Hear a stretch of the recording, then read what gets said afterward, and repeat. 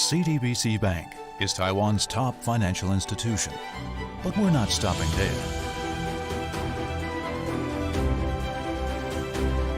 We're crafting an international brand and already have over 370 outlets in 14 countries.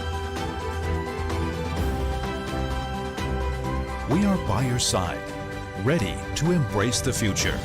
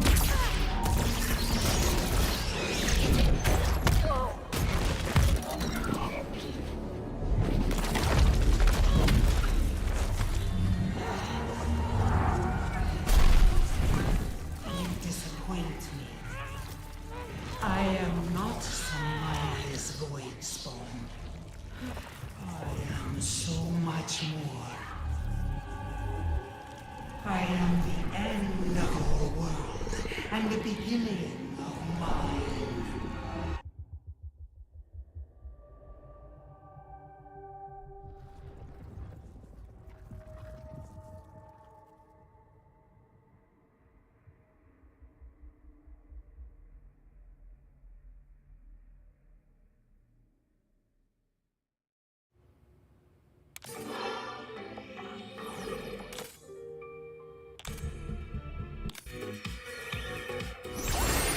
Hit hard, hit fast.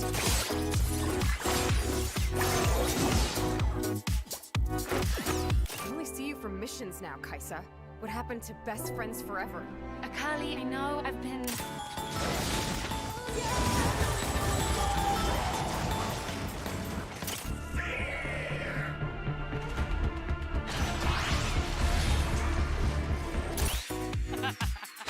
No matter what, we fight together.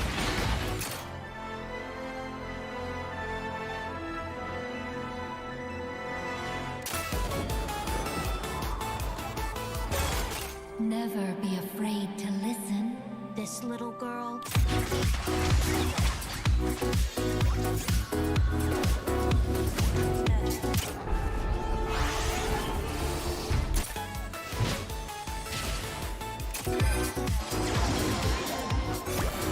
Harmoniously.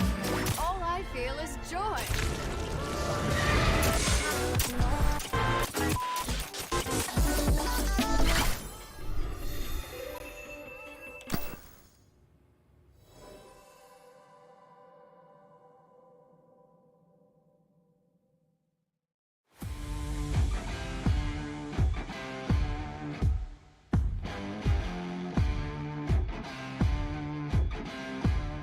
Because of the improved lane phase, what is he up to? What is he up to? YSKM is going deep and gets Taco and gets that slick Camille play, but he flashes in a straight line. Still gets hit by the Dawning Shadow, but he... Baron flips Ana, different opener. Enho does not find what he was looking for, and oh my goodness, they negate the SD ultimate with Samira and instantly bop them into the wall. And an Inferno trigger. This is going to be massive. WSL claims the first kill of that fight as they take Leaky out of it. Woody soon to fall. Could have been worse for Deep Cross in terms of numbers lost, but that was a massive fight for Dewich. Looks like we might have found one. Musha, even though he's low, does have the GA. Okay, gonna use it. It's all a bait. Here we go. And again, in the choke point, they find the encore, and it's looking like an encore in the last fight as they just shred through the health bars of CFO. Shun, the only man standing, but what can one of Felios do? Never mind, I said Gemini is still in this one, but not for much longer. He does not get a kill, and down he goes. Let's see what Shun... Power here. All right, I think we managed to find out from prison. However, it's already 6. The face called. The new managed to throw the round of glass into the hostile takeover. They're just making them all do their work for him. This is 2, V, 3, make it 2, make it 1. The double Lil V having the time of his life for the triple kill down on the bottom side. Clement, this game has gone bananas. Of winning, just have defeat smack them in the face after one big mistake in the form of Sem 9. And now Taco finds Hanabi, who does not care about the Gwen mist, but everybody else is coming to the party, so he should be going down. I don't care how tanky he is. Let's see if MFT can get anything done with it. Actually draws Gory and tries to buy some time. Goes for a big leap strike into the counter. He might actually find him, but he gets so it. Close. He 1v2. He gets the 1. Can he get 2? Off the back. Taco. I don't believe it. He gets the shutdown, and now the...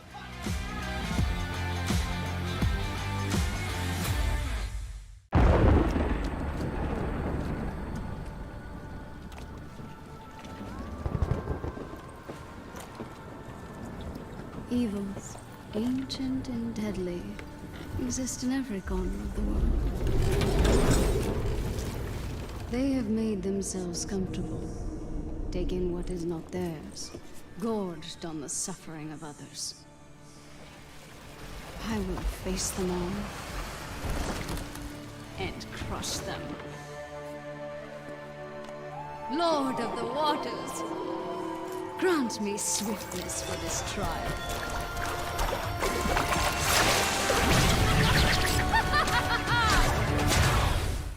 Joy, unceasing and forever. That was fast. Should I have held back? Ha! The epic of Mila does not end here. I slay foes the size of mountains. You were fine, I guess. Ha! Give me 5, demon! Ow! That was way too hard!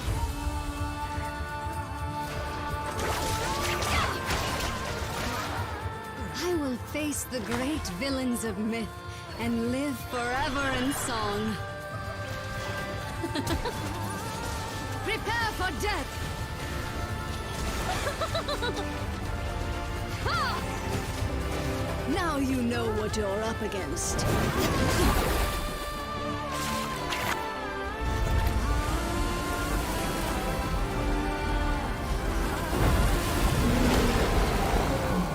I am Neela of the 7th layer. May you find joy in the world beyond.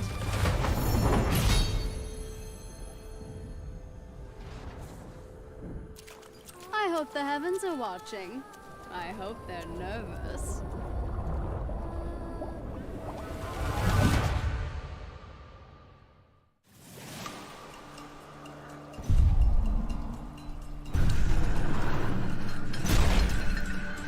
Neela is an endlessly joyful melee marksman who makes waves with the strength of her allies. She steals power from the demon of joy, Ashlesh, siphoning incomparable magic from his prison. With every step, her water whip slays monsters that would destroy the world. So the legends say. Welcome to the Neela Champion Spotlight. Joy, unceasing and forever. Neela's passive, Joy Unending, makes ally heals and shields more powerful on her, increasing their value by a small amount. When a nearby ally casts an ability that heals or shields Neela or themselves, Joy Unending buffs both of them for the bonus value. See, everyone's happier when Neela's around. Joy protect you! Though she's quick to crush foes, Neela is a caring friend. When she last hits a minion, she'll whip up some bonus experience and split it with the nearest ally. Such happiness! Use Neela's Q, Formless Blade, to attack enemies with her water whip. Roll 3d10. Wait, no, that's not right. Formless Blade strikes in a line, damaging all enemies hit. Hitting an enemy increases Neela's attack range and attack speed for a few seconds, and her basic attacks will splash in a cone, dealing additional damage.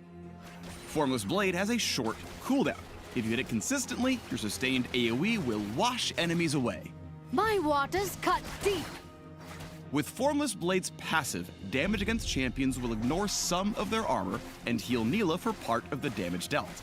This effect scales with crit chance and can overheal, granting a shield.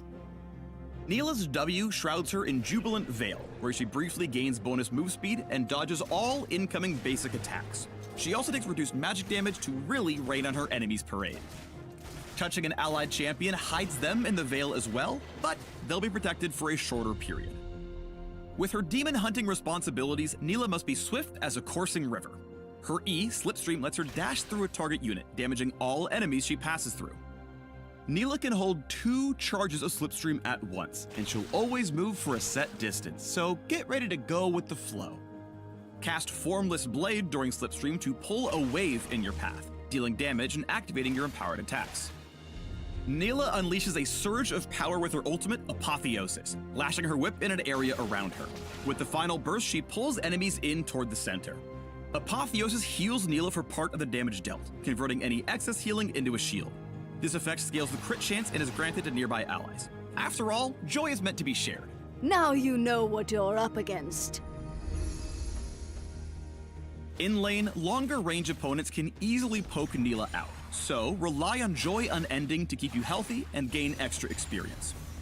Neela's self-healing and armor penetration scale with crit chance, so you'll need a few items before you're really whipped into shape. When you're ready to dive in, managing Neela's mobility is key to giving your enemies whiplash.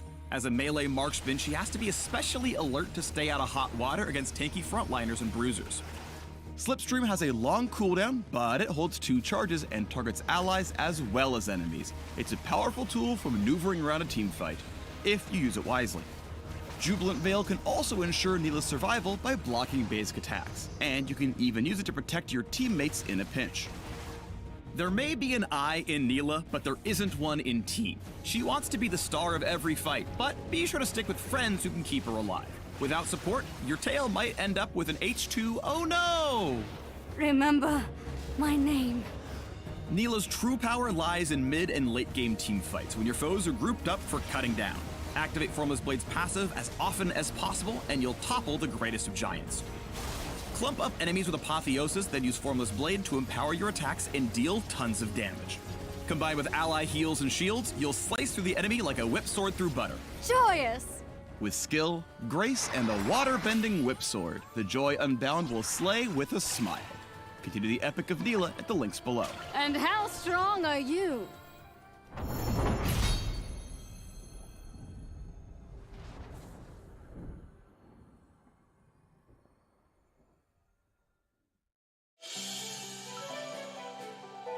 CTBC Bank is Taiwan's top financial institution, but we're not stopping there. We're crafting an international brand and already have over 370 outlets in 14 countries. We are by your side, ready to embrace the future.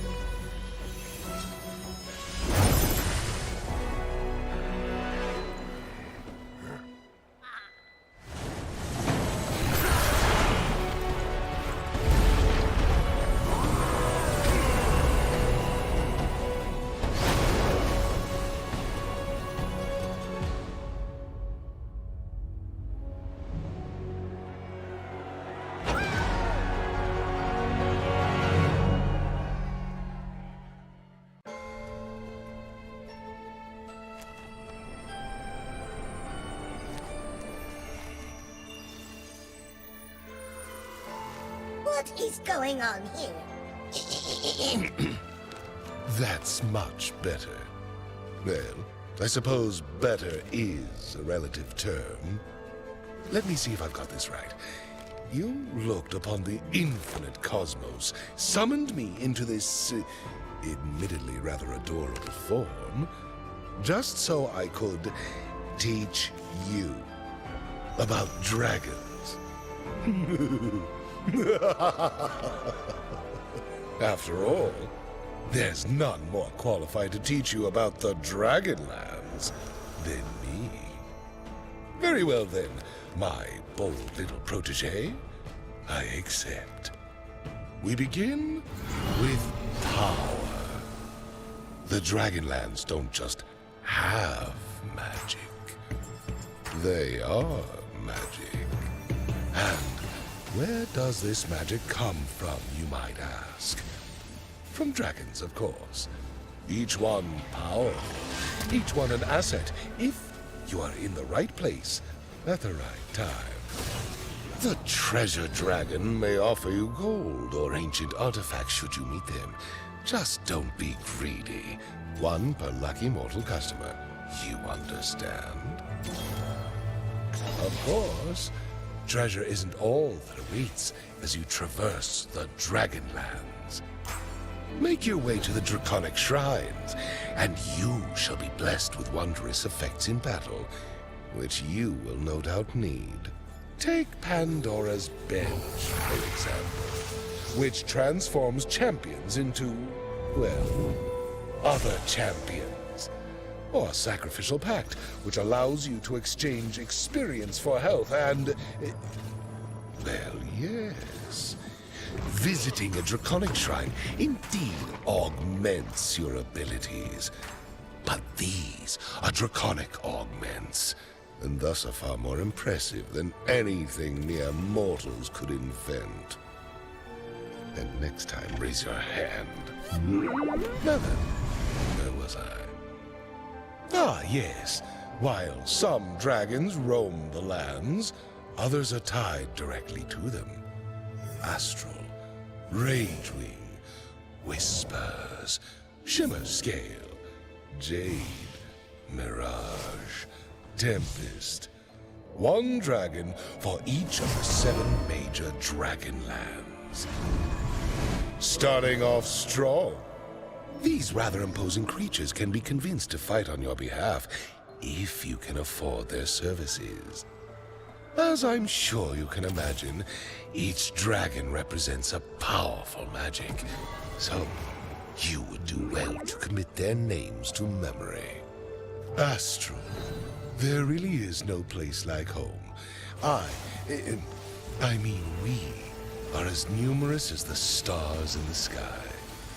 If the heavens align, you shall receive celestial favor in the form of an astral orb, increasing the chance that an astral unit falls into your shop. Better get wishing. I know, fire and dragons, such a cliche. But you're thinking too small and too slow. The dragons of Ragewing don't just feel the burn, they channel it, building their rage meters into a frenzy of fast-hitting power. Do you fear dragons that go bump in the night? Well, you should.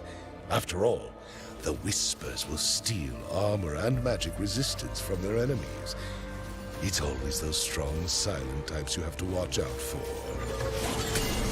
And who said all that glitters isn't gold, The magic of Shimmer Scale can make things downright blinding.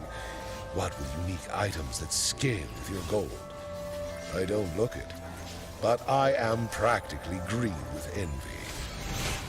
It is dangerous to go alone, so why not bring an army? That is the Jade's strategy, after all.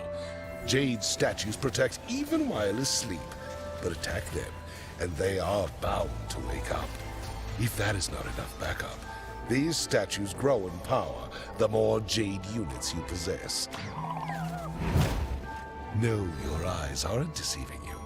Mirage is the most mercurial of the Dragonlands, taking shape only when called upon. The only certainty is that Mirage units will change their approach from battle to battle, allowing you to adapt and bring your victory into focus. Now, where have I seen him before? Our final stop on this tour of the Dragonlands is Tempest. For lesser creatures, lightning never strikes twice. But for Tempest, lightning is a constant current, damaging and stunning your opponents. Make them regret trying to weather your storms. So tell me, are you feeling educated, inspired? Because that is it. The lessons are over. What? Did you think I was going to tell you everything about the Dragonlands? Ha! Now, where would the fun be in that?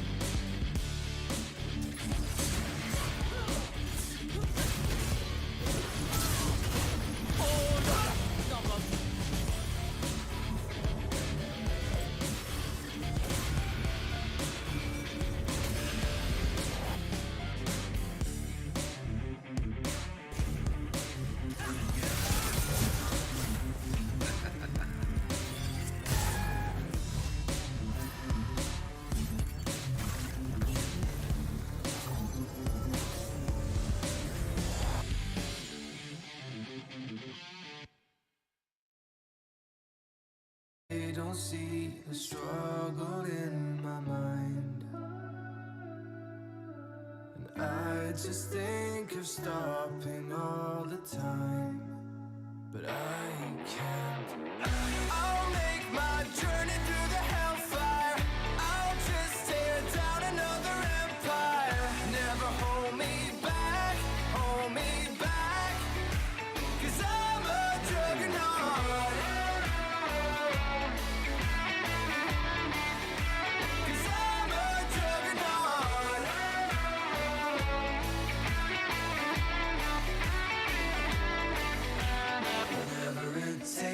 Wherever it takes me, I'm never gonna stop, no, no. Whatever it takes, wherever it takes me, I'm never gonna stop, no, no. Whatever it takes, wherever it takes me, I'm never gonna stop, no, no. Whatever it takes, whatever it takes me, I'm never gonna stop, no, no. I'm never gonna stop, no, no. I'll make my journey through the hellfire. I'll just tear down another empire. Never hold me back, hold me back, 'cause I'm a juggernaut. Whatever it takes, whatever it takes me, I'm never gonna stop, no, no. Whatever it takes, whatever it takes me, 'cause I'm a juggernaut.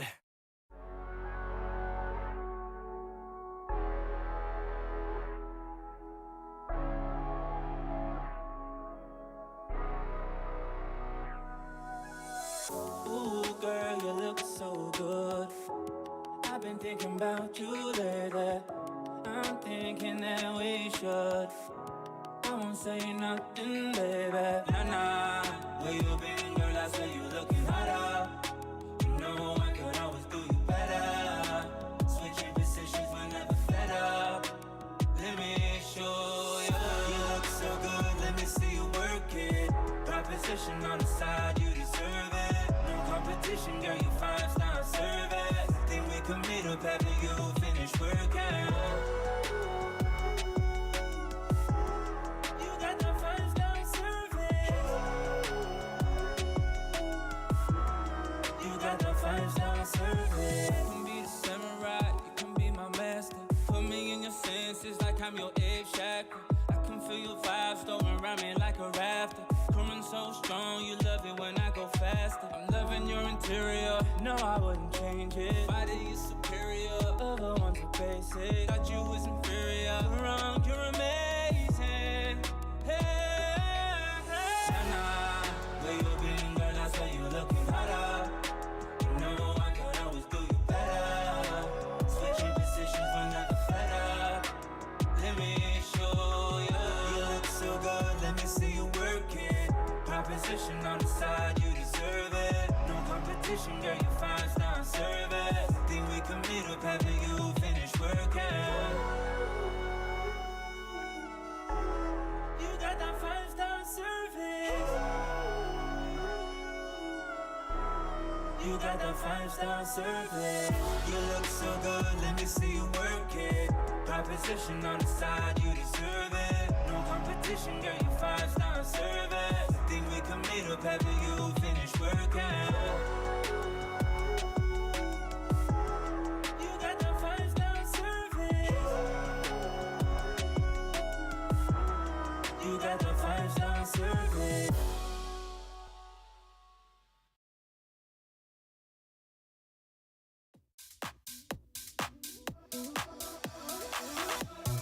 Tell me what's this feeling? Tell me why I lost my self-control. Why's my heart still beating? For you, for you, for you. Yeah, I told myself I don't deserve it. I don't deserve the hell when you leave me hurting. Yeah, I told myself I don't deserve this. Don't deserve you. Love it, love it, love it, love it, love it. Don't myself, don't myself. Love it, love it, love it, love it, love it. Don't myself, don't myself. Love it, love it, love it, love it, love it. Don't myself, don't myself. Love it, love it, love it, love it, love it. Don't myself, don't myself.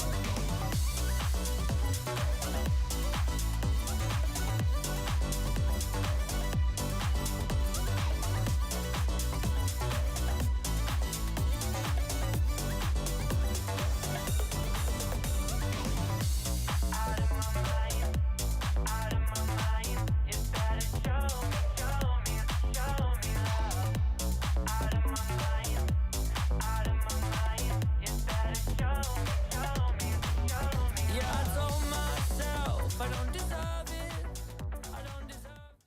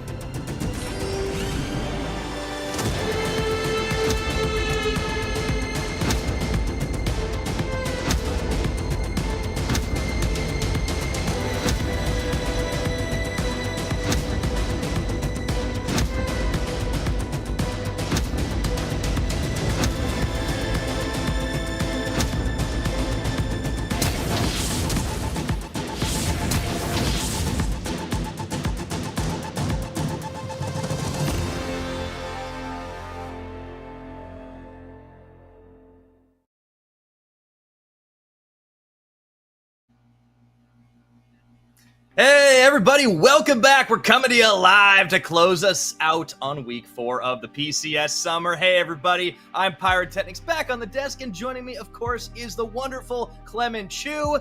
Before I say hello, before we get into all the action today, I'd like to take a moment to shout out our wonderful sponsor, CTBC Bank, for always being by our side and making the PCS possible, alongside the fine production folks that you see on the screen below too. They are, of course, Riot Games, Garen, and Carry Live. Thank you all so very much. Now, Clement, how the heck are you, man? I'm doing absolutely great. Yesterday, we had a great showing. There were so many upsets. There was a lot of close calls. And this is the type of PCS that I like, where anyone can beat anyone. And honestly, I was so surprised that we didn't have playoff lock-ins yesterday. I thought it was about time. We had our teams at 1 wins, and then PSG didn't win. Jewish team got a win, and things are still up in the air.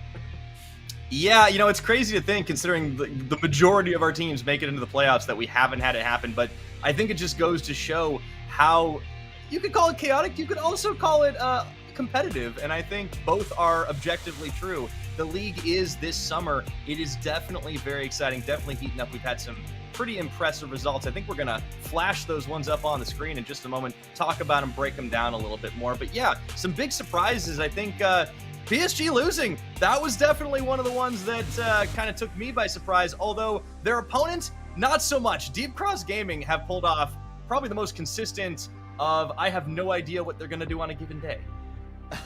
Deep Cross, for me, they have understood how they want to play the game. They have a really strong mid-game, run-at-you, brawler type of strategy that has to be countered.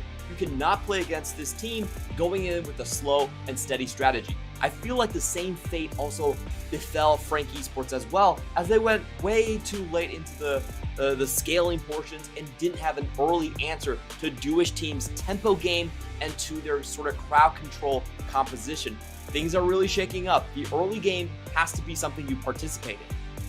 Absolutely. And I love the Jewish team, you know, on their side decided, all right, we're not winning the lanes. We're not going to be able to beat Frank in the late game. So screw that. We're just going to rush the objectives and we have a team that can shred it down and catch him out. This is a team that has found a good strategy to at least find one more win on the board. And they, of course, will sit at 9th place above Sen 9. But up at the top, PSG, despite the loss, are still atop the table. And just below them, nipping at their heels, is the entire J-Team universe. CFO, DCG, and J-Team themselves, all tied at 8 and 3. Megabank Beyond Gaming not far off that, though. I feel like our top 5 are just so close. And the big thing here today is that, well, Jewish team, you know, they're 7 wins away, which means that actually PSG have not actually fully secured a playoff slot just yet, which is, I think, is just mind-blowing. Very interesting to see this. Usually we had lock-ins as early as like the start of week 4 in our previous splits, but this split, a lot of teams are getting a lot closer. We saw the early game goal difference being a lot more compressed. It used to be like negative 5,000 teams, negative 4,000 teams, and positive 5,000 teams running around. Now the total difference between our best teams and our worst teams is within that 3,000 gold range, which I think makes the games so much more interesting. There's less blowouts, there's more competition. Hey man, this ain't the LMS anymore. This is not just Flash Wolves or Bust or HQ, depending on the year. Things have changed. Even though PSG still sit atop, teams are definitely competing at the level. Really liking to see it, and I think some of these teams towards the bottom, they're going to be fighting it out for those final playoff spots. Of course, everything is still technically up in the air, as you said, and we'll have 2 more weeks to play before we finally get into that postseason. But I'm really excited for our squads all getting challenged, even at the top level. Does mean that they'll get some solid practice, and whoever we do end up sending off to the World Championships later this year, I think we'll be proud of them. They'll be having to earn their spot pretty hard. I definitely look forward to when we're sending some different representatives. PSG is probably still going to be there, but I cannot fathom who's going to be Team 2. Oh, yeah. Well, let's take a look at today's games. Let's rewind it back and look at our matchups. We're going to open up with Deep Cross Gaming versus Impunity. Then right after that, a brawl at the bottom of the table, Meta Falcon team and Jewish, which, based on last night's results, I think just got really spicy, Clement. For sure, and I actually predicted that MFD might slide behind a Jewish team. Jewish team right now have a much clearer identity and a working strategy going into this one. Going further, we also have CFO and Megabank Beyond Gaming. Despite CFO always ending the split higher than Megabank Beyond Gaming, they haven't found a win in the Battle of the Banks just yet. which is crazy, right? Like we look at CFO and we saw how dominant they were in the spring, but it's Megabank Beyond Gaming that always had their number. I guess they were just able to spend a little bit more. Who knows? Ranking up the gold difference or something. After that, of course, we have PSG taking on Sun 9. That's top versus bottom. We'll see how it all goes. And then Frank will close us out against J-Team. Frank's struggling a little bit lately, especially with that loss, but J-Team, they're looking good. I feel like the story hasn't changed too much for that squad, and I just love that all of our J-Teams, for those of you not well acquainted, of course, Deep Cross and CFO, both, we could call them, I don't know, sister teams, unofficially, if you will. They have a lot of veterans. There's been a lot of J-Team talent that have migrated onto these squads, and they kind of retain those ties, so we consider them part of the same universe, or at least alternate universes, if you will. I love how they actually branched out and have completely different styles here. That is something that is always really spicy to see. They aren't really clones of each other. You have the J-Team that's super early tempo. You have the 4-1 J-Team in CFO. And then you have the DCG that is just a mad dash in the mid-game objectives, which is super interesting. And to talk about DCG as they're coming up right here versus Impunity. What timing?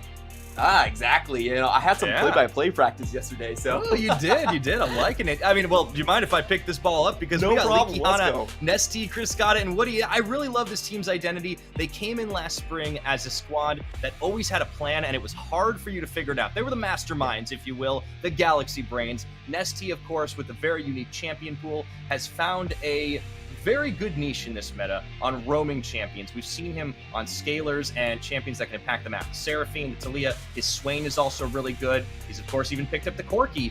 And I think this team really plays well around that ability. The mid game is good. Hana's a great facilitator. And they've got hyper carries at the top and bottom. Leaky and Chris Scotta are solid. This is one of those teams that has the greatest definition in what each role is going to do. Nesty, I think, is the linchpin to the entire team. His Talia right now, 100% win rate, 13 KDA, considered basically a must ban by all of his opponents. And then he has similar champions that can fill the role, like the Galio and the Swain that we were talking about. So a lot of different angles that can achieve the same thing, which is basically a run at you comp, a wombo composition that excels at the mid game. Yeah, well, if there's a team that we have a harder time understanding, I think it would be Impunity. They have changed their roster so many times, but hey, ding, ding, ding, they found themselves where they hope to be a jackpot, Clement, because they've stuck with the same roster for 2 days. It hasn't happened in weeks. Jackpot up at the top, Alex in the jungle, Apex in mid, and then LZ and Winnie rounding it out. Now, I feel like this team has a hard time with not just what it wants to do in terms of its player choices, but also what it wants to do on the Rift. Yeah, that's, we'll have to be honest. We're not exactly sure where this Impunity roster is going to land. They have a 10-man roster, and this is the first time that they have ran consecutive, the same roster back to back. That's just insane to think about. We're 4 weeks into the regular season, and it's the first time they're running the same 5 guys. If we had to look at it, I would say that this version of Impunity should revolve around their Korean import in Jackpot. He has been given almost always given the counter pick and allowed to win his matchup and play for that main carry, but he has to prove that he actually deserves the resources sunk into his role.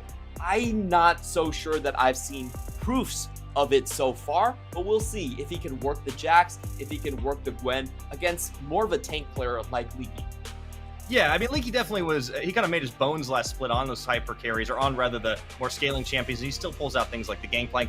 His Mordekaiser has been quite fearsome as well, but he's shifted more towards a tanky playstyle, more of an engaged playstyle if he can. The Nars come up big for him, so has the Sejuani. It seems like that's the role that he's been occupying more, because you have so many threats across the map. And we'll see if that stays the same today as we get into picks and bans. Already Deep Cross opting to take away the Aurelia and the Corki, so they are paying some respects towards Jackpot on that top side. For sure, and I think this Aurelia is a pretty clear takeaway that DCG might be opting into that Gnar.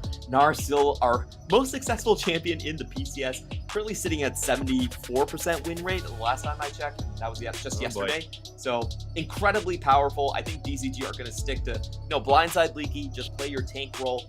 Meanwhile, in Impunity, love the bans as well. They know the Gnar's coming up, and they don't want to see the Talia. So I think DCG most likely going to aim for one of their bot lane angles. This is how they like to play through. It's basically roam Nesty and Hana into the bot lane, create havoc, and then turn towards the Drake. Yeah, and Woody has been kind of proving himself as just an incredible support this split. He works so well with Criscata specifically, and he's also, he was one of our pioneers of Renata Glass, one of the ones that really picked it up early and made it work as a good counter engage for Impunity's bottom side. They're going to grab the Callista. That is a takeaway, as that is a pairing that Criscata likes to pull. Does give them a lot of a threat on objectives. I want to see what they pair it with here. Definitely toying with the jungle choice. Alex has not actually played Lee Sin yet this split. The Wukong gets locked in. We're still on patch 12.12, keep in mind. We have been seeing a sort of drop in Wukong's potential right here. He really does need a bit of a snowball to have the same sort of impact that I would say he kind of just enjoyed by default in previous splits. There are much stronger earlier game junglers we have seen popping up, and Poppy also just takes Wukong down quite a big notch. As we see DCG already opting into the champion, she can counter Wukong's engage with the Nimbus Cloud very well, and you do set yourself up for a very smooth transition into sort of that late game style where you have a tank and also a disengage option in your jungler role, which is so rare to see. I love how fast Deep Cross are coming out with their picks. It kind of just shows the confidence. They know exactly what they want, and you're hitting those points perfectly, that they get themselves the late game of Aphelios. Sure, you take away the Callista, that's fine. Impunity are going to go for a strategy that has been rising in prominence for a few patches now. You get the Amumu paired with the Callista, so you can kind of just like yo-yo the Fate's Call and the Bandage Toss if you really want it. It's great engage. It does feel like they might need a little bit more AoE damage threat, though. I do like this from Impunity. They are trying to fight fire with fire, which is contest the mid-game Drake fight that DCG does a lot. I wouldn't say DCG necessarily the best late-game sort of scaling team composition, so they are going to put DCG on trial to see if they can actually branch out into a different style of play here.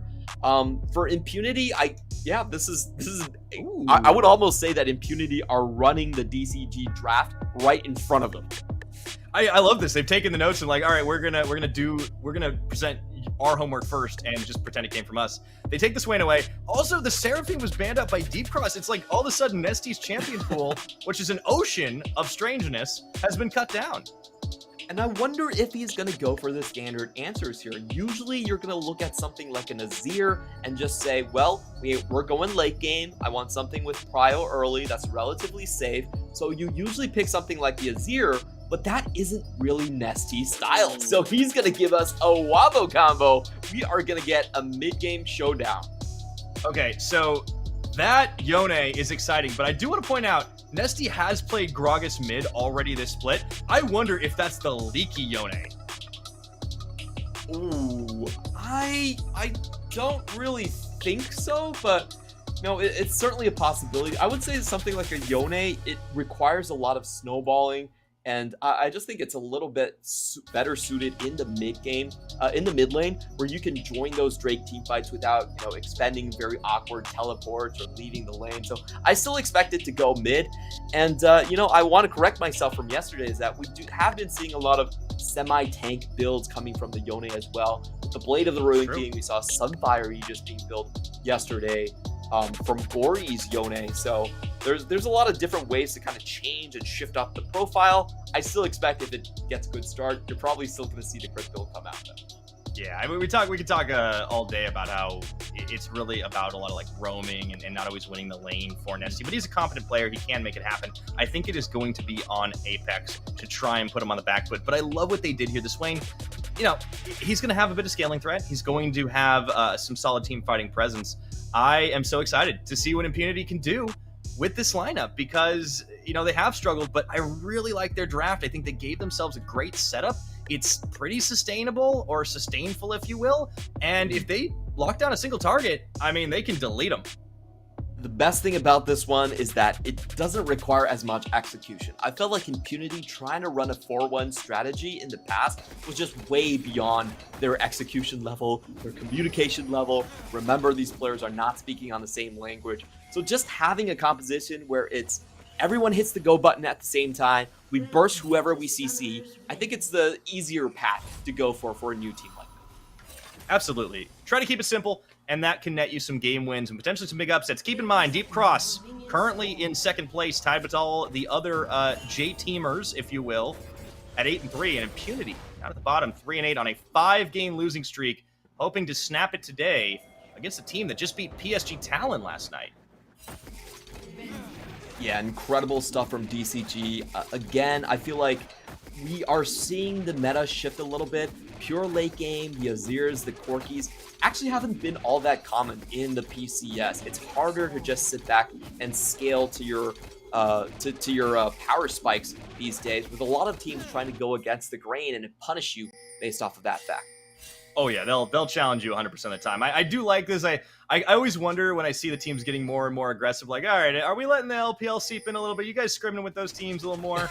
And I think it does make our squads a little better for it. So we'll see if that's the case. Starting us off, we do take a look, of course, at our summoner choices. Nesty with that Ignite, or Apex with the Unsealed Spellbook, starting off with Teleport. So there's an inherent teleport advantage for Impunity, but in an early game, that's not going to make too big a difference. Well, we will see how this Yone fares.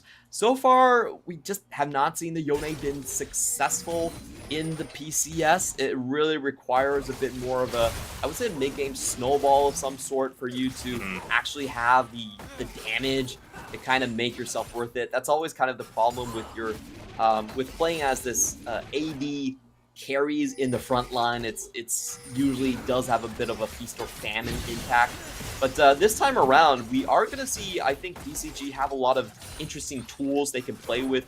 Both the Gragas and the Poppy can create those situations where you just have opportunities to get a 5v4 or even a 5v3 going down. Yeah, it's double disengage, right? You can force people away from the fight, whether or not you want to get out yourself or whether you want to try and give yourself a numbers advantage. It also really works well against the Wukong, as you mentioned in picks and bans. Like, that Cyclone, it was huge, but then all of a sudden a Poppy comes in and tosses you out of the fight. You're CCing exactly nobody. You know, Swain comes in, tries to take you down, like, he's out of there. Like, Deep Cross really found a good neutralizer, and I'm curious to see how it works out. Worth noting, though, the cleanse burned early on Criscata due to that bandage toss play from Winnie. Hana going in and finding Alex on his blue buff, gets the smite down, though, so he doesn't lose any pressure for it.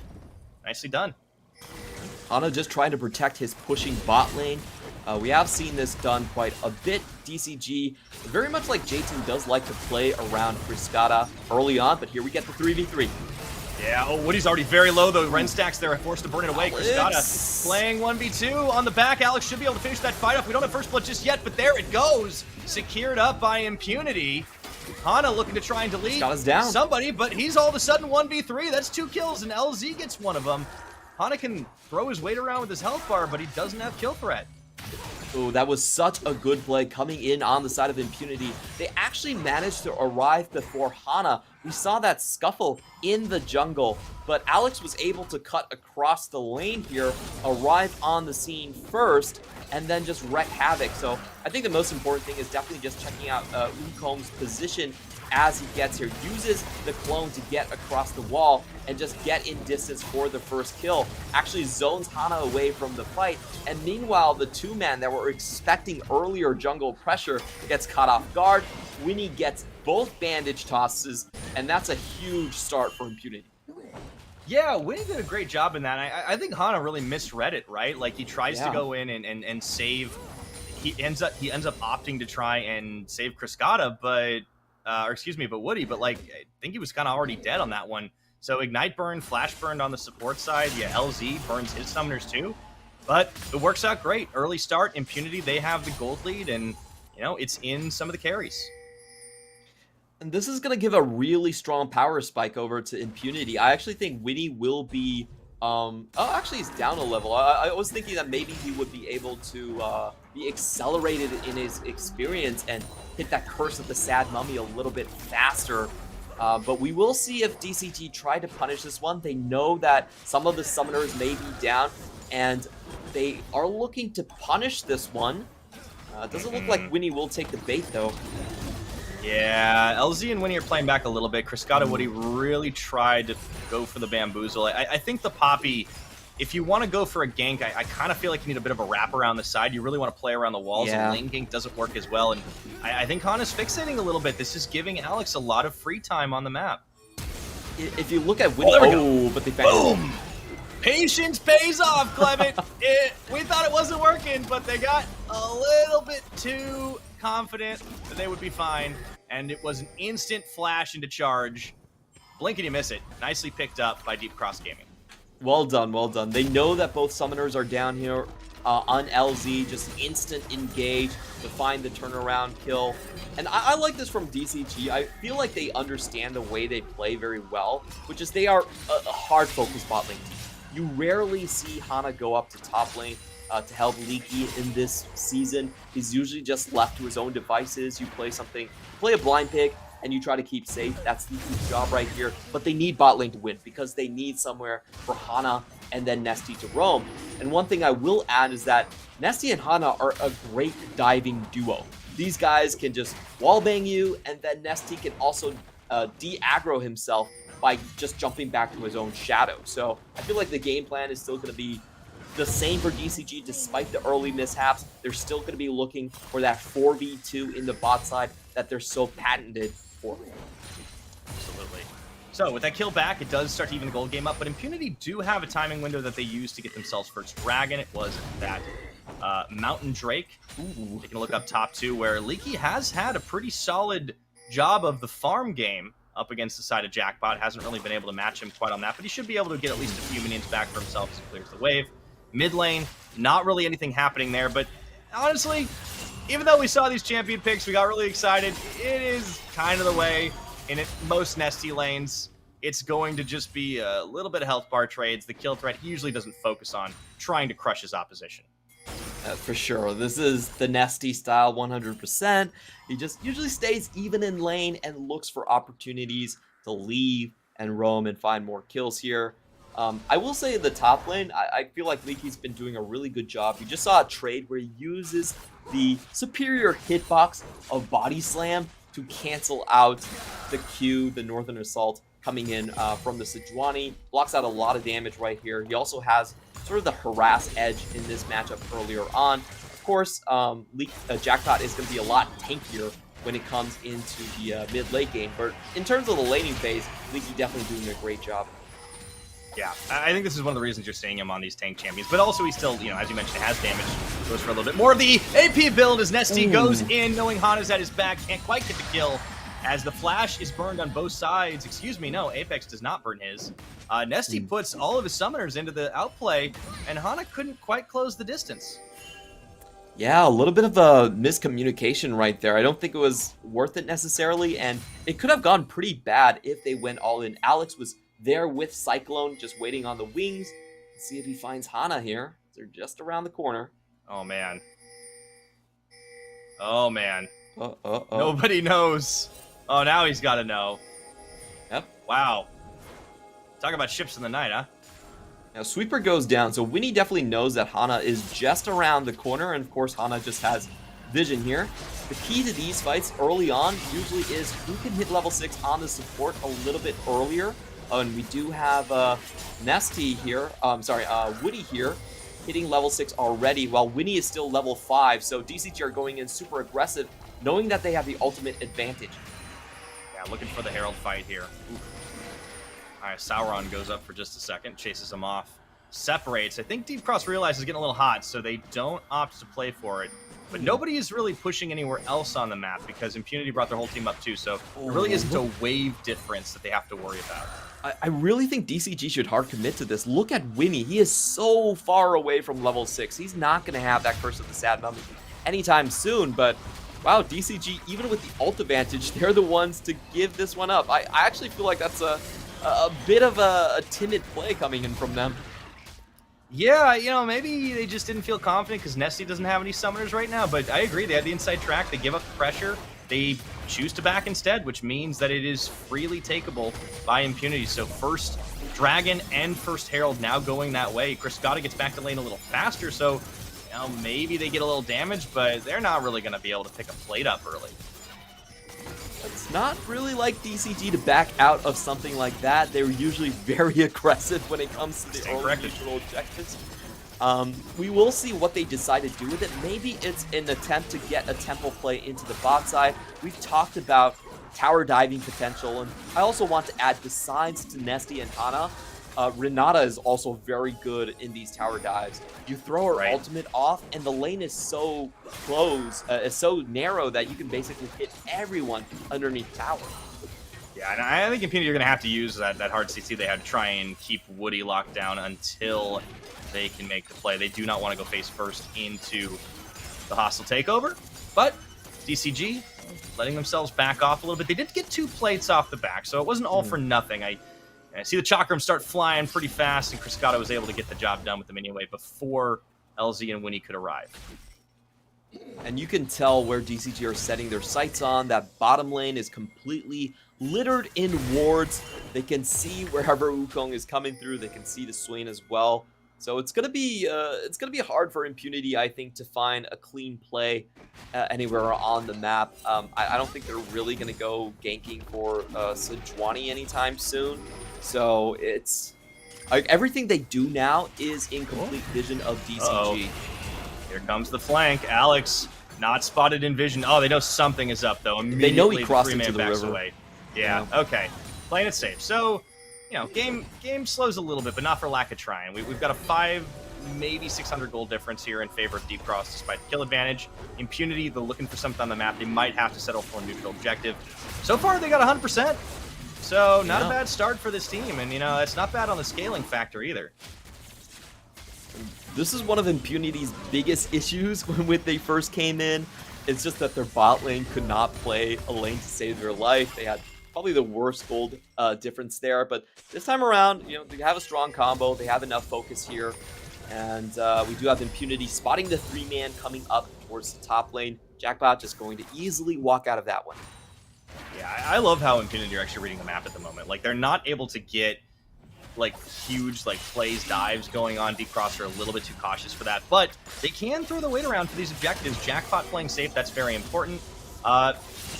Apex has done just fine in this lane. I think the takeaway, this Swain pick, threw Nesty a little bit for a loop. I mean, this Yone, it's still going to have a lot of impact if he can, but I don't know, man. It does feel a little bit different than what we were expecting. And also, first Mythic completed in the mid lane ends up being Apex as the Imperial Mandate comes out. Yeah, I actually feel like the mid game definitely does favor Impunity just a little bit. For DCG, before they get most of their offensive items online, it's actually very difficult for them to burst down single targets. The Swain with the Demon Flare is going to be you know, very steady for a long time. A lot of it is about targets. Oh, wait a minute. Ooh. We got fights on 2 fronts right now. It's Impunity that already lose a couple people down to the bottom, but Nesty, meanwhile, getting the outplay. Oh, flashing forward, looking for Alex. So Impunity, they lose on both sides. That's actually pretty solid as Deep Cross start to turn. Oh, huge loss here for Impunity because they actually lose both trades in top and the bottom. It was a 3-for-1 in total, and the biggest difference is Nesty roaming first before Apex could do anything. Yeah, Apex really tries to play the knockup there, but Alex to be coming for a second wind effort in the demon form. That Swain so hard to kill, and they will get the disengage, plus the Shelly charge already going through here just before 14 minutes. I think he got the plates off. So yeah, Deep Cross, a lot of movement on the map, a lot of things to break down in the last minute or two there, Clement. Let's take a look at what happened up top, because we were watching and our eyes were split between top and bottom. This was the repeat gank from Nesty. Comes in and gets the 2-man on the ultimate to start that one off with the extra crowd control and damage. That was just a guaranteed win for the top side. And also the bot side, what I saw was Woody was the first one to get bursted down, but it seemed like they used most of their damage, and LZ was simply chased down by Criscata, and so was Winnie afterwards. So they bursted the support, but Criscata had enough firepower to then come back and win the fight for DCG. And that doesn't surprise me in the least. Criscata, definitely a player we had to keep our eyes on, was incredible debut in the spring split. In fact, probably would have been the best AD carry performer and one of the top rookies, if not for somebody named Shun, who came in right at the end and took it all away from him. But Criscata looking really good on this Aphelios. 3 kills, an item and a half. Now he had his Gale Force as of a few minutes ago. So he's about a half item up on the Callista, and if you're Deep Cross, you got to be feeling good about where your gold is going. Yeah, this is pretty dangerous for anyone going up against them, and it just means that Deep Cross Gaming can move Aphelios to any lane in the map and just be guaranteed to get chip damage off here. He's way too fed. He has a Gale Force. He's incredibly safe. And I also like his itemization here. You know, not going for the Bloodthirster second, but going for the Armor Pen. He knows that mid-game is a little difficult to deal with. Wukong with that armor stacking. Jackpot with the Frozen Armor. I think those targets are way too hard to kill if you are going for a more standard Aphelios build. So I like this adaptation for him. It's going to give DCG much more of a fighting chance in the mid-game. Certainly the case. So, with those two fights, those two skirmishes on the top and the bottom, tables turn a little bit here as Impunity. They had what looked to be a solid mid-game for them, but Nesty, he's been unleashed on this side lane. You can see that Apex goes golden 5 at a time and actually keeps himself alive here. Impunity Meanwhile, coming in Hana caught first. out, does get the knockup, but whoa, Impunity, they brought way more friends to the party, and they actually do get the stun off, but Jackpot gets ping-ponged around, doesn't mind at all because they jump on a Leaky Winnie. Takes a little too much damage because Criscata has opened fire. LZ stopped for just a second on the tip of the hostile takeover, and what an extended chase we've got here. Nesty will not give up. Fadeaway taps into Woody getting the kill. And as the dust is not yet settled, Clement, it's a 2-for-1 trade. And we'll see if we get any more. What a scrappy game this has already been. Impunity won their first one, but no, the handshake! The handshake! Apex tries for the cheeky back, doesn't get it. Nesty dies, dies, though. The big one. I mean, that shutdown goal, but still, Deep Cross are accelerating. Yeah, that was a fight where Impunity actually won the initial trade, but on the backside, I felt like they underestimated Criscata's damage. This guy is coming in with 3 kills, and as we just saw, he bursted down Winnie with 1 auto attack and just a skill combo. So the fight starts off with Nesty finding a great ultimate on the side of Apex, but unfortunately for Hana, he misjudges how many members are actually here from Impunity. They get the jungle pickup quite easily. This one doesn't work well, but look at Criscata right here. 1 auto attack, 2 auto attack, skills go down, and pop goes Winnie. That was pretty impressive. LZ has to run for the hills as we see Criscata chasing forward with the bailout on him as well, giving him that extra movement speed. That's how you frontline AD carry. He pops the Gale Force, he gets the bailout preemptively, and it's just like, I cannot die. Now the Baron, or rather the Dragon, going to be truly contested here. Nesty around the side. Watch for that one as they catch Winnie off. Just a second, gets the ultimate off and bursts him down before he can get anything done. Did not have Curse of the Sad Mummy yet for a couple more seconds, so Deep Cross not only cut him down to size, but they cut Impunity's Drake staff. I think Winnie needs to be a lot more careful in these situations. Yes, he technically is a tank support, but he's not surviving any face check at this point in the game. So I really want them to see them move around the map a bit smarter, have Jackpot in the front line. He has the Iceborne Gauntlet and the defense. That was blind. Okay, that was lucky. Yeah, he just had to guess that one. It's like, all right, there may be a Wukong around the corner. I'm just going to pop the Poppycopter. Great work. Deep Cross Gaming hashtag calculated as they extend the gold lead to about 5,000. Not bad for 19 minutes into this game. And Impunity, all the advantages they accrued, they've gone the other way.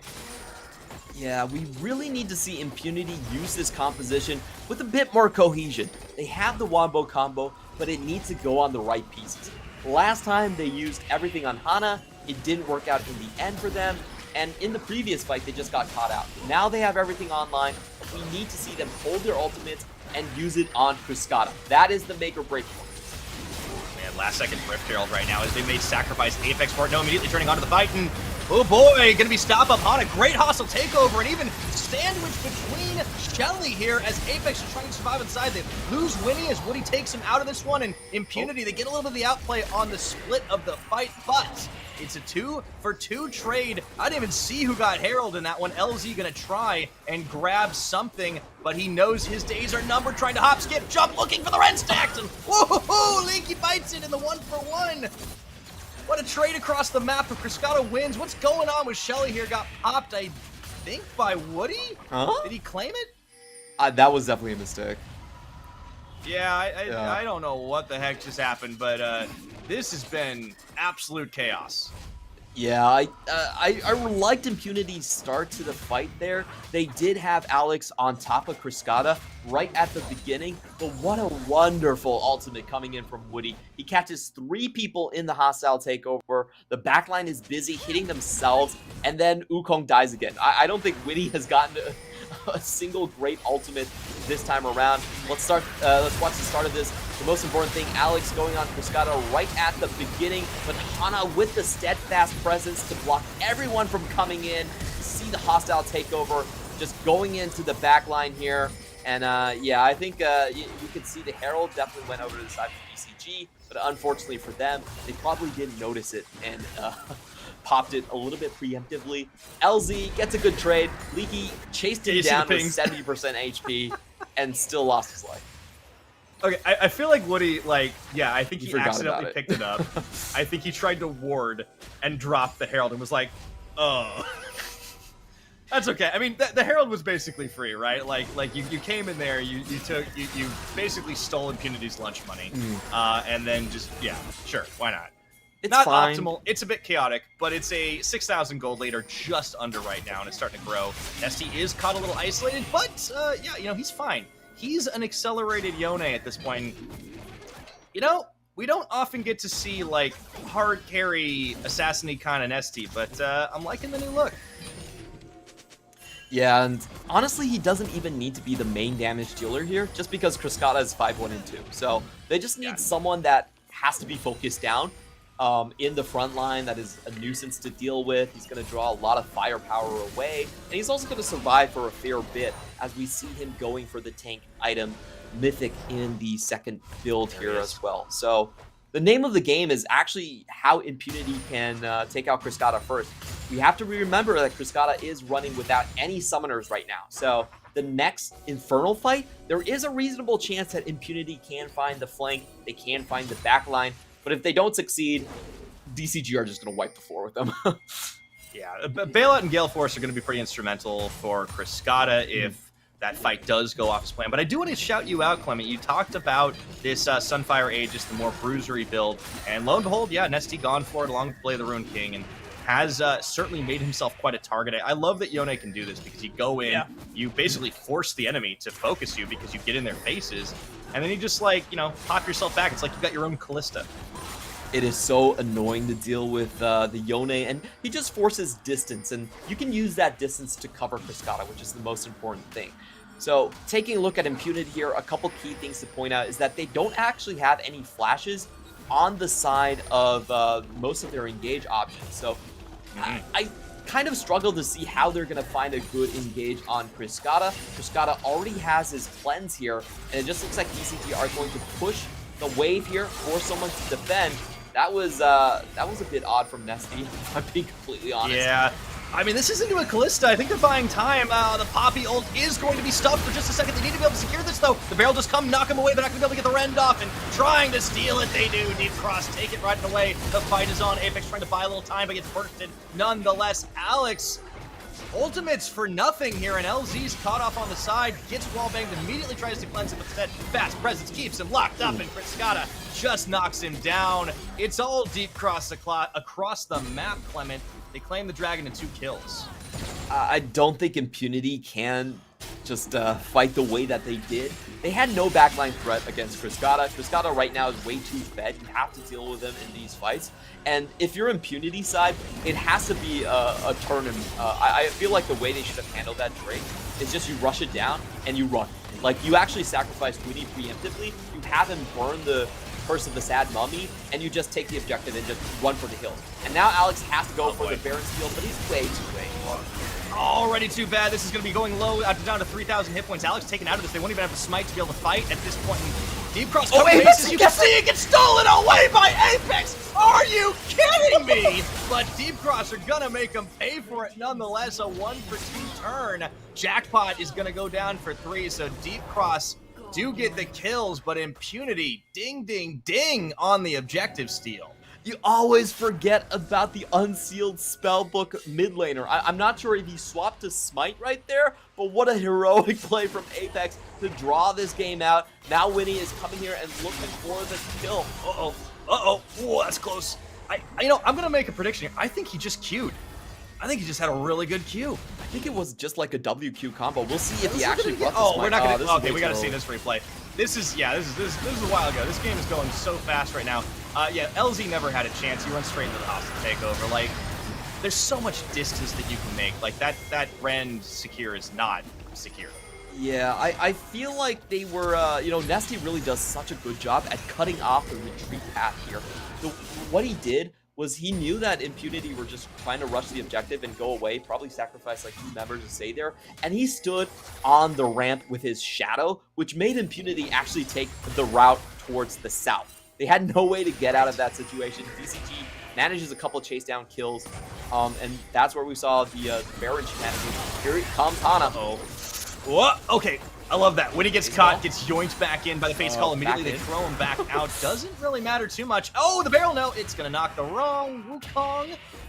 So, couple of ultimates burn. Nothing really for Deep Cross to get on the map. And with the Baron denial, Impunity do buy some time for themselves in this one. Keep in mind, they do still have the 2 Drakes, but you're right. They are still very behind this game. They need to deal with Cryscata because he is very quickly approaching however many hundreds of years Aphelios has in his game design. Yeah, that's 3-item Cryscata on the way right here. I really need to see Impunity actually try to do flanks here. I don't think they're going to win the standard front to back anytime soon. It has to be fast, it has to be violent, and it has to be a surprise. So we'll see how DCG handle this, but so far in this 1-3-1 setup, they definitely will give some opportunities for Impunity to go at this. I want to see Impunities sack one of their lanes to go for a big play mid. Yes, I think they need to try and take a little bit of a Trixie Leaf out of the Jewish team playbook, right? Because they struggled a little bit there. It's going to be Apex getting taken so low, but denies the kill. And hits Nesty with the HQ. Yeah, where I was trying to go with that was they need to try and like make some plays across the map and draw Deep Cross away from what they want to do, which is pushing on these lanes and contesting on the objectives. I think Impunity do have good turn and burn. They can take this dragon, but they have to do it quick.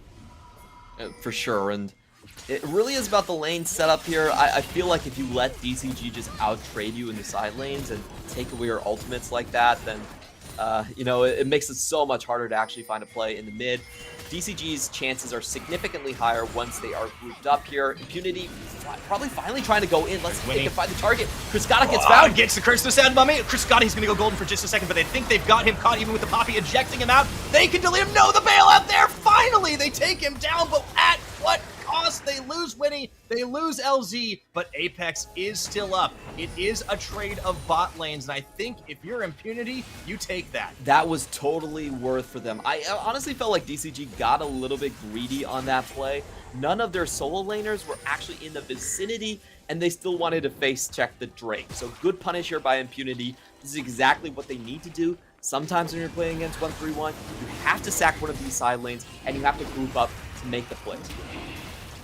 They do see the dragon over, unfortunately, though, so this will be Deep Cross securing themselves Infernal number 3. That's quite a lot of firepower, and it is going to be Soul Point. Late in the game, though, keep in mind, it's just about 29 minutes. Let's take a look at the replay. Winnie, you just said it, Clement. They needed the flank, and yeah, there we go. I was like, wait a minute, does he have an ult?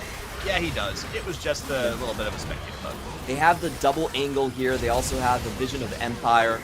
And this was still relatively close. If they found that takedown, it was Cryscata back to 20% HP and continuing to wail on the side of Impunity. So best case scenario, captured by Impunity, but you can still see how difficult it was. They're going to have a heck of a time fighting out against this. Still down about 6,000 gold. Nesty going forward. Never move.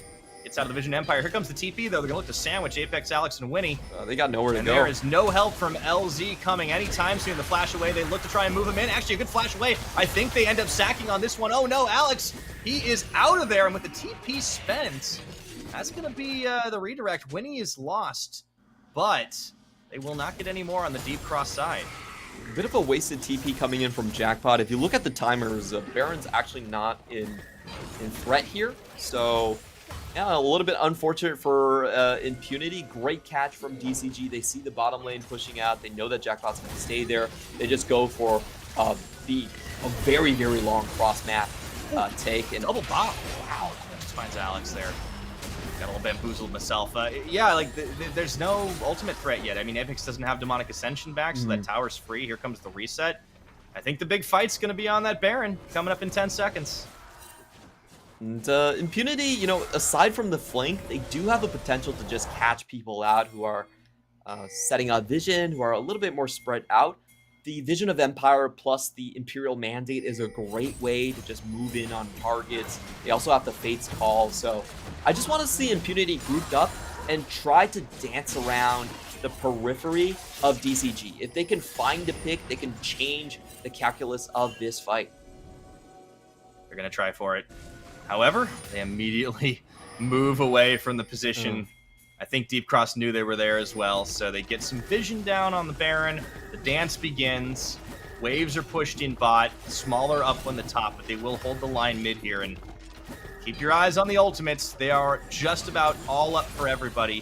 Going to be incredibly important. Winnie wants to flank, so does Jackpot. Finds Nesty here. I don't think that's what he wanted. Gets ulted, isolated, but it's out without too many scratches. He's going to have to heal up a little bit, though, before he gets back into the action. And I like the way what Impunity are doing. You know, they're just sort of dancing around DCG, trying to see if there's any opportunistic chances. And one thing I will say about DCG's comps is they do have a fair amount of members that can be bursted down quite easily. You have Woody and Leaky, who's not really all that tanky. So it's definitely possible that Impunity could just find a one pick here, but DCG are going to strike first. All right, let's see if they can get into this one. No, they get a little zoned out. Alex and Apex can't actually get involved. Grabbing him down. Not only do they lose Winnie, but I think Jackpot's going down too. Meanwhile, Apex is trying to buy himself a bit of time, but they never had a chance to get this fight off the ground. Demonic Ascension will not mean a thing. And Deep Cross just deletes 3 members of Impunity. I think they're going for the win here. Yeah, 45 seconds on Apex. He's not going to be reviving in time. And let's see if they have enough damage here. Only LZ and Alex are really packing any punch. I don't think they can do it. They'll have a little bit of an extra life, but I don't think they have the damage to do it. LZ, I don't even know where he's going at this point. This game looks to be just about over. The fountain. The fountain is Alex in the middle of his own Cyclone. They've got maybe one last chance to do it. That Nexus turret is going to fall. Deep Cross is moving forward. Hostile takeover, and they will be doing a takeover of Impunity's base with only Alex left. No more ults remaining. That is going to be it. GG Impunity suffer another loss in Deep Cross. Well, they had a fight on their hands, but they certainly win it to claim victory here at the end of Week 4. Oh boy, DCG continue to hold on to that second slot position in the PCS, while Impunity, despite stabilizing their roster, they go on the 6th consecutive loss so far. This is I feel like this was a pretty well-drafted game for Impunity. They had a clear game plan, but unfortunately the teamfight execution went in the way of DCG. They were persistent on getting Cruscata ahead. They made sure that they always kept him safe in all of these team fights. There was only one instance where Cruscata actually died, and I think it was just way too fed. It was, you know, it was untouchable throughout most of the situations. It just put them in such a bad position to try to rush past that Poppy and that Renata. Yeah, I think Deep Cross are one of those teams that really play a great protect the hyper carry. You had so many disengaged tools on their side. I mean, the Poppy to deny the Wukong. You had the Gragas barrel was huge. They used it offensively and defensively. Deep Cross Gaming is a team that I think they think so deeply about the compositions they build, and they come up with like all sorts of strategies. And when they have those plans, they execute them well more often than not. I liked the Yone pick coming out, and despite a lot of bans being thrown Nesty's way, he found a way to make it work, to just be very threatening, to draw so much more attention away from Cruscata. And they just played great. I mean, they got what they wanted. Impunity, though, did give them a fight, Clement. I don't think that was the play of a team that you would expect to be down 6 games in a row. And I really hope they stick to the roster because they played well together today. Yeah, I actually felt like DCG, they had a pretty good showing up until the point that they lost the top lane and the bot lane at the same time. I feel like that was the turning point, and that is the magic sauce of Nesty. Because Apex was shoving his lane, you know, he felt like he was having a good time. He had the Empire Vision to help out, and then a 3v2 happens in the bot lane, and a 2v2 gets won by Nesty in the top side. Just far superior lane allocation coming in from Nesty, and we have to remember he was doing this without a teleport. He was actually just straight roaming to the side lanes and just catching DCG off guard. I feel like DCG, they need to be a little bit less greedy and more cautious about where they make plays, because they were trying to force a situation where they didn't see Nesty and they were trying to make plays on both sides of the map. Typically not a great idea to do. Yeah, impunity. Yeah, I liked what they brought out in the draft, but I think you're right. I think they got a little bit overconfident in a few moments and didn't respect the roaming potential. Like, there are fundamentals to work on, and there's a reason impunity are down in the bottom half of the table, but that was more cohesive than I think we've seen from them in a while. And part of the reason I think is I really hope they've settled on a roster. Like, it's not shade at the rest of the players. It's just the consistency is important. You need to be able to work on things. And I think this team, they were waiting for the Korean imports to come through. Now they have some time to play with them. We'll see how it works out in future weeks, but time is going to be running out. You just need to make top 8 to make playoffs. We'll see if they can do it. Unfortunately, they suffer a 6th straight loss here today. It did look a little better, but I would like to see the improvement coming through. And man, Deep Cross with the DPS, it seems. Not a lot surprising me about that Aphelios, but how about that Yone? Almost 30k there at the end of the game. That was really smart play from Nesty. He's just keeping the side lanes shoved out as far as possible. He was willing to pop his ults just whenever to get a good trade, to get a decent chunk. And that's the thing about Yone, it's very difficult to trade back onto him. Leaky, however, is going to get your MVP of the game here. He did a great job at keeping Cruscata safe, winning his own lane, winning the 2v2s, and I believe this is the second back-to-back MVP that is going to be awarded to the Deep Cross Gaming top laner here. I think you're right. You know, I know we talked about how he's playing a lot more tanks. Obviously, Gragas can pack some punch as well, but how about that for 28% of his team's damage on the guy that's trying to throw the barrels out? I mean, this is a team that really has players that can excel in just about every role, and I think it's a reason we're seeing them find so much success right now. Well-deserved win, as they are going to be holding on to that second place. We'll see if the other squads joining them there can match that and get wins today. We got 4 more, of course, on the board, Clement. Some exciting ones coming up. Oh yeah, I can't wait. Coming in, Duish team, can they continue to rise? That's the question for me today. I mean, they've got 2 wins on the board. I think they found ways to play around some of their deficiencies, some of their player weaknesses, some of their laning problems. I mean, it's so exciting to see this team really accelerate, because it always felt like split after split. You know, previously Alpha, then Hurricane. Now on Duish team, they found a bit of a new identity, and they're going to be facing off against Meta Falcon team next, who I think are looking for some new identity themselves. It's going to be a good one, and somebody's going to have to walk away feeling pretty happy at the end of that. Yeah, for sure. And you know, I'm just going to throw out my own predictions here. I feel like Duish team is going to make playoffs. I honestly believe this team. They have really good drafting. We'll find out right on the other side of this break. We'll be right back. CTBC Bank is Taiwan's top financial institution, but we're not stopping there. We're crafting an international brand and already have over 370 outlets in 14 countries. We are by your side, ready to embrace the future.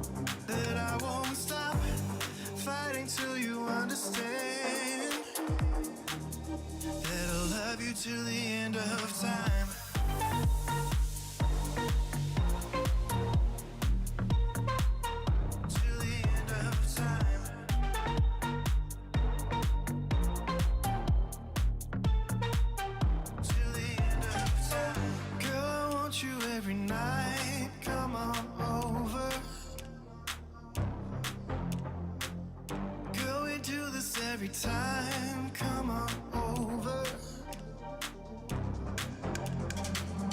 You always get what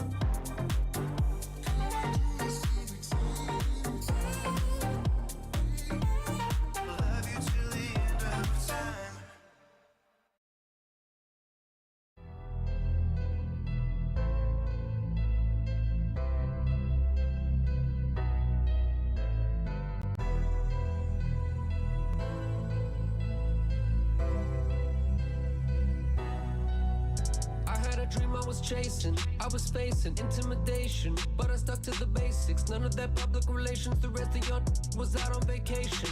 No debating, no conversation, no invading this sovereign nation. I was tested, invested, and blessed, and you guessed it, I made it.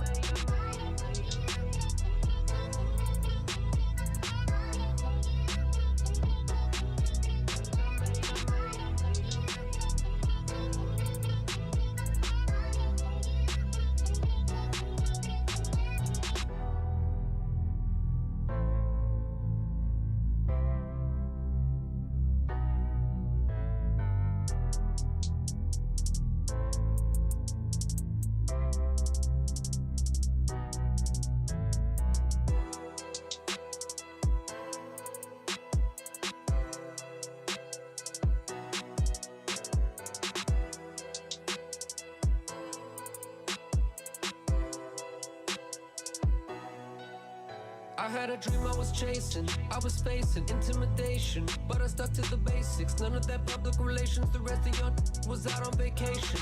No debating, no conversation, no invading this sovereign nation. I was tested, invested, and blessed, and you guessed it, I made it.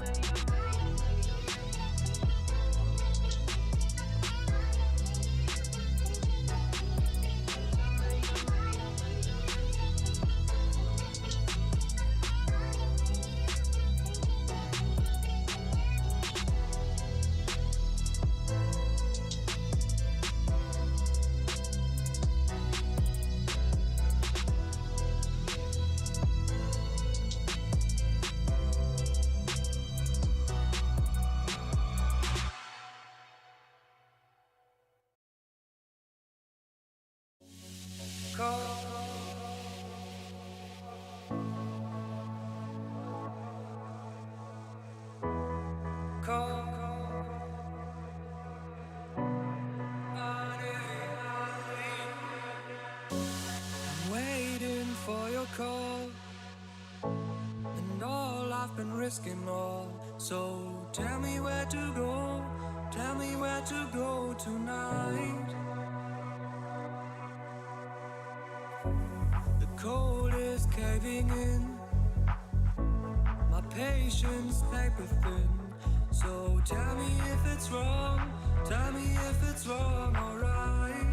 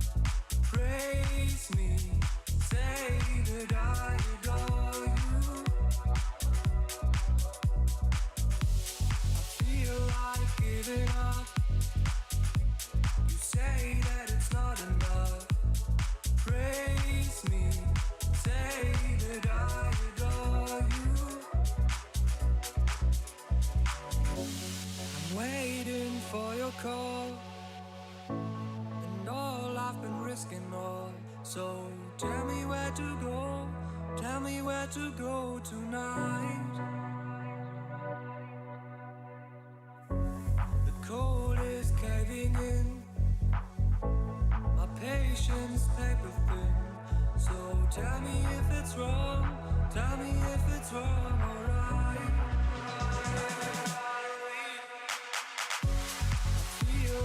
Giving up. You say that it's not enough. Praise me, say that I adore you.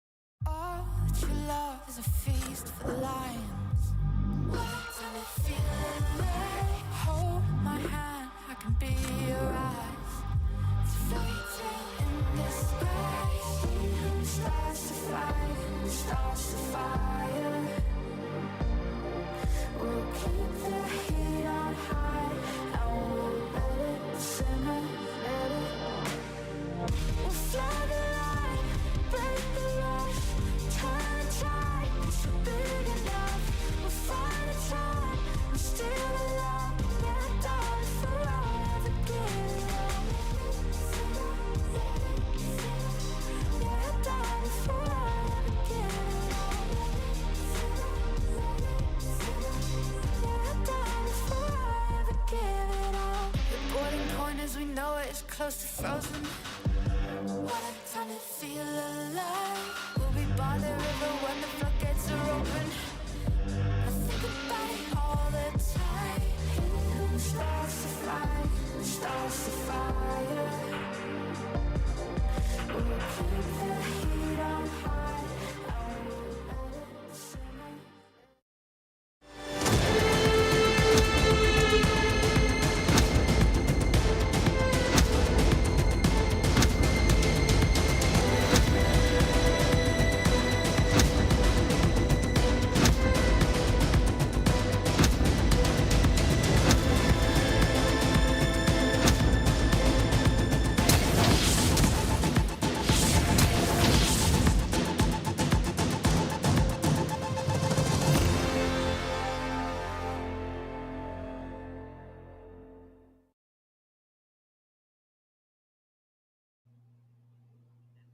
And welcome back, everybody, once again to the PCS Summer. Right now, we've got a brawl at the bottom of the table as two teams who desperately need some wins on this side of the split.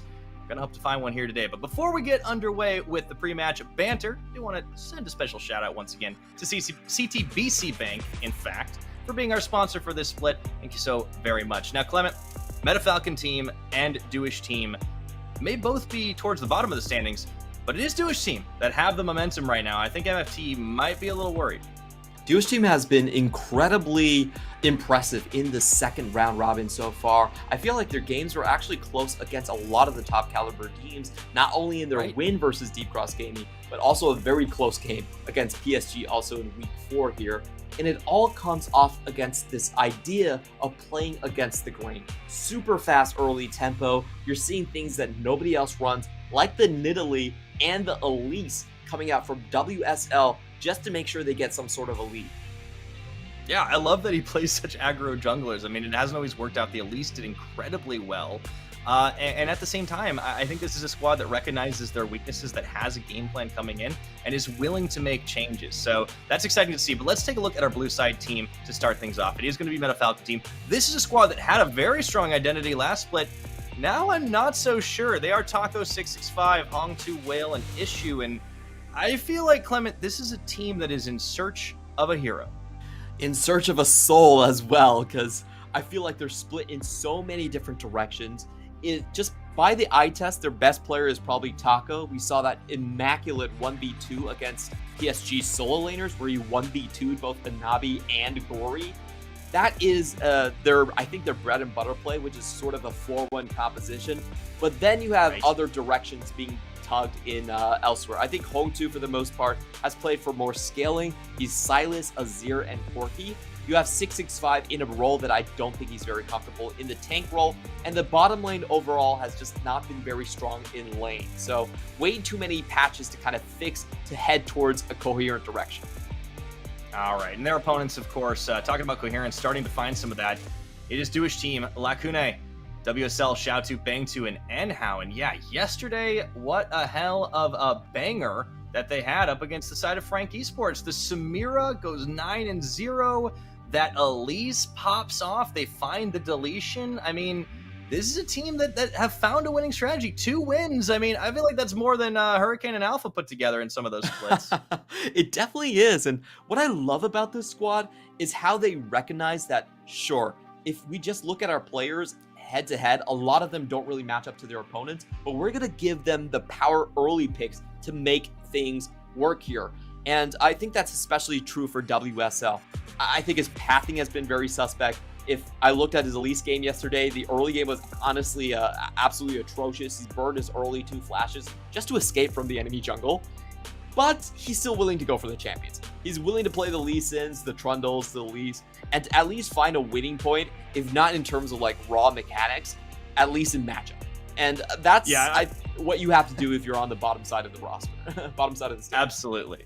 The champions that we highlight, of course, some of the most played ones, don't really reflect some of the aggressive playstyle that WSL has out. So I'm curious to see if MFT try to take some of those away, as I think they are quite important to the strategy. We are on picks and bans, though. MFT and Duish team rosters going head-to-head here. GP Narband away, respecting Lakunai and what he can do, and maybe trying to give Taco the best advantage. Keep in mind, the blue side, the counter pick is always available for their opponents. I think that's a pretty standard play coming in from MFT. I would not be surprised if we see some sort of an early Kale just come out and say, well, we're just going to hold it out until the late game. You do your worst in the early side. On the other side, we do see Duish team focusing down Hongtu and his Silas. This is what most teams have been doing. I think Silas is the champion that Hongtu plays that really gives them an aggressive early edge that I think just adds a lot of wild cards into the calculation. You are much happier seeing on something like the Corki, something that doesn't have as much impact in the early game. And wow, Zeri going to be picked up from Whale. This one was a huge problem in his champion pool in the previous split. Let's see if he can master it this time around. Yeah, I think Duish team have made a gamble here. They've said, all right, he was not a good Zeri in spring. He is very dependent on Kalista, and they opt to swap things up and just let him have that champion. We'll see if it ends up biting them in the behind, as Duish team are now looking for their picks. The Poppy locked in. WSL has shown it once already, and as we were talking about in the last game, Poppy has been rising not only in priority here, but around the world because she's just so good. Yeah, she really fills a role that I don't think any other jungler fills. She's very good against early aggression. The Lee Sins and the Zinzels, a lot of times they can't outduel a Poppy. Even at level 3, the Poppy can just block one of their chargers and straight up 1v1 them. So she has that early game insurance. She's a great tank, and she can create those really weird scenarios for you in team fights with the Poppycopter. On the other hand, we also have to remember Lacuna has also played this Poppy top lane. So it is not just a jungle pick. They could still swap this top and go for an even more aggressive early jungle. I do like the flexibility because it's going to keep Meta Falcon team guessing here. They lock in the Corkster for Hong 2. I was curious to see what the mid lane choice would be and not wanting to let it fall into the next phase. It's blind up against Xiao 2. I think you don't have to worry about that too much. And they also will go ahead and pick up that Viego for themselves. I want to say maybe a bit of a staple pick. It's only been one this split for 665, but it does kind of feel like the type of champion he likes. It's got good resets, carry potential. It's what he was more known for in the spring split. I think he's definitely more comfortable on the Viego compared to the Poppy, which is now his most played. This man wants to carry. I commend giving him the carry role, but so far I don't think I see a central theme for MFT's composition. You have champions that are, that come online late game, that are incredibly powerful, but you have to survive until that point. I feel like I'm a little bit worried for MFT's comp, but because it doesn't really gel together. Usually you see the Viego in sort of snowballing comps with the Ari or the Lissandra. You don't really see the Viego going with the Corki. That's a very weak mid-jungle combo. Yeah, it's starting to feel a little bit solo queue, and maybe dependent on some of the comfort levels could be a worrying sign for MFT. Into the second phase of bans, we see Braum taken away by Duish team. They ban LeBlanc against Xiao 2. I mean, it is a Xiao 2 special. I don't know if it merit. I mean, they got a win on it. I'll give them credit, but all right. Focusing on issue though, Alistair now as well.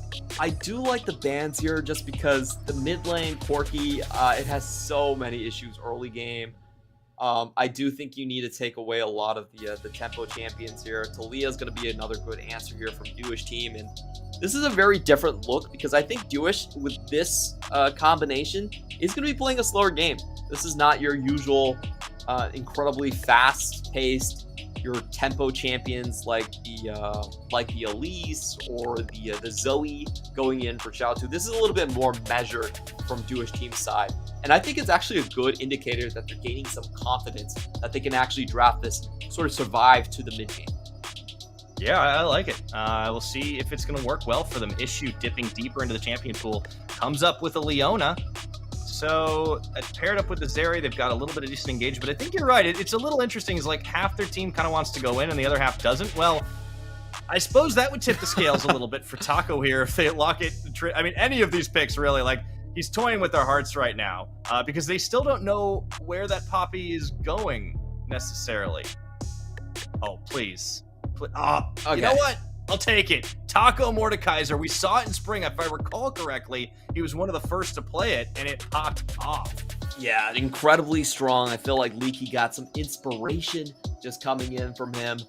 I'll be honest, I don't think this MFT comp actually has a cohesive identity. It's really all over the place for me. Like, you have champions that can move really quickly, can traverse across terrain, like the Zeri and the Corki. But then you have Mordekaiser, which doesn't really help you move all that much. So I feel very conflicted about MFT's comp. I just don't really see a clear identity here. I'm very happy to be wrong and to be surprised.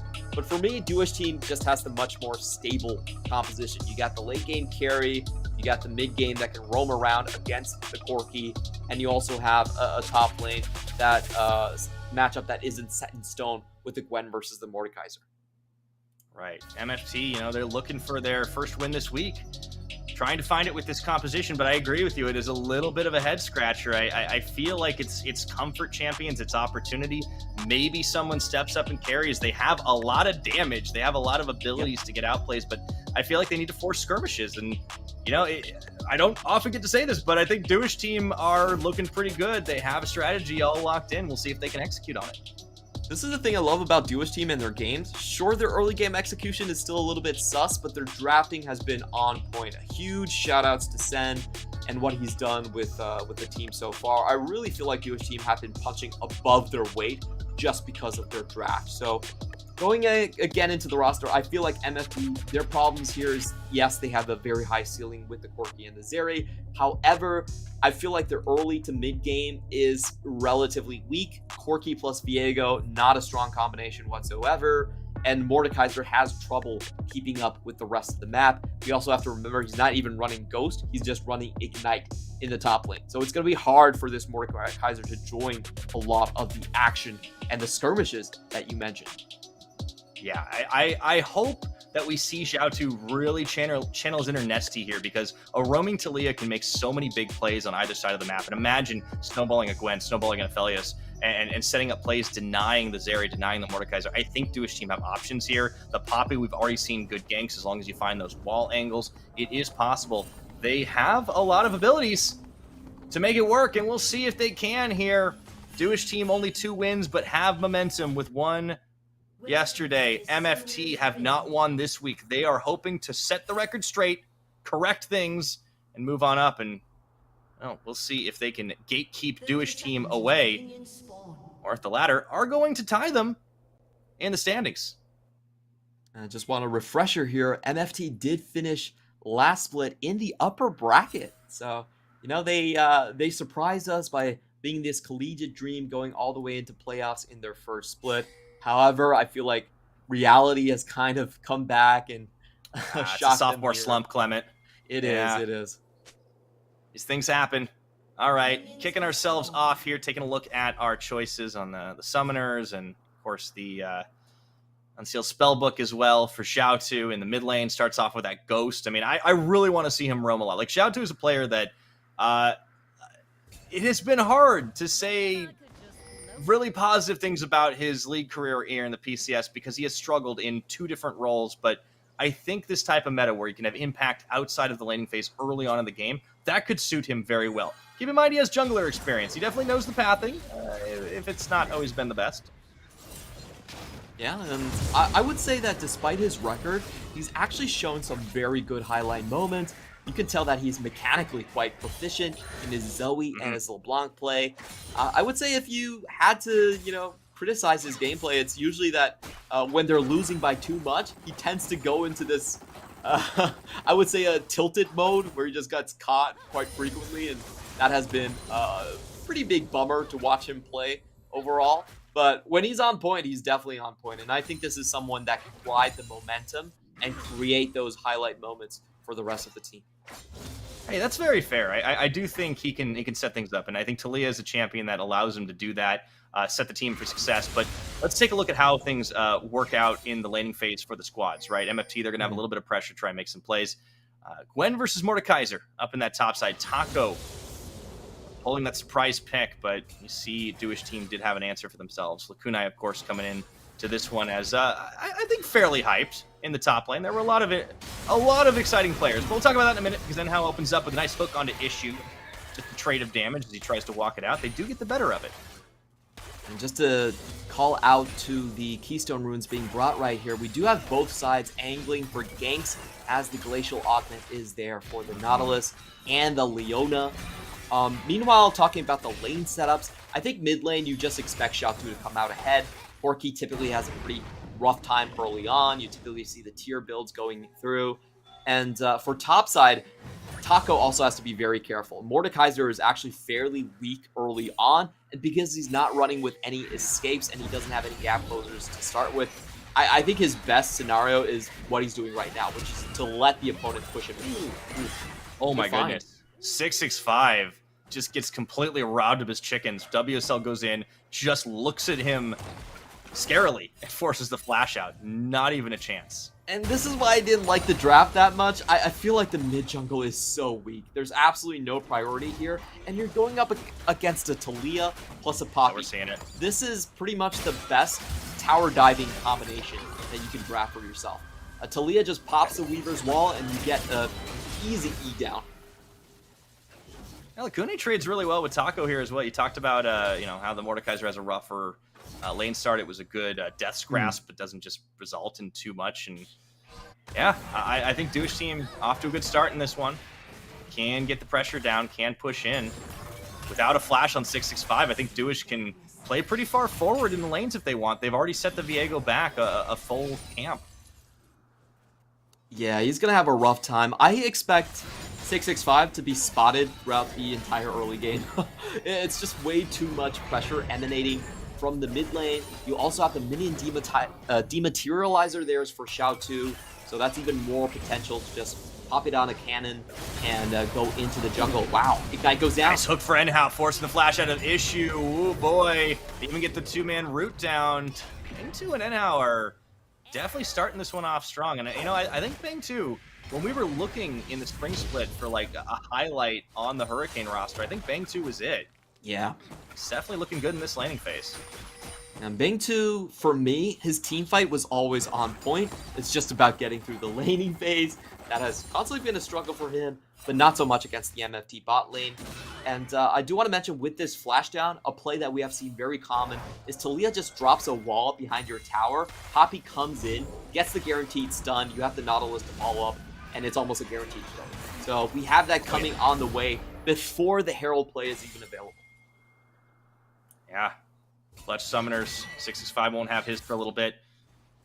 Now, Hung2 does hit level 6 first, but, if you're Corki, that doesn't matter quite as much. I mean, you're looking more for the package plays around the objectives. Xiao Tu, he should ding that pretty quickly, which means the Weaver's Wall is going to be up and available, and I want to see how fast he can actually leverage that one. Taco down. Just hit 6, has the Death Realm, so Lakune has to respect that. Does dodge the Obliterate. Nicely done. Hey, he fancies a fight here. I don't know about this one. Yeah, throws the needlework. That's going to push him back, and they don't decide to all in. A good find here on Taco. I think he did what he needed to do. Basically just hold his wave earlier on, make sure he isn't ganked. Mordekaiser is one of those champions. If you're not running with a with a flash and you push out early, it can be really bad for you. On the flip side, love this from Duish team. They know they have the Talia Prio and the potential for just a straight up tower dive in the bot side. So what they do is they move WSL and Enhao into the enemy jungle first, and they clear out that path for Xiao Tu to just roam bot lane. This is so much pressure on the MFT bottom side. Yeah, I love this. It's a good start. Keeping it pretty even in the farm game, but they open up with the Prio on Dragon, getting that first one and starting the stack off nice and early. We'll be in for a pretty exciting one too. Clement already Cloud down. There's going to be an Ocean next. I mean, that leaves some pretty exciting rifts coming up. I think everyone's favorite these days is the Hex Tech, just because it opens up it's so fun. There's so many plays So where fun. people just forget about the Hextech gates and they give over Barons because they don't expect the jungle to be there. They're like, oh, the smite is still like 20 seconds off. It's like, nope, pops into the Baron pit immediately just from the Hex gate and gets a Baron steal. What is your favorite Hextech flank play that you've seen so far? The Hextech flank play, I remember there was one earlier. I can't remember which team it was from, but it was just from the backside of the Drake, and it was a complete cutoff onto the escape route, just to the red side blue buff, and they just managed to kill everyone with that. So I really think I know the one you're talking about too. I can't remember the teams either, but like it was just like jaw dropper moment. We're like, oh no, they forgot about it. Yeah. New league mechanics sometimes do a heckin' bamboozle.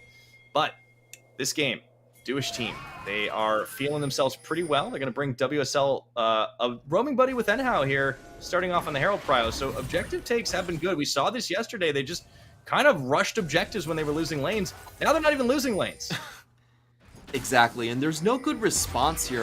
Leona's not going to shove the wave particularly fast, so it looks like MFT, if they want to get something, they have to go for a bot lane dive. I'm just not sure if that's actually available, especially with Bang2 shoving out the wave so incredibly well. I want to see what guns Bang2 has and to see if a Jewish team actually timed this with some of Aphelios' wave clear abilities right here.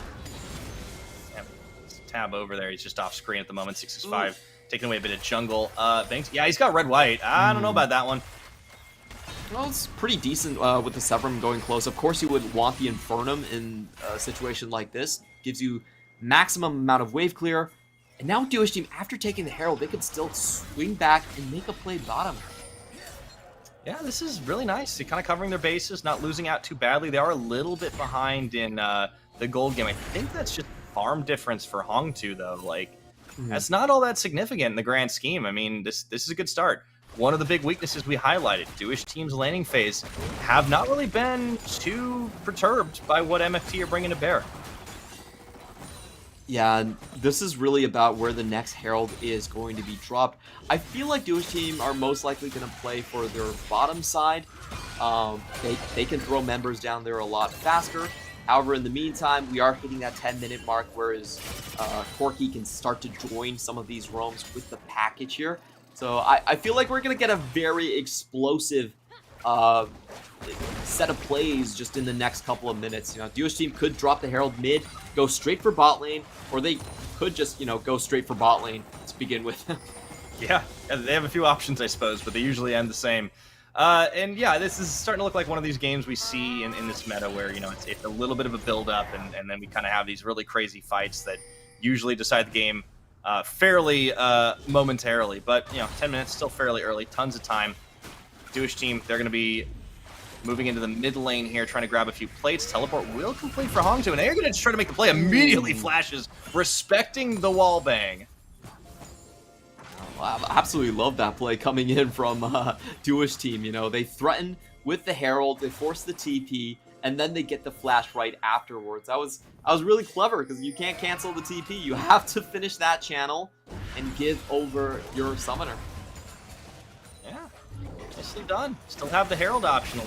Plenty of time to work with, and it seems Jewish team slow and steady, controlling. You talked about confidence in the pick, man. I think they're showing it here, you know? This is a team that has been hungry for so long. They find a couple of wins in a couple of weeks and start to look better. Now, Bang2 does get caught. Oh boy, there's the flash away. Will he be able to get away in time? The root's down, tagging Enhao is going to tap his way in, forcing the flash at a whale. And all right, no kills for MFT still.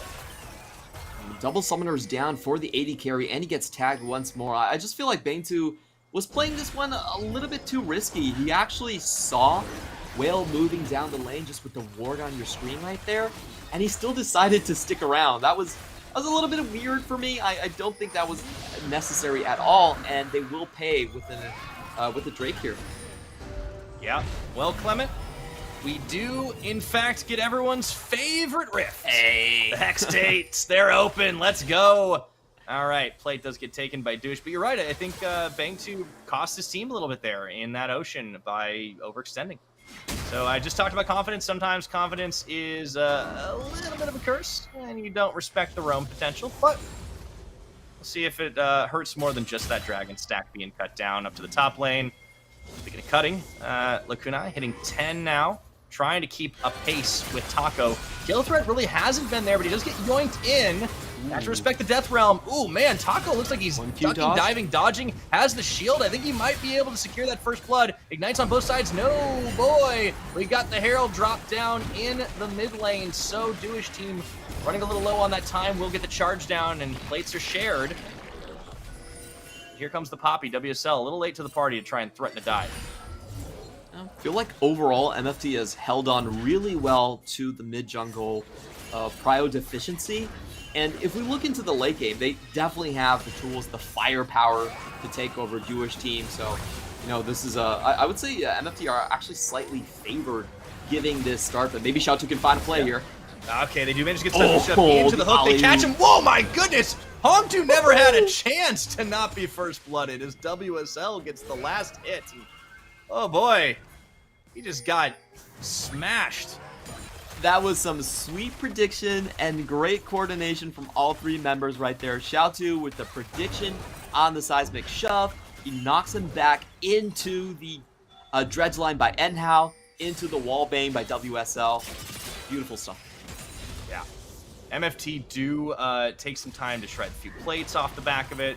You can see backing right in front is Taco. That last second plate will go over. So you did mention it, you know, this mid-game starting to favor MFT a little more. They've started to climb back up into gold game, have themselves a lead of about 500. It's not huge, but we're starting to see the mythics come in as well. Riftmaker on both sides between the Gwen and the Mordekaiser, but MFT, they have a little better priority at the moment. They can start to control these neutrals, and, well, you're going to want to try to contest on those Hextech Drakes.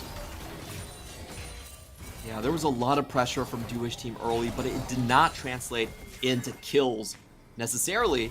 So Duish team right now, I feel like they actually find themselves a little bit behind. They still have a lot of playmaking potential compared to this team, but Hongtu is going to have the package here. We have that Mordekaiser that is just so threatening mid-game, especially against Taliyah, especially against Bane 2. So I feel like we are getting into the point where a Meta Falcon team can start to just out-muscle in these objective fights. If they just stick together and move as a unit, I would give them the advantage in a straight-up 5v5. Yeah, I think we saw a pretty big difference between, you know, the Poppy play in Game 1 and the Poppy play here, right? Like, WSL not nearly as active and effective in terms of ganks. Like, he still, like, looked for opportunities, but he just didn't really find a lot of those big flanks. And MFT in this mid-game feeling confident they can bring 5 members of Bear and take the Herald. They immediately turn into the fight. They find Enhao, and they just knock him right into 665, who deletes him off the map. Issue going to try and flash and limp his way away. Big two's down. The double kill. 665 is online, looking for 3, and I think he can do it, but Hongtu steals the kill away. 665 going a little bit deeper down the line. Doesn't matter. Doesn't get punished. MFT pick up 3, and they TP down for bot lane.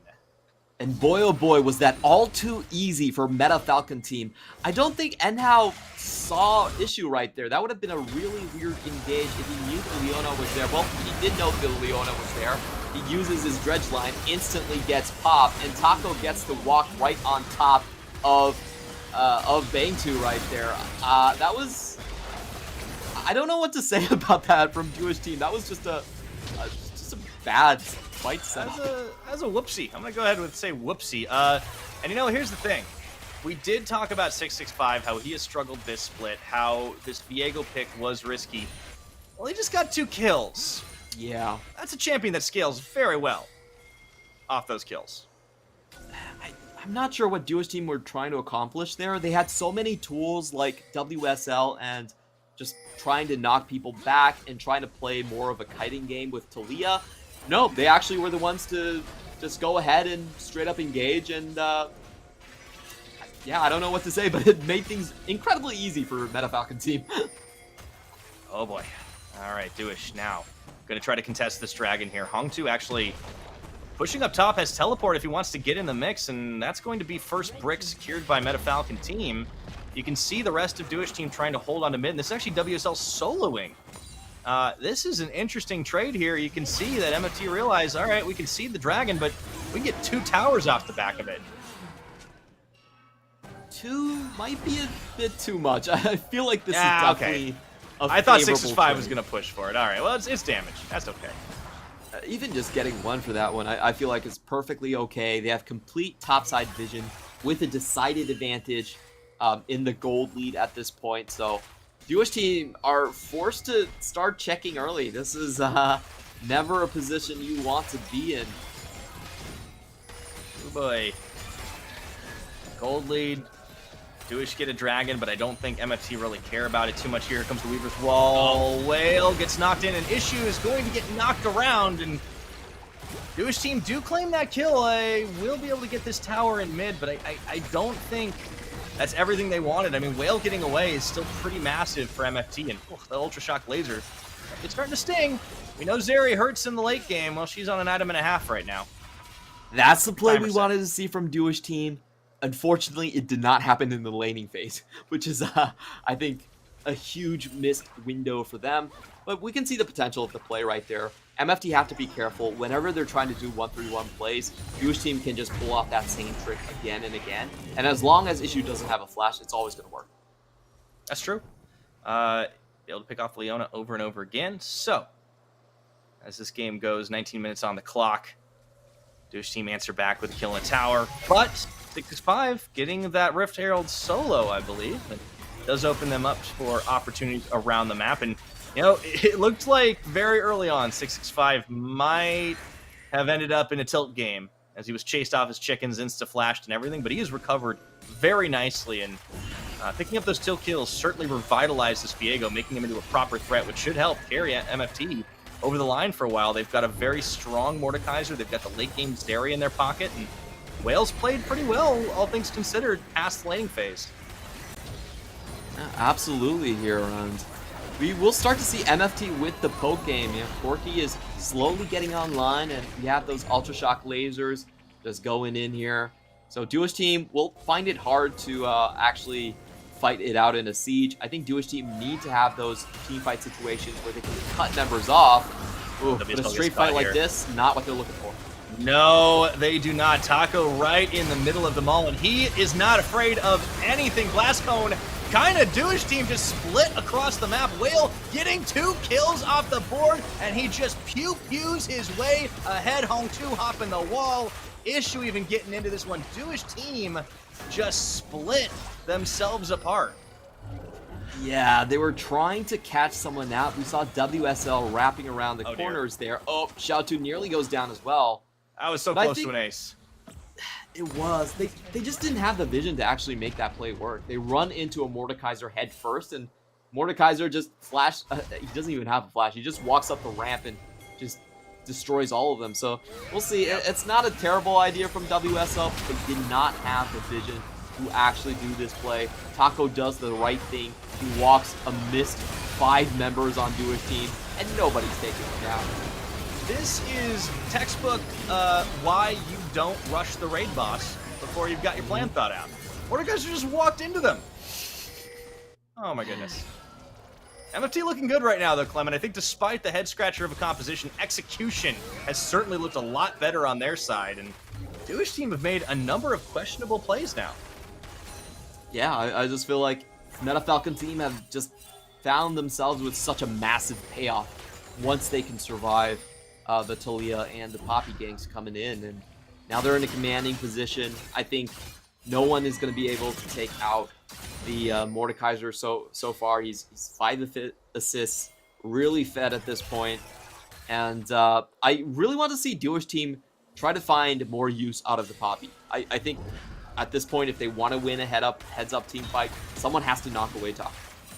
I think WSL feels a little uncomfortable, at least looks a little uncomfortable in the more utility role, right? Like, he can still be aggressive, he can still find the wall bangs, and he has. But I think it's almost like he has an aversion to, like, disengage, right? Like, he doesn't really want to use the Poppycopter. And I think that is part of the reason they're struggling at the moment. Dragon's going to be up in about 20 seconds here. MFT have the inside tack, and well, you can see a lot of pings, a lot of activity up towards Baron Pit. I don't know if Jewish are feeling a chance at rushing that. It is only 22 minutes. Yeah, I don't see Jewish trying to do it, but it could be a good opportunity to catch someone out. One thing that they still have in their advantage is they have that Talia. Talia gives you map mobility, so we'll try to see if Jewish team try to take over the top side, envision, try to make a play there. But for now, MFT get to pick whichever side they want to play. We won't see a contest from Jewish team here. It's just about trying to split people across the map. MFT pick an uncontested dragon in all of that as well, between Whale and 665. Both having great games, and yeah, I keep looking at this area with no deaths, and I'm just like, all right, there's going to be a time in this game when that is a very, very difficult problem if you are a Jewish team to try and overcome here. Boy. Absolutely. Zeri's still incredibly powerful on this patch. On just about every patch. Yeah. We Riot have seen how many keeps changes? trying to nerf her. I think it was 12 changes and 9 patches or something. It's just it's a lot. Ridiculous. They've created a monster. Let's be honest here. This is a must-ban champion until proven otherwise. And Deathbrush can set up issue. Will get caught on the seismic shove, but he doesn't care. He's got Hongtu right at the back of him, 665 in the Baron pit as well. And MFT are very much feeling their power spikes at this point in the game. Yep, we have the Muramana online already. And yeah, it's just, I don't see how Jewish team really try to split the map up. Another big thing about splitting up the map, it's typically a lot easier if you have a split pusher. Not sure what WSL is trying to do, but he's alone versus 3 right there. Yeah, I mean, Lakune is their split pusher, right? Like, he's a Gwen, but the problem is, like, you can't really 1v1 the Mordekaiser at this point. You had your chance in the laning phase, and you didn't really get enough done there. So I think that's the trouble if they really wanted to try to opt into that strategy. WSL is going to be very tanky, going to be a little hard to take down at the very least, but I think they need to find these picks, right? They need to use that Talia more. You called it out earlier. They have the ability to split this team at least to some extent. Not everyone can hop the wall. Yeah. Maybe they go for the Mordekaiser, but you almost are guaranteed to lose a member in that attempt, so it would give over the Baron at this point. I think Jewish team's best opportunity is actually to get Lakune in a flanking position and go now. All right, they look for something, but 665 is a little too slippery in the Harrod path there, so MFT, they just kind of burn the Weaver's Wall back away here. You can tell that they're trying. Oh, there we go. Comes the Instantly, they find 665, but he's going to be using the Heartbreaker, and teleport's coming in. They need to be able to find the deletion before things get messy, and they don't get it. Whale blows up the Nautilus, and WSL's going to be left to pick up the pieces here as Lakune hopping away, splitting away from the team. That's 2 kills already for Whale, and they're looking for more 665. Lines up Bang2, Hongtu takes him down. Issue chased by Zhaotu, but he just needs to buy some time for the cavalry to arrive. As Hongtu stepping it up, Lakune, the last man standing, takes the Hex Gate out to safety, but that will be the Baron. Oh, what a good Heartbreaker coming in from 665. That was true to its name, as he was able to get out of Enhao's ultimate, was not crowd control, slips away, and gives enough time for Taco to arrive on the scene and just clean up everyone. I want to give props to Taco there as well. That was great target selection. He takes away a Lakune, which means that there is no AoE threat from the Gwen onto the back line. They're able to clean up everyone afterwards. So I still don't like this as a back situation. That was incredibly risky, but watch this from 665. Oh my God. Heartbreaker out, gets out of the crowd control, and then Taco comes in with the absolute pinpoint accuracy on the target selection. He takes away Lakune before he can just kill everyone with the needlework, which I think was incredibly crucial, and then you get the chase down onto Bang2. You know, we talk a lot about, like, impactful ultimates and, like, you know, damage-dealing abilities and all that stuff, but sometimes a good old blink is exactly what you need, and really great play from 665. This is the performance we expected to see from him coming into this split, and they will find some more. Zhaotu going to get shredded down by the Gatling gun from the Corki, and also no chance for WSL, deleted yet again. And that is going to be the push. Baron empowered on that bottom side. Meanwhile, Lakune trying his darndest to split push to victory, but I think he's going to be on the losing side of this race. Yeah, he knows that he can't defend, so you might as well pick up some gold. I can't really fault him for this one. Put in a bad position. You gotta sleep in the bed you made right here. But MFT should be able to just sneak away both of these inhibitors. And if anyone falls, that will be the game. Still 12 seconds here, so they will have their mid-jungle, at least for the final push. All right, let's see if MFT want to take it here. Lakune using that Gwen miss to its best effect so far today, but they still lose the tower. Can't stop the damage on that one. Waiting for the minions and supers. They are going to get a yoink in, but even with the ejection, I still feel like MFT looking good right here. Look at that damage. The Zeri fully online, and the Corki cannot be stopped. 665, even using the wall bang that he took away from WSL. The quadra kill. They want to give him the penta, and I don't think they'll be able to get it. But come on. MFT, they claim victory here, Clement, in this game over Duish. A little bit of scumbaggery from Xiaotu, but I can't fault the man. That was a really clean game from MFT. I had a lot of my worries, but they were alleviated by just MFT with the better team fight setup. So I think they outplayed the Duish team significantly at the Herald and at the Drake later on. You could kind of say that Duish team did give them those opportunities.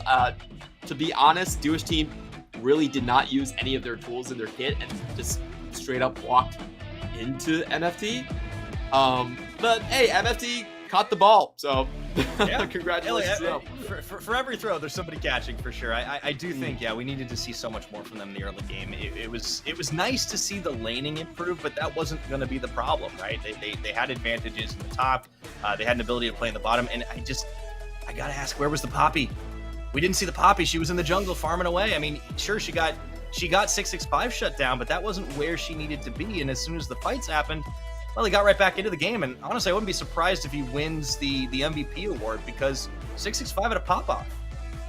I was very surprised that Duish team weren't able to get a little bit more out of their early game. They had full middle, and full jungle dominance, and they were on the cusp of actually turning that into a significantly unleashed Aphelios. If they managed to get the first brick and just swap the Aphelios top lane, I felt like that would have been game. I felt like it would be way too hard to come back from a double losing lane situation, but they just didn't pull off the early play. We didn't see what I was talking about the entire time. Was you just put the Weaver's wall right behind the bot lane tower, and then you have Poppy just smash into someone, get an insta kill, get the tower, and kind of snowball that way. So I feel like it was a huge missed opportunity from Duish team. And on the flip side, I guess you don't really need much of a cohesive composition if you just bring raw firepower to the fight. Yeah, look, here's the thing, Clement, about MFT. You don't always have to understand what they're doing, but they make it work in the execution game. We saw the cohesion. This was the strategy from a collegiate side that we talked about, them bringing a lot of the players together, still the core of that roster intact into the summer split. And they found a lot of success. I think that the Corki wasn't punished too badly. There were definitely some mistakes and a lot of, I want to say, trepidation, a lot of caution in the early game. Like you saw just second flashes the moment MFT saw anyone from Duish team turn up, but for good reason, because they were able to turn it around in the fights. The team's ability to skirmish, the team's ability to fight just looked better, and they were much more decisive. And that was something that I think has been lacking from this Meta Falcon team side for a while. So it was good to see here today. Absolutely, and I feel like in this game, another big person to keep our eyes on is going to be Taco. This guy has been surprising from day one, and I think because of YSKM, he's kind of gone underneath the table, the radar for most people, but he's still incredibly strong. I would not be surprised to see Taco actually picked up by some of our top-tier teams later down the line. I think this is someone that definitely has a future in the PCS. Yeah, Taco definitely had a standout spring, and I think he's starting to get a little bit of that swagger back here. But everybody, I feel like that needed to, for the MFT side, really stepped up, right? Like, they did their jobs. I could talk about, oh, look at the Zeri damage numbers, but yeah, it's Zeri, of course. Whale had a great game. Can't take that away from him. I think Taco had a solid performance and stood out for me, but it is 665 that will get the MVP, and just gonna say called it, from flashing away and losing his own Raptor camp to just reset City. And how about that defensive heartbreaker that broke the hearts of Duish team?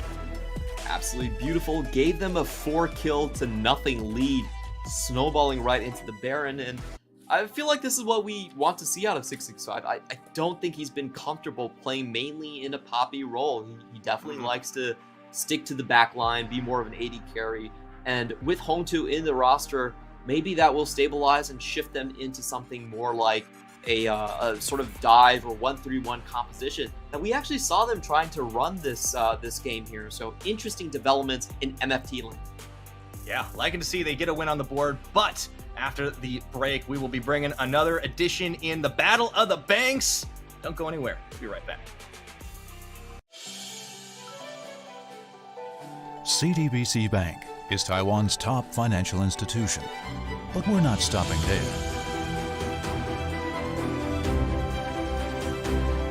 We're crafting an international brand and already have over 370 outlets in 14 countries. We are by your side, ready to embrace the future. But it's never enough. I try to take you through to the end and love you till the end of time. You always get what you want, that I won't stop fighting till you understand, that I'll love you till the end of time.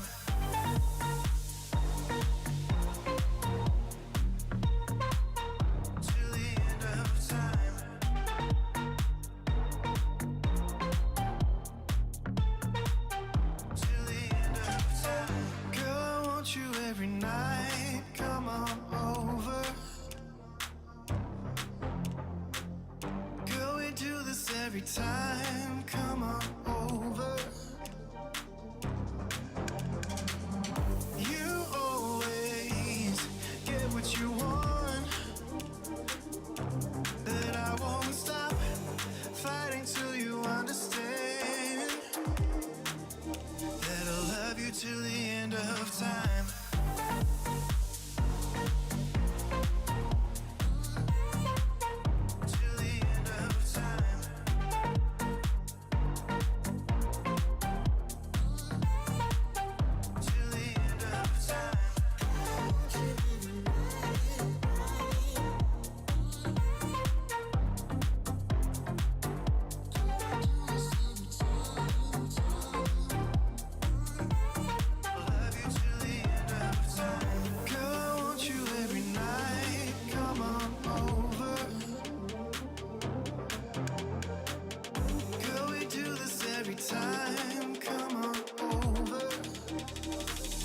Till the end of time.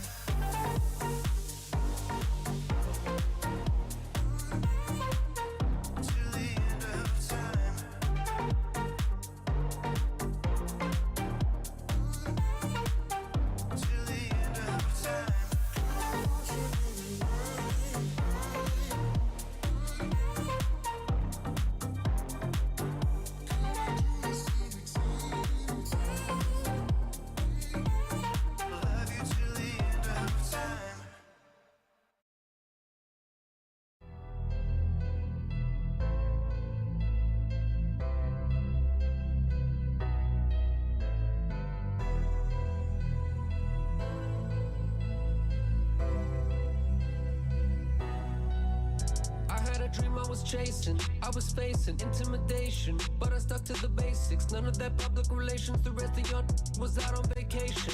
No debating, no conversation, no invading this sovereign nation. I was tested, invested, and blessed, and you guessed it, I made it.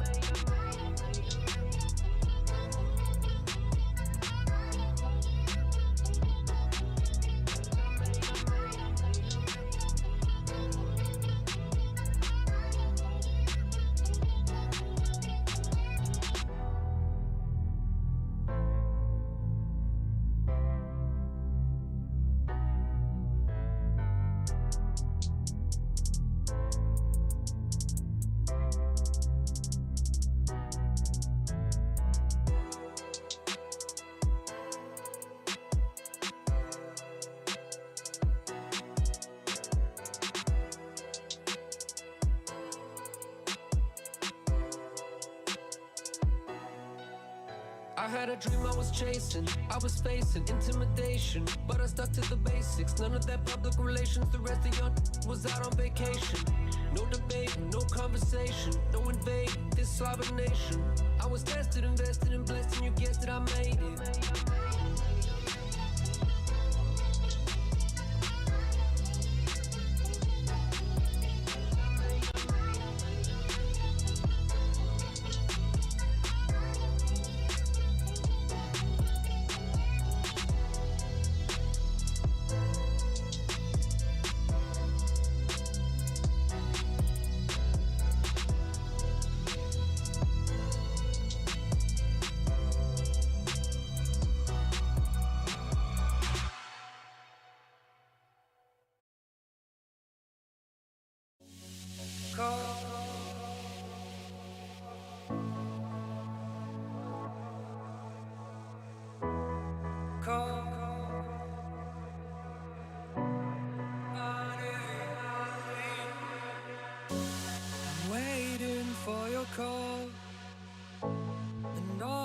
been risking all. So tell me where to go, tell me where to go tonight.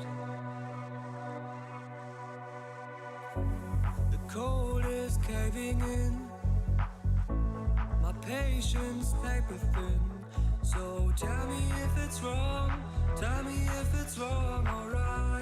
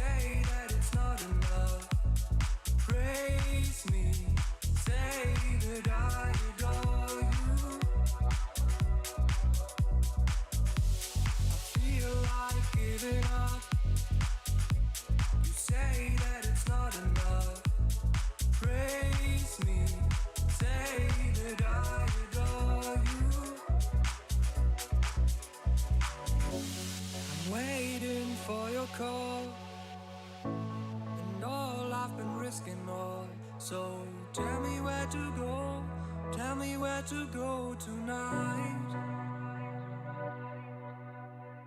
The cold is caving in, my patience paper thin.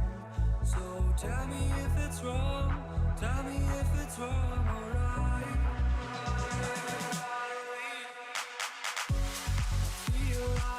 Giving up. You say that it's not enough. Praise me, say that I adore you.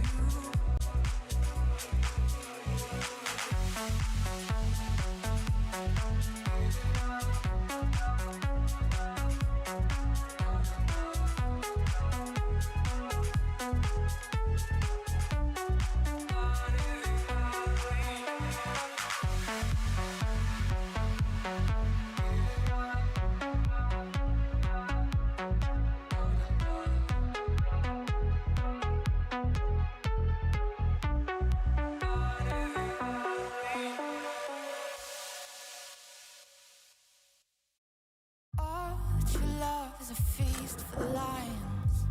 Doesn't it feel like hold my hand? I can be your eyes. It's fairy tale in disguise. Stars to fight, stars to fire. We'll keep the heat on high, and we'll let it simmer, let it. We'll fly the line, break the rush. Turn tide, it's big enough. We'll find a time, we're still alive. Yeah, darling, for I'll ever give it up. Yeah, darling, for I'll ever give it up. Yeah, darling, for I'll ever give it up. The boiling point as we know it is close to frozen. What a time to feel alive. We'll be by the river when the floodgates are open. I think about it all the time. Stars to fight, stars to fire. We'll keep the heat on high, and we'll let it simmer.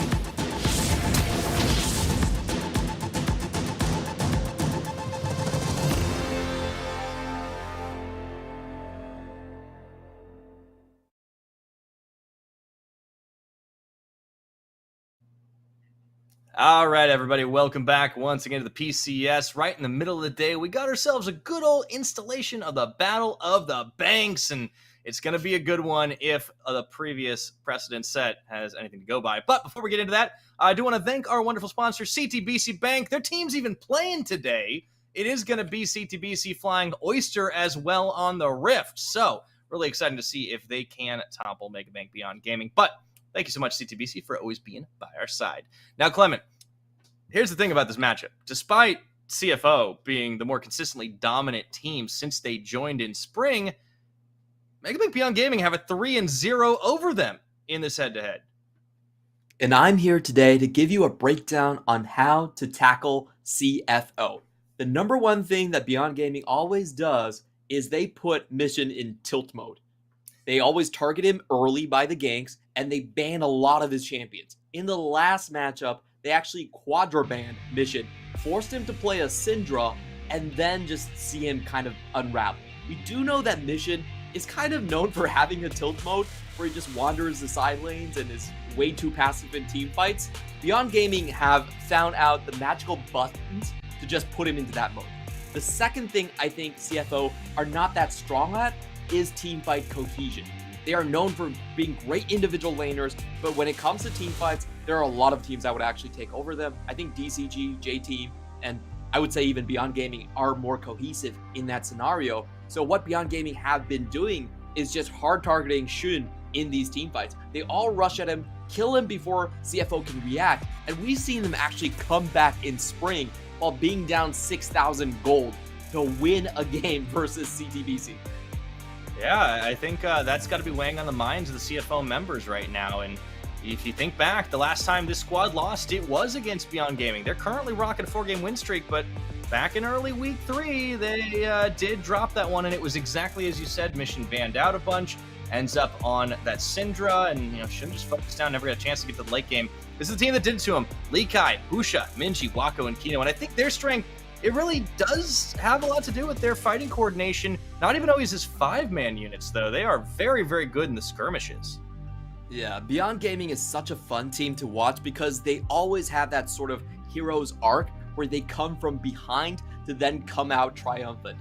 Their laning phase is, in terms of the top teams, one of the weakest out of the, I would say, the top 5 teams. Their only consistent winning lane is actually in their bottom side with Wako and Kino. The solo lanes, not so much. And we are going to be taking a look at the bottom side. I think this is going to be the most important lane. So far, Shun has just been tearing it up in the laning phase. Plus 1,600 gold, that's the best individual laning stats you can find in the PCS. That is almost 5 kills on average so far. So I think it really hinges on Shun. If he gets too far ahead, I don't think it even matters if Mission tilts. If Shun just hits his average numbers, I feel like the game is going to go CFO's way. Yeah, and the thing that may look a little bit weird when you're comparing these two, right, is like the damage percentage. The thing is, Shun doesn't tend to need high damage percentage because he doesn't get to the late game that much. They win beforehand. Like, this is a team that just crushes people in the lane. So he's picking Aphelios, of course his damage numbers are going to be low early. Let's get into picks banned, see what happens. We see some mid laners banned away, the Ahri, the Seraphine. I say mid laners because, yes, that is exactly the champion Minji used against Mission last time. We saw the Seraphine plus Lee Sin combo, super difficult to execute, but Husha still able to pull it off wonderfully. And for the last time, Beyond Gaming banned a lot more than this. They banned the Victor all the way to the Galio just to make sure Mission doesn't get anything he wants. So that's 100% mid lane ban rate right now. They messed it up. And we do have to think about the champion pools. Victor is still there. Galio is still there. I would want to see CFO actually just pick up something rather than the Syndra early on. I feel like the Syndra is so vulnerable to the way that Beyond Gaming likes to play, which is going in and trying to find a lot of picks into the enemy jungle. So I definitely would prefer a rather higher priority on the champion. Zeri left open was a mistake last game. I feel like it may be this game. In Shun's hands, he hasn't gotten to play it this split yet. They do give the Nara away to Lee Kai, but what do you make of that one, Clement? Well, I feel like a lot of teams are willing to give over Zeri right now and play the Aphelios plus the Jinx into it. Zeri, of course, is still an incredibly powerful champion. I still think she's probably the hardest one to deal with if fed. But if you can keep her about even into the late game, she's not like before with the Triforce build where she's just like impossible to kill. The crit build does open her up to a little bit more vulnerabilities there, and this is what I want from CFO. Early picking something from Mission, making sure he can stay away from the city. Well, he knows the matchup too, and now with Silas already shown early on, and it does feel like CFO really going into late game, and if they lock this GP, it's just like ticking box after box after box. I mean, look at the scaling between those three champions. Yeah, this is how CFO likes to draft. You know, strong lanes, strong scaling. You can play more individualistic with this sort of setup. You can go into more 1-3-1s. While for Beyond Gaming, I think with the Silas, they need to find some more divers. I need to see something in the jungle position that can facilitate an instant kill with Minji as he goes in. I feel like the terrain denial from CFO is just way too strong. If you move through these chokes slowly, you're going to get decimated by the barrels and by the Chaos Storm. So it has to be fast. It has to be really violent. Oh boy, gauntlet being thrown here in this one. The Vi being banned away. Yeah, I think Beyond Gaming, we're thinking exactly what you were thinking. We have seen a Vi already. Didn't quite work out, but it would be pretty good into this type of comp to try and lock down Wako. So I think that is going to be a good strategy. Nautilus banned I felt as like well. Vi was something that Beyond Gaming wanted to pick themselves, which is unstoppable, charges through terrain, gets guaranteed engage. But yeah, I'm kind of curious about this ban. I don't think it was a great ban necessarily. And I think both of Husha and Gemini, we have to pay attention to Lee Sin. I know Lee Sin isn't particularly high on anyone's tier list right now, but for both of these players, they are Lee Sin mains. They can do wonders on this champion. Okay, hear me out here, Clement. You said fast dive. How do you feel about Nocturne? Ooh. Ooh. I or like it. or an old I Husha like it. special, Rek'Sai. I know we're going off meta, but I mean, there's 3 jungle bands tossed out here. I feel like you got to get creative. Yeah, and we have seen Husha go creative on those picks, just to make sure. Oh, wait a minute! Oh, please There's go back no to way. Belveth. There's no way. I mean, I'm sorry. We've seen. Yeah. Hey, it hasn't been nerfed in 12-13 yet. Okay, all right, Wukong. I mean, That's a standard one. that's standard. You want some engage, you want to dive. Wukong is probably the safe pick, but man, would I wanted to have seen something like the Rek'Sai come out.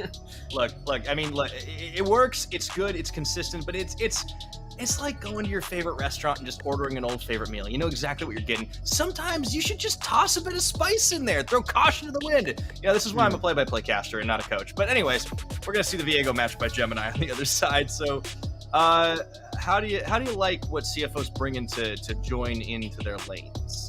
I don't think the Viego actually does all that much for this composition. I feel like they have enough damage, so Viego is... I would have actually preferred the Lee Sin here, just a stronger champion with more disengaged potential. And I think Koala going for the Renata is exactly what you need. Beyond Gaming is pretty much locked into a triple dive comp, so Renata works perfectly here. Great last pickup. For Beyond here, I think they need... I think a Mumu would be really good here, but it doesn't provide much protection for Jinx. It's a very weak lane. The standard answer might be the Tahm Kench, but I feel like they're playing on 2 different sides, on 2 different wavelengths, exactly. Because the Tahm Kench doesn't help you when you're going up against Zeri, Victor, and Gangplank. Yeah, I mean, at best, you can kind of delay the inevitable a little bit by, like, swallowing the Jinx up. But, yeah, I'm a little bit worried. I think you're putting a lot on Lee Kai's ability to multi-man Gnar, right? Like, if you can lock down those prio targets, they can be squishy. Like, this isn't the tankiest composition on the CFO side. Like, the Viego's probably going to be on a bruisery kind of duty. Maybe that's the end? I don't know. Beyond have always, like, I feel like we're always here. Like, every week, Clement, we always look at Beyond Gaming's draft and go, and then they just wow us. Like, I don't know what to say, but it feels like it happens every time. That's definitely true. We've gone into the Battle of the Banks 3 times, and I'll be honest, like, every single time I always felt like CFO was going to win. But Beyond Gaming But that's because they're so more consistently good. I know, you know, they were a second place team in spring. They had a far better record. They have a far better early game. They had a much wider champion pool, but Beyond Gaming just has their number. So going into this one, I feel like it's even more lopsided because Beyond Gaming has not fully committed to a full dive composition. They actually have the Tom Kench, which is bad in lane and I don't think particularly useful in this composition against the game playing Zeri that actually has the range advantage. So I'm very worried. And this time around, Mission actually has a decent champion to play. It's not like he's locked onto the Syndra game anymore. So all of the factors we are talking about in the pregame of how Beyond Gaming usually triumphs over CFO, they're not there. I'm willing to be surprised, but this is an uphill battle. Yeah, I think they're giving themselves a difficulty challenge, maybe trying to test the limit, see if they can still get that one. If they do get the win here, it would be a 4-0 head-to-head without any postseason matchups between these two, but it has already become quite a rivalry. I do like to see it, and we will see if CFO still see Beyond Gaming as a bit of kryptonite or if they overcome their demons here in this one. I think they've given themselves quite a good draft. I like what this team does. I like that they are squarely in their comfort zone. Yeah, maybe the only head scratcher is that Viego, right? Like you could have maybe put Gemini on something like Tanky, or I know the Trundle was hovered on the opposite side. You could have maybe done that instead. But we'll have to see how it works out, right? Yeah, the Viego definitely gives you a little bit more carry potential, a little bit more oomph, but I don't think they really need it given how strong their carries are anyway. I would have preferred the Lee Sin, of course. Looking at the comps overall, though, and looking at just kind of the standings, the standings. Sorry, that's what I wanted to say. In a very real sense, Beyond Gaming might have been preventing CFO from going to MSI because the two losses that they suffered at the hands of Beyond Gaming made sure that side selection was with PSG come the playoffs. And we have to remember how close that series was, because it was basically 10-game series. Games. Yeah. It was they played 9 games in total, which CFO winning more games than PSG actually did. The good thing about Summer Split is Beyond Gaming also beat PSG, so at least they're being even-handed.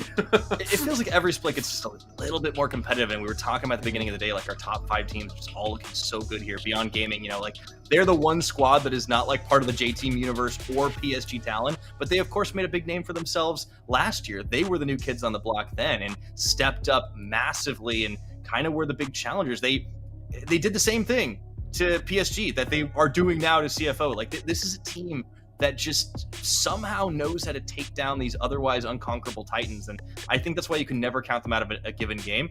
At the same time, they will also just lose random games. Like it is a little bit, it's not a full coin flip, right? It's not every single game, but they do things that are a little bit off every once in a while, make some strange choices. I do want to shout out that they've stuck mostly to Lee Kai this split. We have seen a handful of Leon games, and I think we looked at the difference being maybe team fighting looks a little bit better for Leon. Clearly it's been different this time around. I think Lee Kai has developed a little more. He seems to be the player that they want to start with. He has a better laning phase, I think it's fair to say, but also kind of solid skirmishing. So I think Beyond have found a good identity for themselves, even if it is one that is hard to anticipate. I think Lee Kai is going to be the future for Beyond Gaming. Liang was contemplating retiring after coming back from Worlds last year. He's been around the scene for a very long time. It was with the MAD team earlier on with AHQ Fighters. So, he's definitely the more veteran, the more experienced, but also closer to kind of the end section of his career, if you will. I think Lee Kai still has a lot of work. I think he's definitely regressed compared to his Machi days, where he was a very reliable side lane split pusher. He's not been able to win the lane or even come out ahead. He's actually slightly below average in terms of his stats as a top laner. So I think Lee Kai still has a lot of work to do, a lot of proving that he needs to show up for. But so far, we still have to remind everyone, despite what the standing says, Beyond Gaming is 3-0 in the Battle of the Banks. They have always made it through. The chips are stacked against them, but I'm willing to believe. Yeah, we've been building up the tension here, but it is on. We'll see who takes the pot in this edition of the Battle of the Banks. Both these teams pretty close in the standings, though. All things considered, Beyond Gaming are only a game back at 7-4. sole possession of 5th place. It's crazy how close the top 5 teams are. Yeah, we have PSG already suffering 2 losses at the hands of Beyond Gaming and DCG. Everyone clumped up at 8 wins and 7 wins here. So honestly, every one of these matches is going to be incredibly important. Our playoff format, to my knowledge, hasn't changed. So we're still looking at the top 6 to make it on the upper side of the bracket. Give yourself that extra chance before facing an elimination match. Yeah, you get the double elims when you're in the top 6. For those of you unfamiliar with the PCS, it is a very wide playoff pool, but only double elimination if you can get into the top 6 spots. Now, into this game, onto the Rift we go. Minji standing on a ward. This could be dangerous if he goes too deep into the Death Brush. It's actually 3 members. They get the root off onto Kino, and oh no, CFO drop first blood, giving it to Shun. Well, that was a bit tragic coming in from CFO. They dropped the ward down very early, and I don't think Minji actually saw the ward drop down there.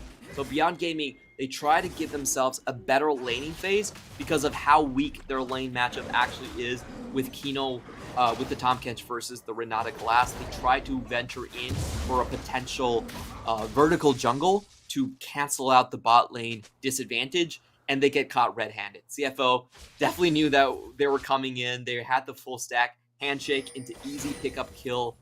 And the kill also goes over to, as you mentioned, Shun on this call, which is probably the worst case scenario for Beyond Gaming. Yeah, that's going to set you behind early on in this game. So if it already wasn't hard enough in the beginning, now they got to deal with that.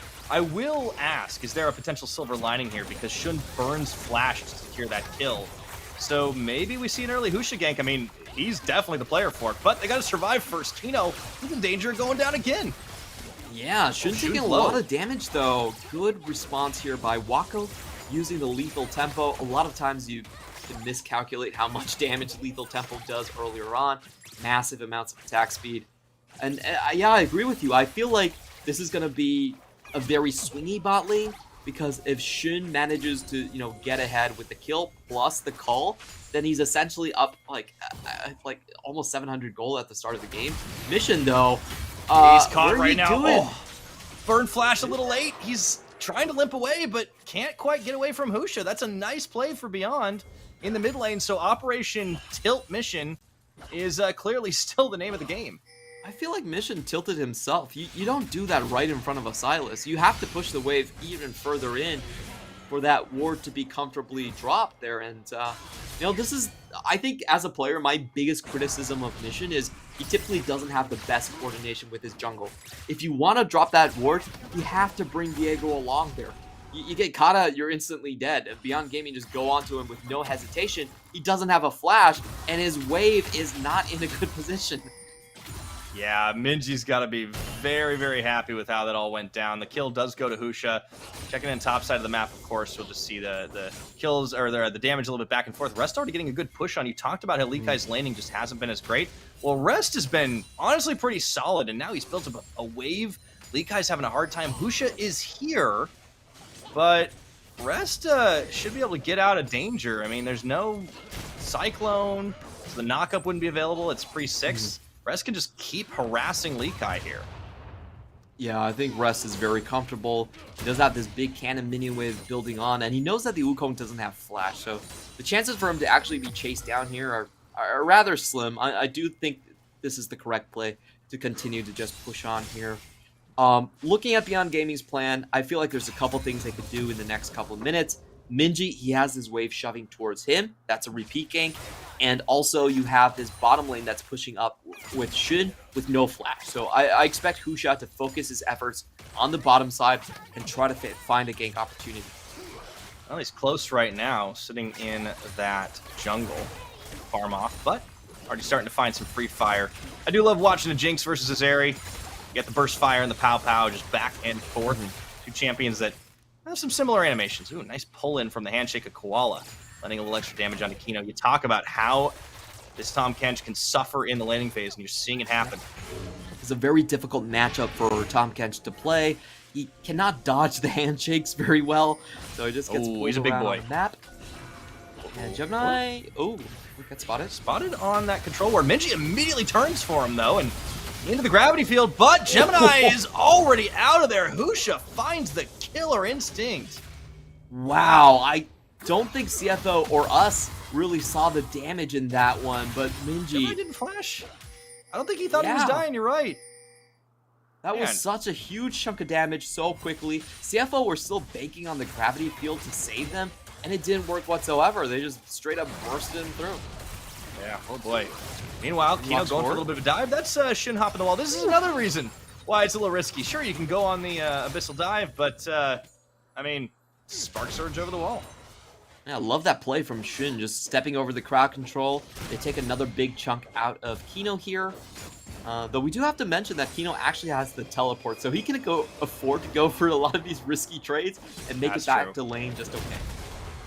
Yeah, Unsealed Spellbook is quite a nice keystone to take here. Rest, ooh, does not get hit into the wall. Lee Kai burns an ultimate, and Rest holds on to his for right now. Lee Kai is struggling in this lane. Yeah, Rest very well could have forced the flash into this one. They are going to go back to their favorite tactic, which is, hey, mission's pushing out. Let's see what happens. Everybody's favorite summer pastime, camp mission. Kino and Wako trying to get the lane pushed themselves down bottom. It's just a battle of the coals. Shun will most likely win this one as you take a look at the numbers right now. Husha, very aggressive though. I mean, this is one of the reasons why we give him such a lot of airtime, I think, as a jungler, because he just gets in your face so often. Gemini gonna try to match that just a little bit. Still level 5, so he won't have access to the Heartbreaker. But with mission up here, yeah, I don't think Lee Kai's getting anywhere near his tower anytime soon. Yeah, Lee Kai doesn't have his ultimate and is very far away from the Rage Bard, so Beyond Gaming are forced to make a play here. They're going to do it. Looks like bringing 4 down to the bottom, a little slow as they immediately start Rest, ults, the bot wave, and that is enough to at least delay the push. No, dissuade it entirely. Very, very helpful from CFO's topside. And the top lane deficit is bleeding across the map right here. Rest had a completely uncontested start of the game. Usually the way this matchup goes is if Nard doesn't get a pushback on the wave bounce around level 3, level 4, then Gameplank can kind of just walk away with the matchup. And this is exactly what we're seeing. I feel like Lee Kai is put so far behind that he's just not going to be catching up whatsoever. This lane is going to be a constant bleed out on the side of Beyond Gaming. Yeah, so CFO feeling pretty happy about their top side. I think they could feel fairly happy about the bottom as well. I mean, this area should be able to catch a little bit back up in the farm. But for Beyond Gaming, you know, the strategy of trying to set mission behind it has worked out for now. Will it be enough, though, is the question, as they are in the Rift Herald with 4 members. Koala Gemini sees this, won't be able to stop it, and I think you have to get a lot of value out of this Herald if you want to get back in the game. Yeah, and I wonder where they're gonna place it. I think it would probably be best at this point to get Minji a little bit more gold. I think a straight drop mid is actually completely fine in this situation. If you have Minji somewhat fed, then yes, he can go into the side lanes, give you a little bit more pressure. Because right now, I don't think Lee Kai can push the wave out anymore. He's actually behind a lot more gold than the CS will indicate. He's down 25 CS, but he's also down 2 plates and the parlay gold going into it. So yeah, I think the lane's almost over for the GP. The Herald has to be placed somewhere else. Yeah, one does not simply outfarm a Gangplank. Nope. Especially not when it's Rest Gangplank. Very, very good. And he's been having a solid split for himself too. I think Rest, you know, CFO is not short for highly experienced and storied players, but Rest is one of those guys that I think he flies under the radar sometimes, but he plays incredibly well on these types of champions. Always seems to have a blast doing it too. I think he's given the emotes a rest this game. I haven't actually seen them come up just yet, but there's plenty of time left. We're not quite at 10 minutes yet. He's already flashed his emotes actually earlier. Did I miss it? I missed it. Yeah. He actually used one of his favorite emotes, and that is the scream right in front of Lee Kai, you know? He won the lane, shoved it in. Nard doesn't get any wave control, and he showed him up right with the BM. Hey, you got me. I didn't realize. Yeah, well, he's the BM king, and yeah, the scream emote is like kind of signature, right? Just throw it out like when you're winning. Like it's like playing one of those. It's like playing one of like the microtransaction-y like phone games, you know, like Clash or something. Like when you're winning, you just like keep like slamming the emote to try and tilt your opponent. it's a good strategy for Rest, apparently. I actually think I probably have Rest's entire emote wheel memorized. It's probably true that he does swap around. I am not surprised.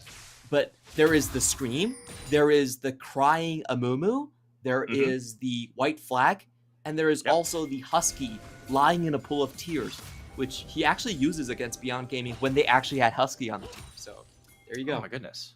Yeah, no. Rest is a guy who thinks about his emotes. Says, oh my goodness, Minji jumping into mission, and it is dueling Chaos Storms. They will both get away. Oh man, that is just fun to watch. Silas is good times. Yeah, mission with a victor, he's not really going to come online until much later into the game. Gemini trying to find something here, but I think they know Kino's missing. Yeah, the question mark things are there. Okay, here we go. They're going to bring Kino to the party. Turns into a 3v3, gets a lick on a Koala, handshake. Dissuades the further action. Minji's a little low to go for the full dive here, and that's the worry, right? Beyond Gaming, they are the triple dive team. They do get the dragon, and we didn't talk about that as much. We were a little focused on Rest emote wheel there, but Hextech, it's a slow stacker. I don't think the Soul is going to be a big point of contention this game. It hasn't been all day, as the games have just ended well before it comes online. So, Beyond Gaming, they're just looking for anything they can find here, down 1,000 gold at 12 minutes. And so far, I really like what Beyond Gaming has been doing. They've been constantly dipping Minji into Fog of War, going towards the bot side, and that just means CFO, they can't really push the wave. They have to back out every time Wako just shoves. It's very dangerous for them because they know the victor cannot match Minji, and the 2v2 would go in the favor of Beyond Gaming. So that's always, I think, a huge difference between your more experienced teams and your less experienced ones. It's just how much you can use the fact that your enemy doesn't know where you're going, but they have to respect you to create those small advantages. Beyond no stranger to it here. Looks like that's the straight drop mid, and ooh, they found a little bit of a timing window. That's going to be at least one plate just off the damage. Here comes Gemini trying to chase him off, and second plate, charge in. They get all of them. Nicely done. And I did get my prediction right. I feel like going for mid lane probably made the most sense here. You want Minji to be fed in this matchup, and he's going to be the main diver here, so his AP is going to translate into the stolen Chaos Storm most likely as well, and you want to make sure he has more priority over the side of Mission. So they've already got, I still think they kept Mission down pretty well this game, so they have stage 1 of the Beyond Gaming Battle of the Banks game plan done. Stage 2 is just about ganking and showing up onto Shun. Here we go. We're going to have 4v3 at the moment. Have to know this is happening on the CFO side. How often do you get to see this happening to CFO? Getting pushed in the bot side. Shun normally dominating his lane, but Wako is no slouch, and on this Jinx he's been playing quite well. Husha back into the middle. Looks for the clone. You see Mission playing to the strong side. It's nice. I think he's kind of learned a few things. Yeah, this is definitely not a great look for Mission, but it's kind of expected given the Victor pick. CFO, I think they're actually still doing fine in terms of the gold lead. Beyond Gaming still need to break open this game with a big play bottom. I feel like that is what's going to make them safe. But the big issue for them is their top lane, there's not much they can do for Rest to give up his Cannon Barrage. Diving into a Cannon Barrage is, I think it's way too difficult for them to actually pull off. So in my view, CFO are actually fairly safe. And the most likely break for Beyond Gaming actually might not be the bot lane, but trying to find a Mission without his flash and breaking open the mid. Yeah, I think you're right. It does open up a fair bit of the map for themselves, but it's just, it is a timer. You're playing into a Gangplank, you're playing into a Victor, you're playing into a Zeri. Like, you've got triple threats in that late game that you need to shut down, like, I want to say like 2 of if you want to get that big play. They are going to try to accelerate this game, though. Wako finds an opening, doesn't opt to try and fire down the tower because he sees Rest coming, who is fully swapped down to the bottom, and now everybody's playing for Herald, it seems. Handshake pulls Husha in, doesn't clone. Gemini and Koala can't really contest, though. Teleport in mid. Shun could be caught out. Does step over the Flame Chompers and sends an Ultra Shock back the opposite way, and that's party of the mid lane. Beyond Gaming need to move fast if they want to move at all. They know they have a 5v4 numbers advantage, and it looks like CFO are happy to trade this one tower for tower, plus the Drake going in. I actually think this is a pretty smart idea from CFO. You don't want a head-on fight that could give Beyond Gaming a big advantage. Instead, they're just trading away objectives and even finding good poke. Yeah, it was really nice. I mean, really not the all-in potential because Kino was right there, but Wako got chunked halfway down, had to burn his own cleanse. Yeah. And you've got a trade of Drakes. The Herald gets taken by Beyond Gaming, but really good advantage there. The drop of the Cannon Barrage means Lekai can't even push the tower. So that was, all in all, 1 Herald for a full tower.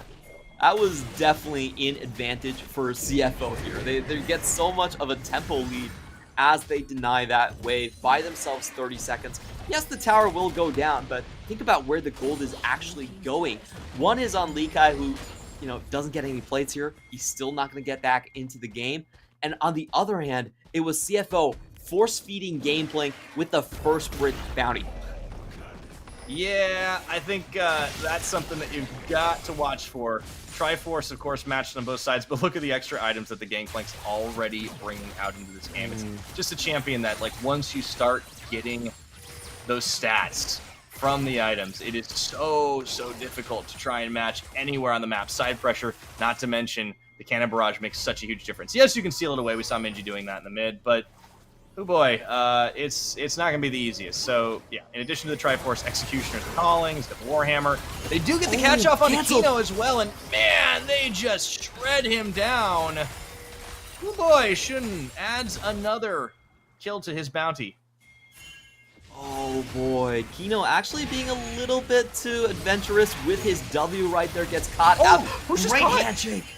Oh my goodness, just right in front and denies it fully. Minji looking for the chase down. They do command Mission, but the friends are here. Shun hops the wall. Mission gets a bailout, will go down nonetheless, and into the play they go with the hostile takeover. Wako may get a kill onto Koala, but man, he looked like he was going to get a kill onto his own team after that. 2-for-1 trade in favor of Beyond as the dust settles. Yeah, I think CFO went a little bit too far. Actually, Gameplank wasn't able to join the fight. Cannon Barrage wasn't up either, so Mission just gets caught out wandering the map again. There it is. There's no like, it's not like he uses one thing for one or the other. Like, he will just slam the emotes. Like, Rest is a player that just loves it. But let's take a look at this. Man, Usha totally stuffed on that. But you're right, CFO, I think they get a little bit too greedy, and Mission's on the wrong side of the river.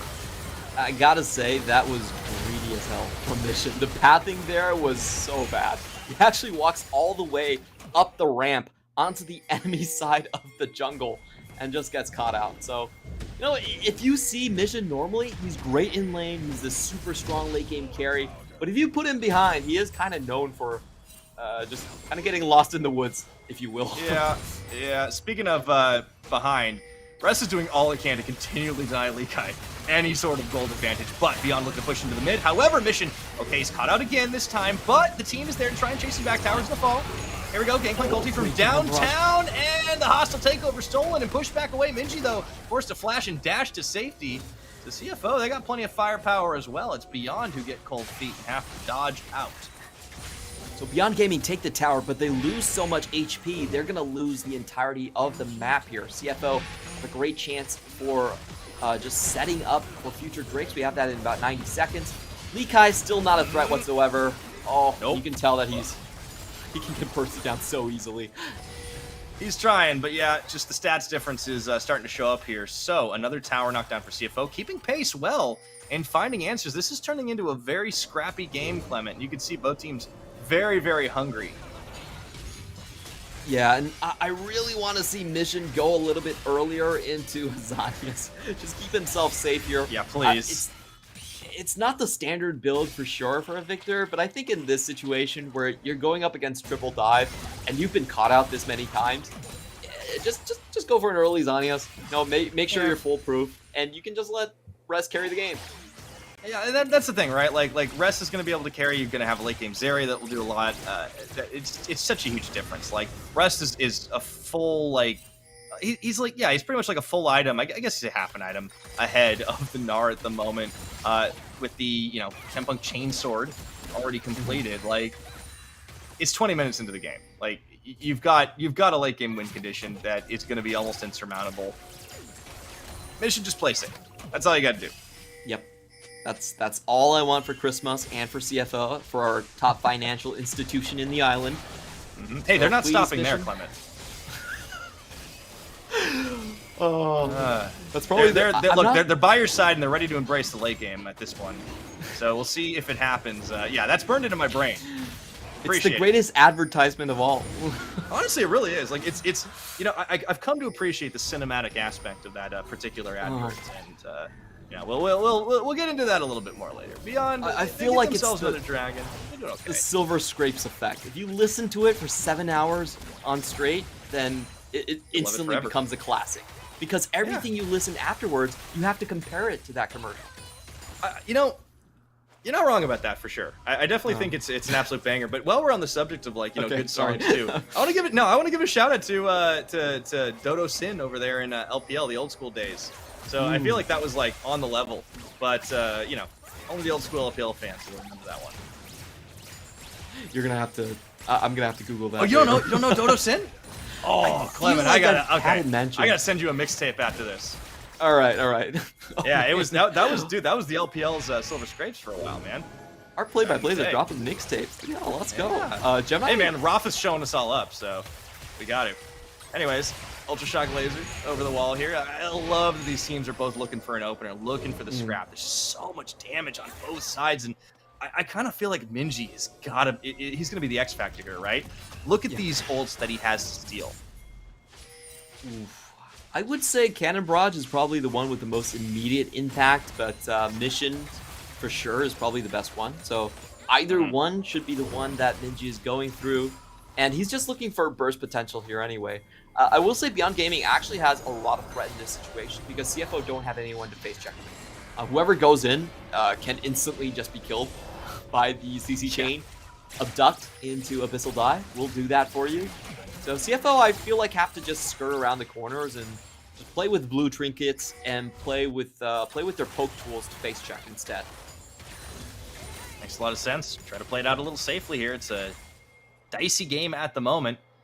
Very, very close. CFO do have the gold lead, but it is only 2,000, and they are down a dragon. Ocean Soul this game will potentially be on the table. I mean, I feel like this is going to be on a knife's edge. It looks like, you know, one big full committed fight going awry could turn things, but both teams well aware of that fact. These are two of our top teams here in the league, and one of the reasons why the Battle of the Banks is such a banger. It's always an upset. That's one of the reasons. That's also true. Every single time. We've had 3 of them, and it's just 3 for 3. Well, I feel like the real upset is seeing CFO win, despite the fact that they're ahead in the standings. Shun gets poked by the rocket. Oh no, Minji's getting caught this time, and I think swallowed up by the Kino. Gonna try to keep him alive with the hostile takeover coming through into the Gangplank ultimate, and the chase is on. Get out? Beyond have gotten away. Can they keep away from CFO? Nobody dies here today. What a hero play coming in from Kino right there. He had exactly the right summoners to get out from that situation. Flashes in, takes away Minji, Abyssal dives away, and then gets out of the Cannon Barrage. That was, that could have gone a lot worse. Oh, yeah, that was a full-on protect the president. What a play from Kino. I mean, his Tom Kench is very, very well known. Back stopped here. You know, he's a great engaged player, but he also knows how to play on the defensive, and saving that tool, even has the QSS, all the tools you mentioned. Now, Beyond do have an opening, and they start the Baron on this one. The back is there. Mission has TP. Might have to spend it. Yeah, they're a little bit slow to the scene. Yeah, indeed. Victor's coming here. And you have to remember, Victor does have the stopwatch. We might just have ourselves a handshake if Beyond want to commit to it, but they want to go for the fight anyways. They find the 2 knockup, and Husha getting melted through by Mission, the Death Laser. Husha getting his, Mission getting his revenge without the smite. Beyond can't force the fight. Lee Kai does just barely get to gnar his way away, and Gemini getting a bailout, but Wako takes him down all the same.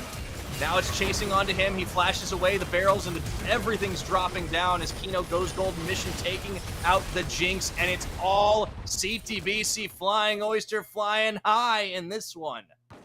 Yeah, Husha doesn't even get the Cyclone, the second Cyclone off, just gets instantly popped there by Mission. He's been farming up the storm. Time. Kino has nowhere to go. Goodbye, Toad. Oh, he gets the execute! Oh my. Probably still loses the Baron, but... that's honestly that's super worth because they didn't even get to take Baron.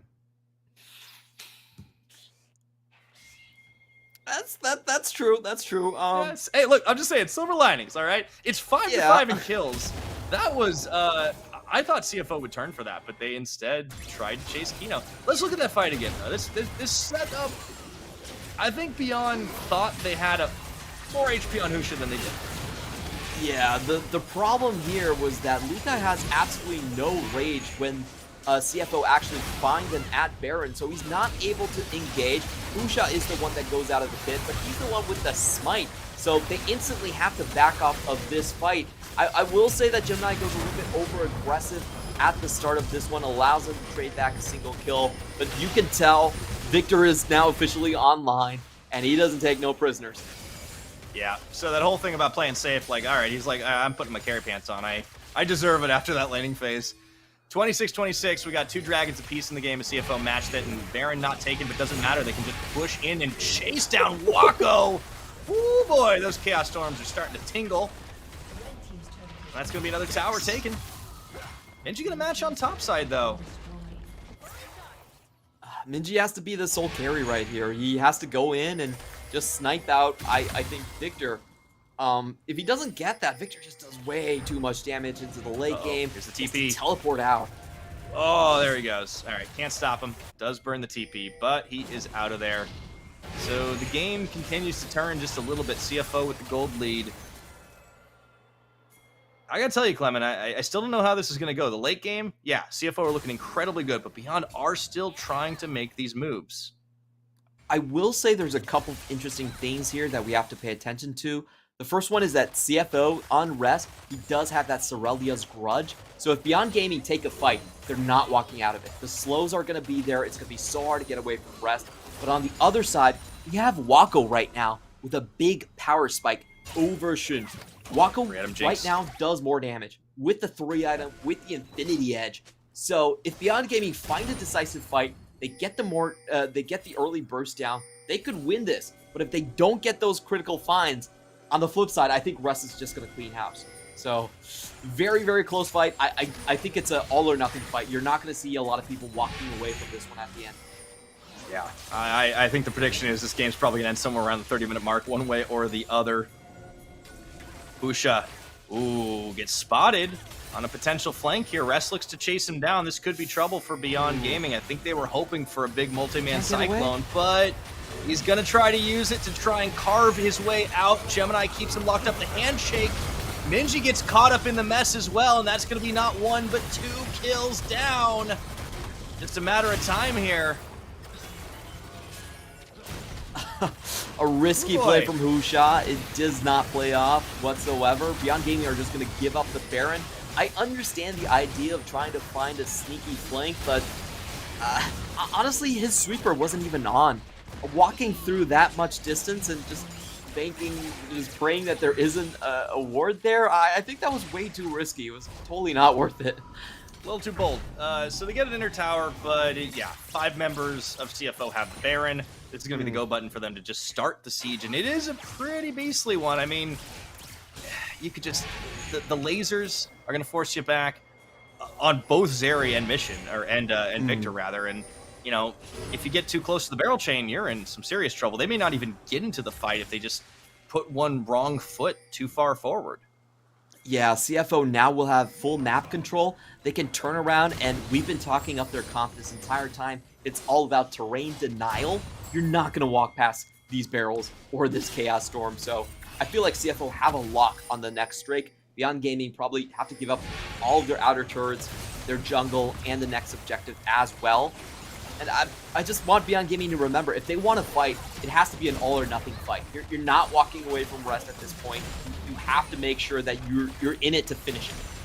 Oh yeah, you got it. Like, one way or the other, you got to full send it. Otherwise, you're just straight up losing anyways. So we'll see if Beyond can hold on. 30 minutes have elapsed in this game. CFO in the driver's seat, looking for the finisher, looking for their first victory in the Battle of the Banks, conquering their Beyond Gaming demons. Looking good right now.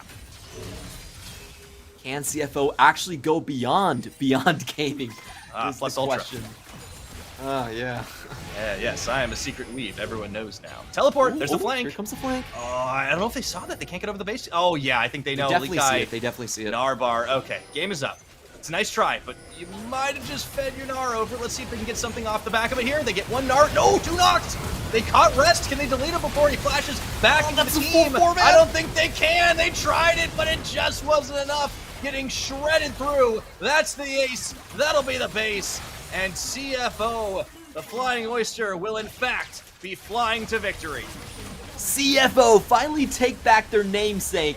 They are the top financial institution. They are our sponsors, and they are gonna come in and wipe this one down. Congratulations to CFO finally finding their first organization win over Megabank Beyond Gaming.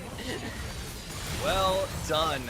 CFO improve to 9-3, looking to challenge for that top spot, and we expected this based on their spring performance. They've had a couple of stumbles, but all smiles here as they take down Megabank Beyond Gaming. Yeah, top financial institutions. Also, how about this for a top team here in the PCS? They have taken this league by storm.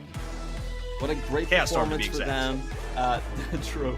The last fight, I really think that the MVP for me in this game, even though I would say the baseline success mainly came out from Rest, Koala played his heart out.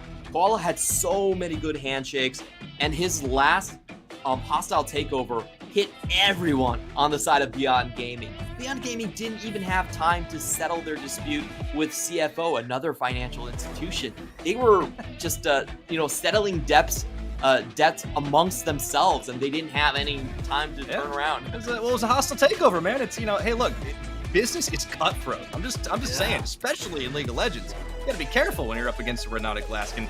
Yeah, Koala played incredibly well. I think he is a very, very solid support in a league that has so many good ones.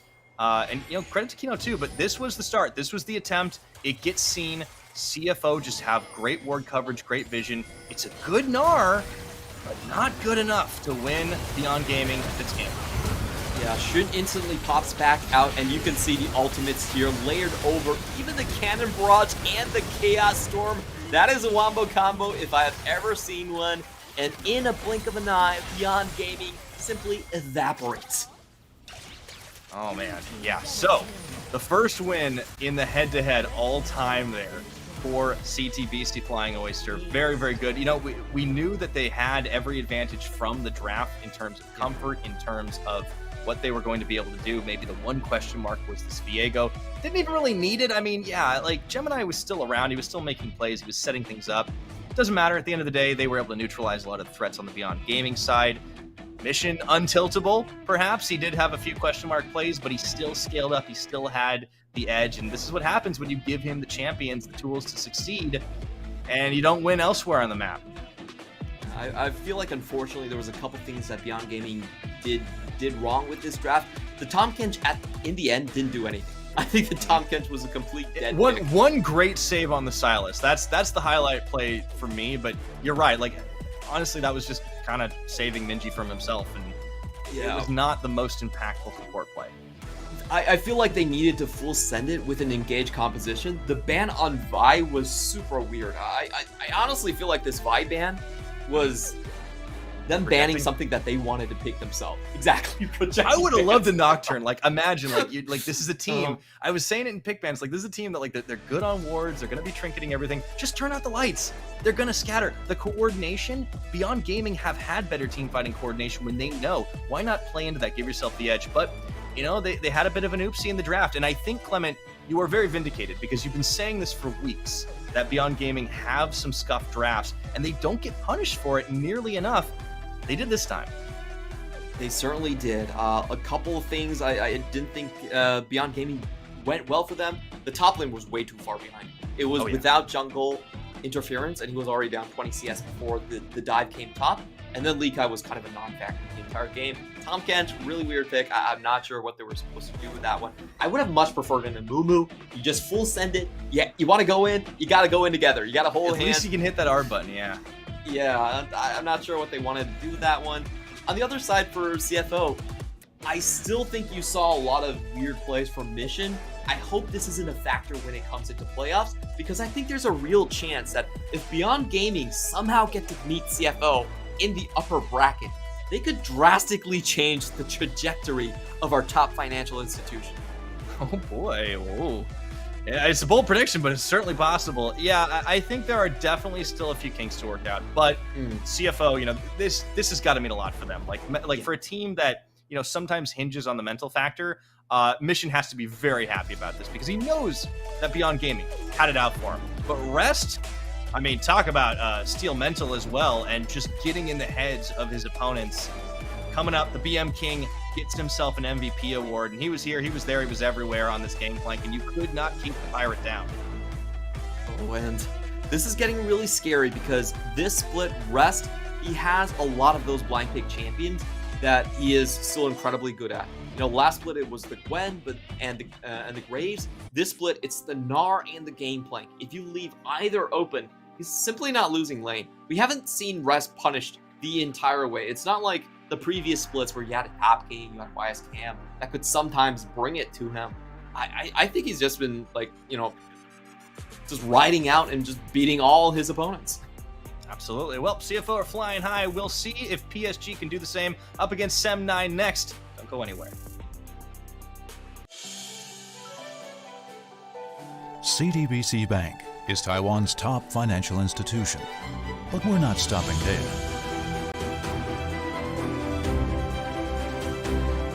We're crafting an international brand and already have over 370 outlets in 14 countries. We are by your side, ready to embrace the future. But it's never enough. I try to take you through to the end and love you till the end of time. You always get what you want, that I won't stop fighting till you understand, that I'll love you till the end of time.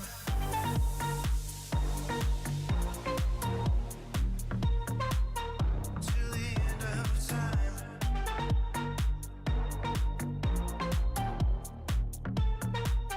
Till the end of time.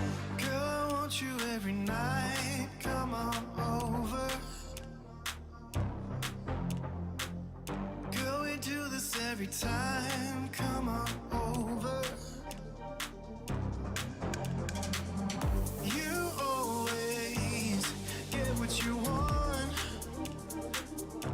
that I won't stop fighting till you understand, that I'll love you till the end of time.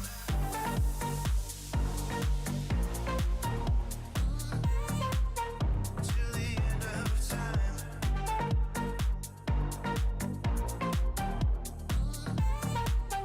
Till the end of time.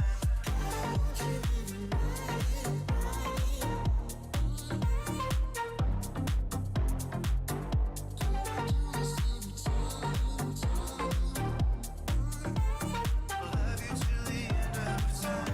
Girl, I want you every night. Come on over. Girl, we do this every time. Come on over. Love you till the end of time.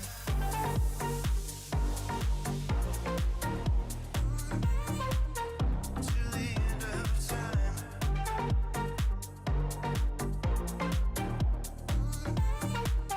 Till the end of time.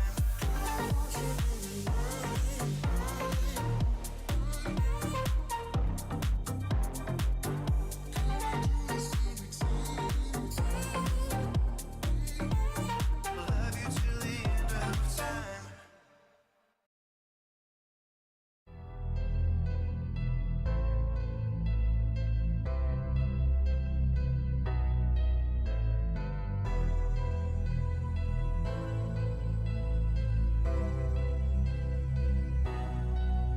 I had a dream I was chasing. I was facing intimidation, but I stuck to the basics. None of that public relations, the rest of y'all was out on vacation.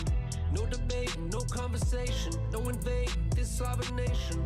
I was tested, invested, and blessed, and you guessed it, I made it.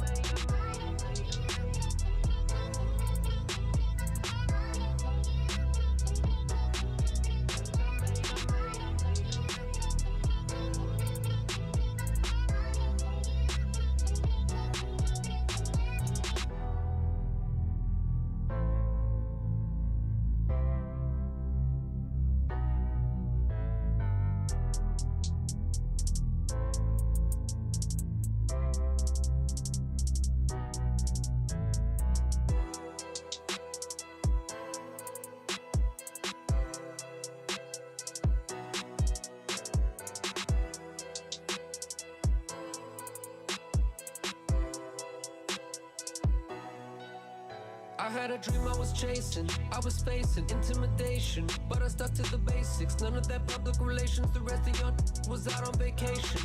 No debating, no conversation, no invading this sovereign nation.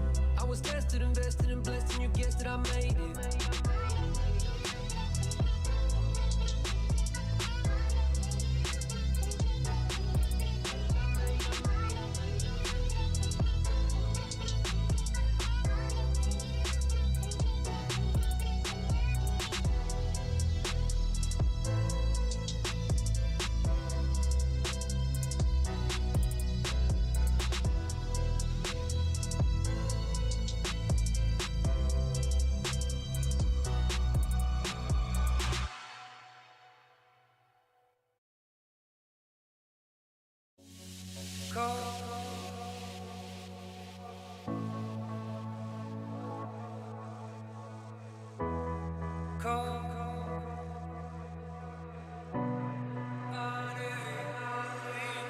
I'm waiting for your call, and all I've been risking all. So tell me where to go, tell me where to go tonight. The cold is caving in, my patience paper thin. So tell me if it's wrong, tell me if it's wrong, alright.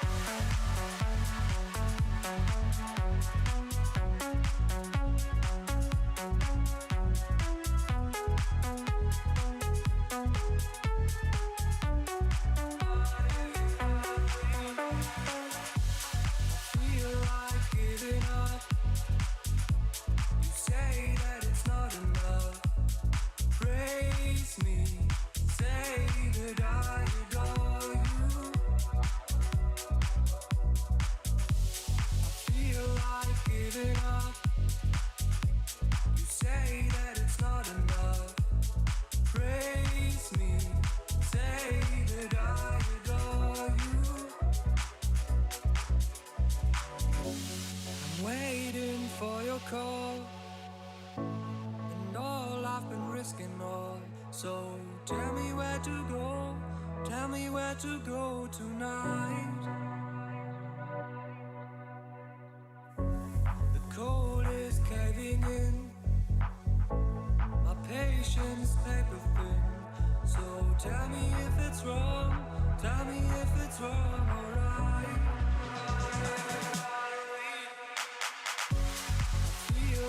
Giving up, you say that it's not enough.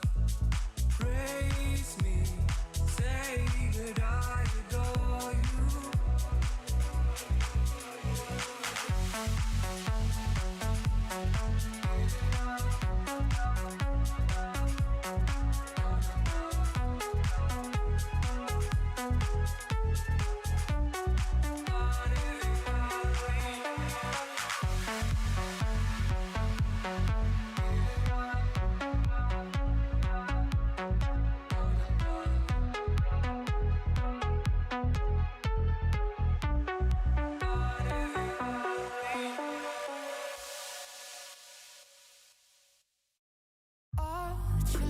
is a feast for the lions. Tell me feel alive. Hold my hand, I can be your eyes. It's a fairy tale in disguise. Stars to fight, stars to fire. We'll keep the heat on high, and we'll let it simmer, let it. We'll fly the line, break the rush, turn the tide, 'cause we're big enough. We'll find a time, and still alive. Yeah, darling, forever give it up. Yeah, darling, forever give it up. Yeah, darling, forever give it up. The boiling point as we know it is close to frozen. What a time to feel alive. We'll be by the river when the floodgates are open. I think about it all the time. Stars to fight, stars to fire. We'll keep the heat on high, and we'll let it simmer.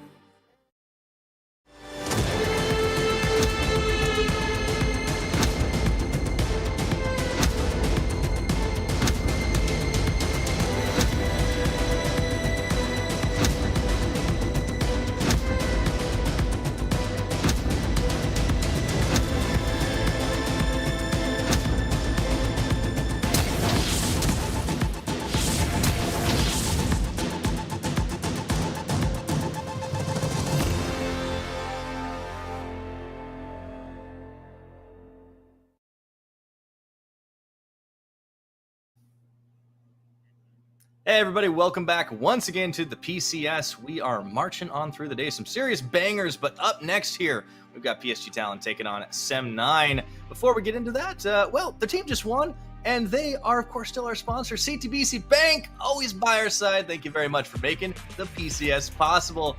Now, Clement, PSG Talon versus Sem9, it is lopsided as far as the standings are concerned. But PSG did just lose yesterday, and Sem9 have been showing some improvement, so maybe it's closer than meets the eye. But a big story to cover, I think, is the fact that PSG could be our first team to lock playoffs with a win here today.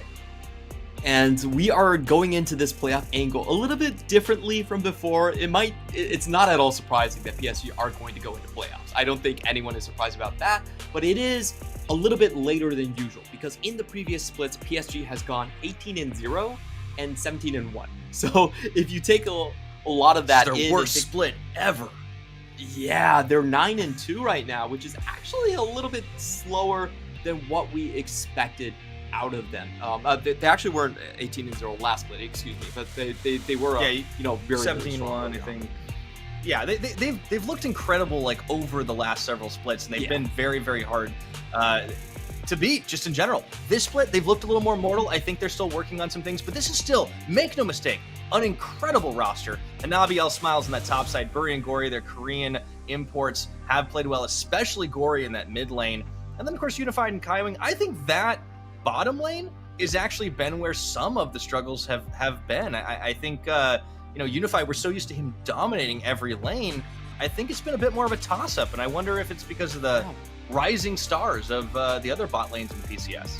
It definitely could be. Now, to be fair, I don't think Unified has had a lot of standout international performances, and the reason is the opposition is just that much stronger. We have seen this split as well. Unified tries to go in, makes those do-or-die plays, but a lot of times he actually ends up on the losing side of those split-second mechanics. We'll have to see if he fares a lot better here against Ashing and Caspiel, which neither of them actually are AD carries.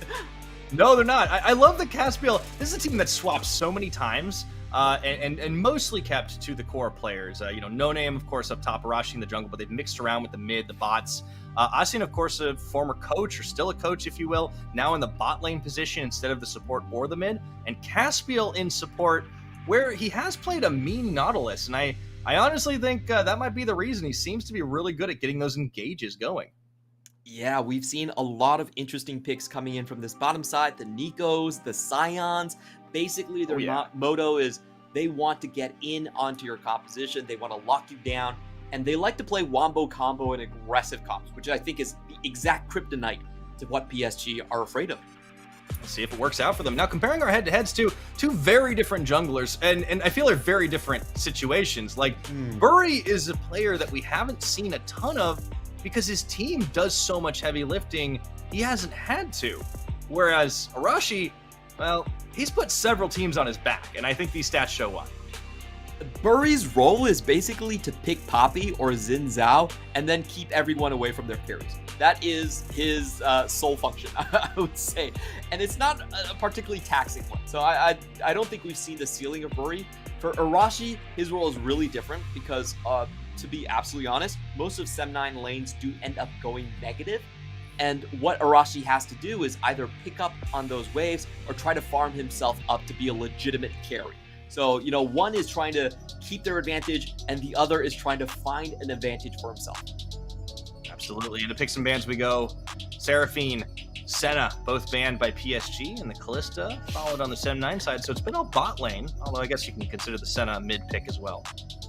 Yeah, the Senna pick does enable a lot of tank shenanigans from coming out. You have a tank with a lot more money to spend, like the Scion, like the, I think they might have even went for a Mundo once, but they go for these really weird picks, and the Senna's there, that champion gets a lot more gold than via frontline. So I think PSG very smart to take away those shenanigans.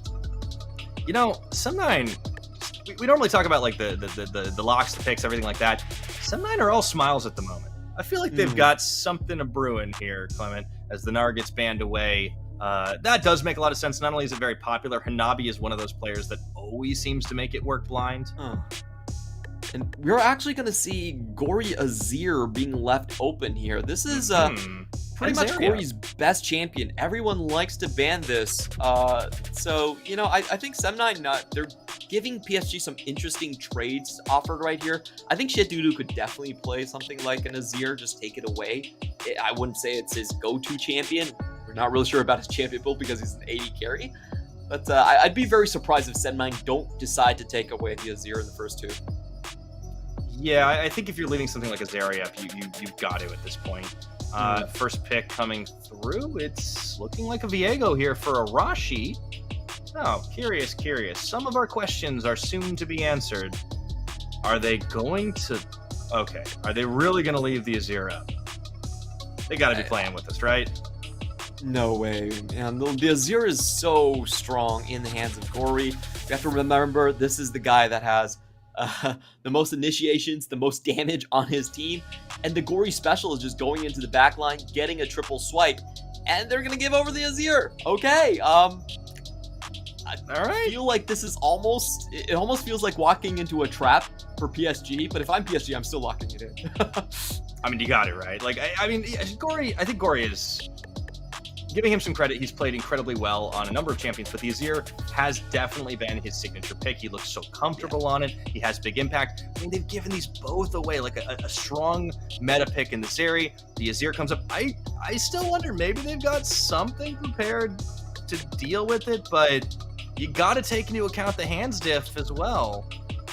So what PSG has been falling prey to is going for very slow compositions, not packing enough engage, and then just getting ran over by teams with stronger mid games. We actually saw this versus Jewish Team, and yes, you didn't hear that wrong, against Jewish Team, and also DCG at the same time. So I think Sem9 are setting up a trap. They're leaving their mid lane picks for later. They're probably going to come in with very strong tempo champions.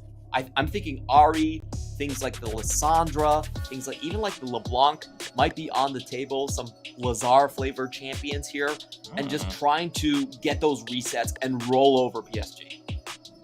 All right, let's see if the prediction comes through here. Silas being hovered for Shitdudu right now, has played it a couple of times already. Found moderate levels of success. That's the lock. All righty. It does give them a lot of potential to find picks. Not exactly a tempo champion. I would not label Silas as particularly strong in the early game. Much more about scaling. But you can see the direction that Sem9 are going for. I feel like this is a lot of dive potential. It's about reset. It's about burst. And they probably need a couple more engage picks just to round out their entire champion pool, which I would expect coming in from the bot side. You can see PSG already know that. They're going to ban away the Nautilus. Most likely the Leona to follow. That would be the standard ban, but I'm not sure if they're going to throw that against Caspiel because I don't think he plays the standard champions either. Yeah, I mean that's one thing. It's kind of hard to tell. I like the Poppy ban away by Sem9 though. That they're trying to like deny that because it's a really easy counter to like this type of like hard reset, like dive in composition. The Trundle also banned away. So whatever they've got planned with this comp, I am curious. You know what No Name's gonna do, what Caspiel's gonna do. So far, No Name's been really strong in lane. I've been impressed by him.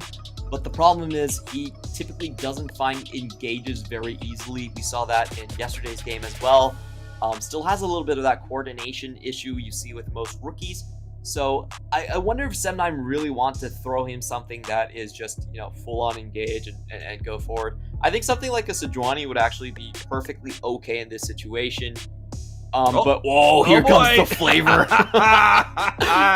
All right, Caspiel, he just says, okay, you're not going to let me have a dredge line. I'll just take a hook.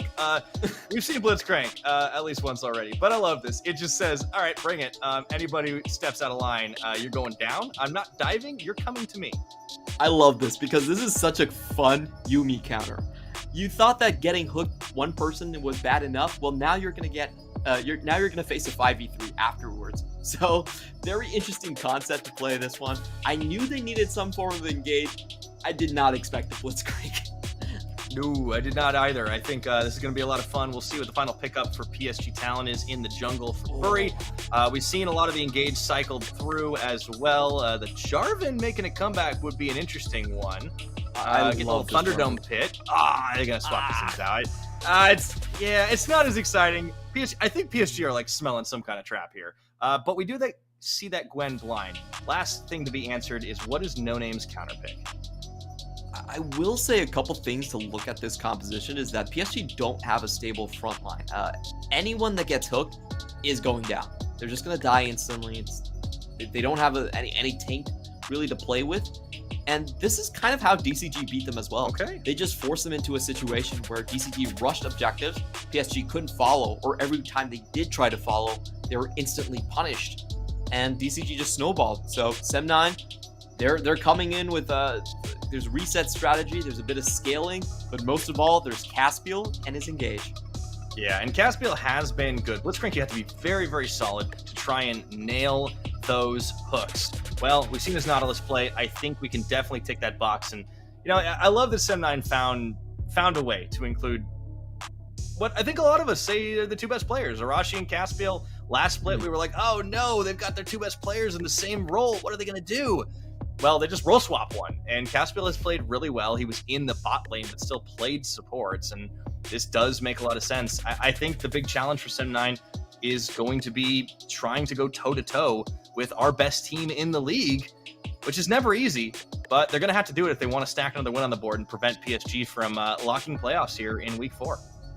I could see a lot of potential in this draft. I feel like the level ones are going to be interesting. The level 1 from PSG is actually incredibly weak. So Sem9 can get a level 1 side swap, a vertical jungle going, whichever side they want to go. If you look at this composition, you're coming in with Rocket Grab, you're coming in with Chain Lash to slow people down, Oskanda Duck if you want to, and most likely Counter Strike. This is probably one of the strongest level 1s you could possibly draft. And if Sem9 used this correctly, it could shut down one side of the lane. It's just a matter of which lane they want to shut down. Oh, yeah. Well, we'll have to see if they can do it. I feel like this is a very telegraphed strategy for level 1, but we'll see if it still pays dividends. All the same, you don't need to obscure everything. Sometimes just the threat is enough to get you a little bit of an advantage. But onto the Rift we go here. Sem9 looking to do not the impossible, but very much the improbable and get a win over PSG Talon. One thing we didn't talk about as much with the Blitzcrank showing up here is this Jax for No Name. I think it gives them some solid scaling, not to mention a pretty constant side lane threat. Like, in the late game, I actually kind of like what Sem9 are bringing. Yeah, for the most part, we have been seeing Jax been able to win over their lane, and I all think we remember Taco Jax that just absolutely bludgeoned Hanabi and Gory in the side lane. So we have to say this has been successful before. So Sem9 clearly doing their homework. Will this iteration work out? Not going to find a level 1 play anywhere, but that's okay. Just do what you can. I Blitzcrank for Caspiel. Oh, that's the most annoying skin. Yeah, the hook is the hardest one to spot. You can't really see the hand as it goes out. I feel like it's a little bit less obvious than the other skins. But in terms of the laning phase, it's very difficult to win a lane with the Blitzcrank there. I think this is a lane where you have to expect Unified and Kaiwing to be shoving in a little bit earlier on. Though the hook threat definitely is going to be there. And as a Yuumi, if you get hooked, it's a 2-for-1 deal. Yeah, just yoink the cat. I kind of feel like Sem9 can just use this to their advantage. They don't actually have to go for the hook. They can just threaten it constantly. And it's just going to be on Caspiel to find the right moment, find the opener. And starting out, Asin getting a good start in that bot lane. We'll check in everywhere else on the map, too. No Name versus Hanabi. Hanabi is no stranger to playing weak side top.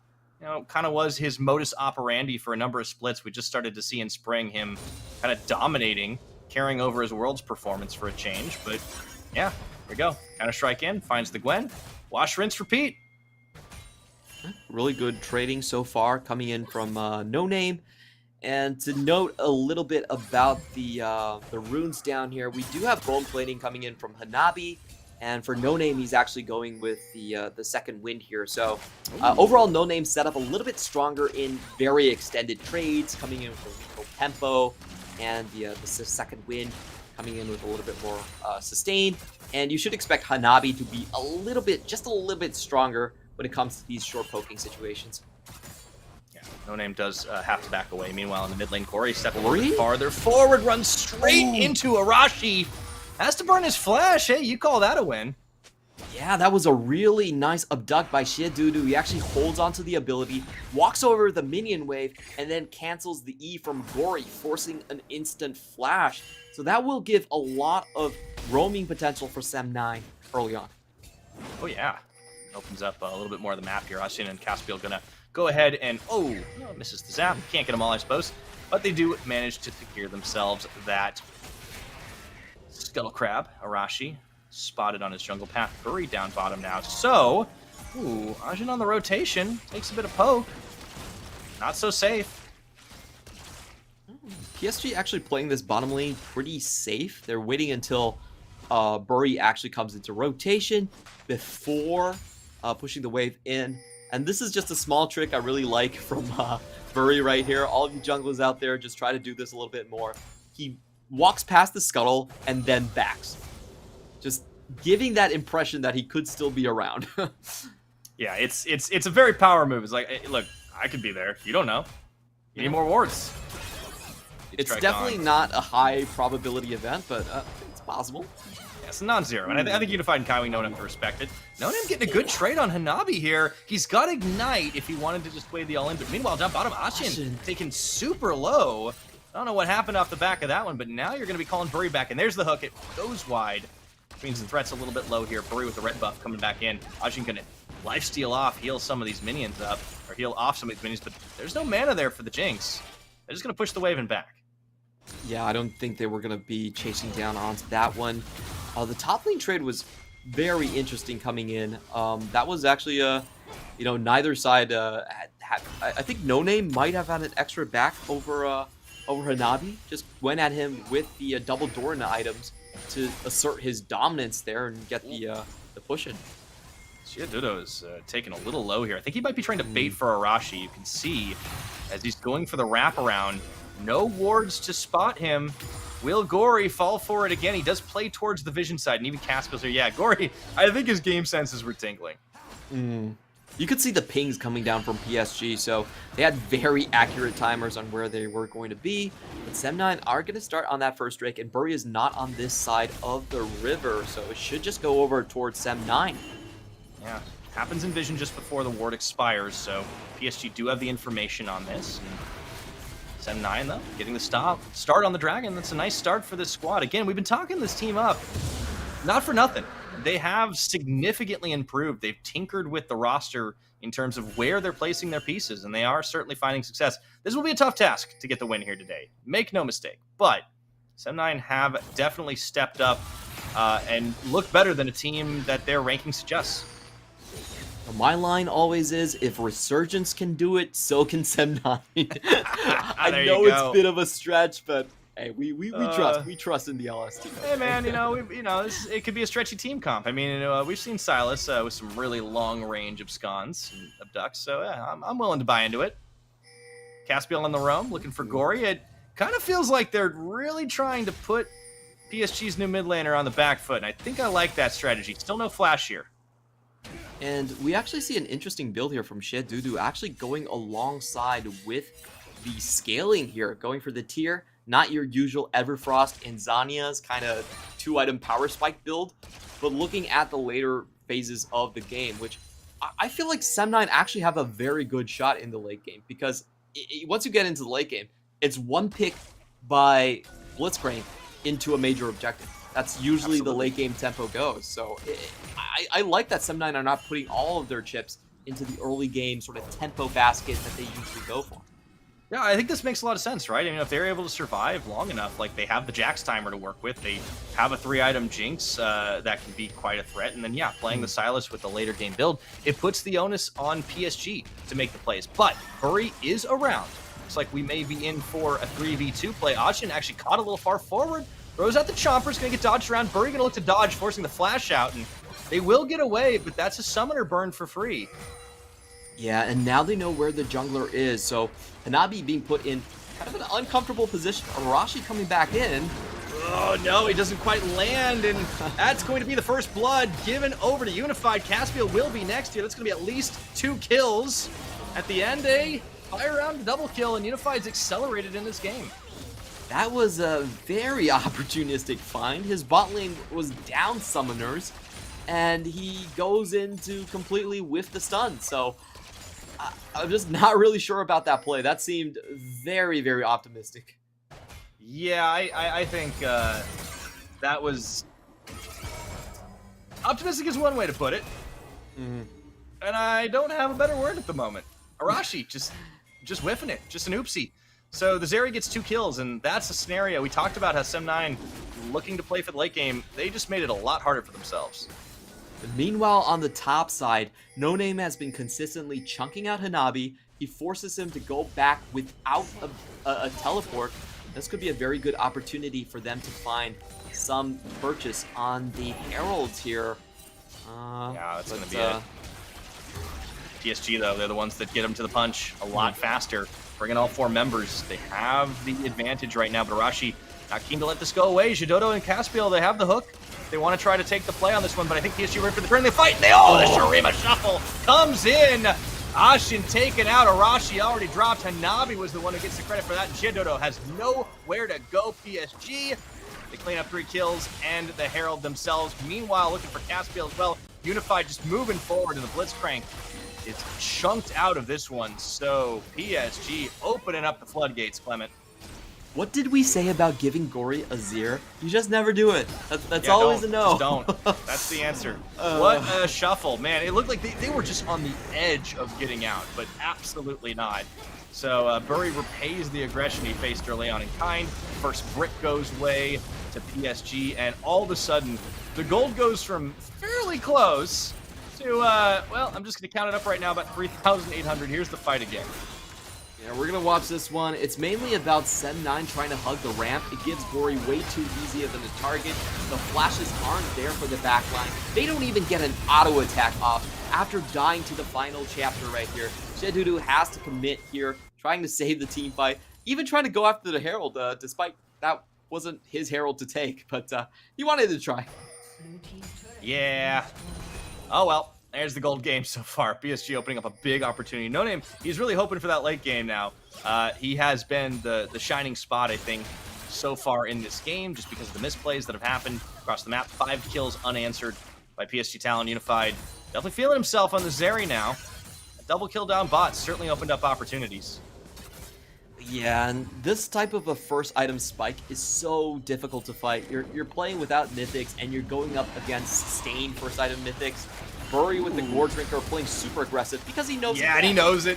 He knows it. He had backup. He's good. Another shuffle back as soon as it was off cooldown, it seems. Caspiel And Ashin going down. It's dinner and dessert for PSG as they grab themselves a Drake to go with that double kill.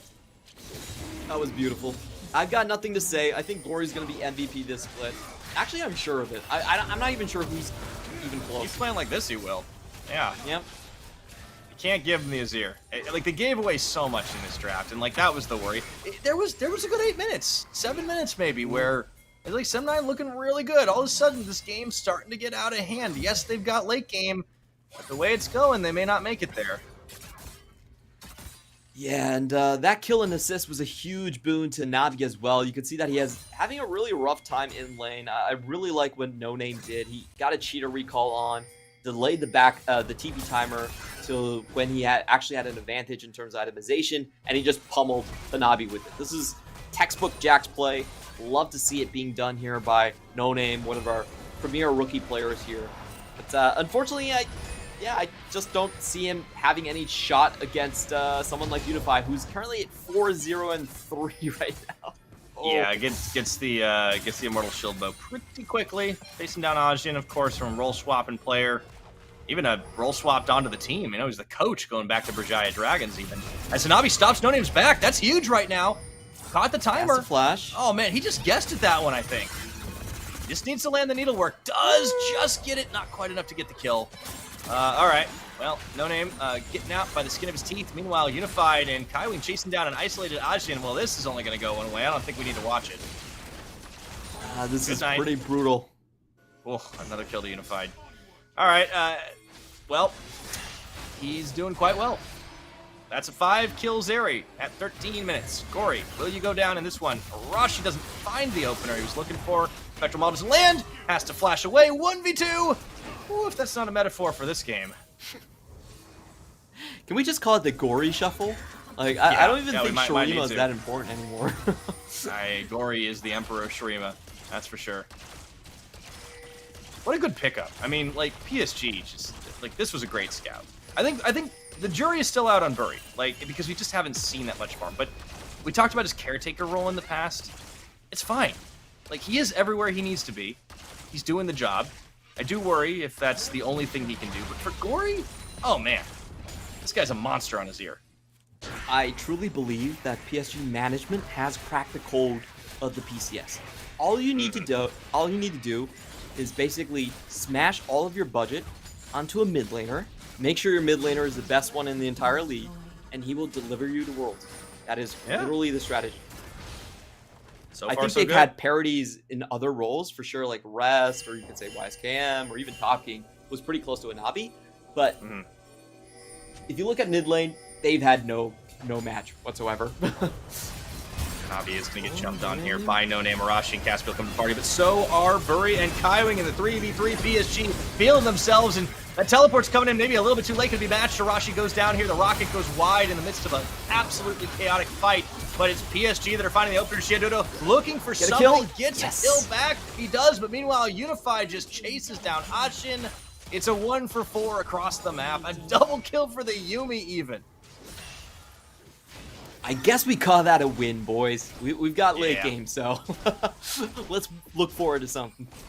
Well, 15 minutes. Late game is still a ways away as tower will fall. That makes it a round 3 as the map is wide open for PSG's take. And I think we're well on our way to seeing our first playoff lock in the split at the end of week 4. Did take PSG a little bit longer than usual, but does seem like they will be getting there.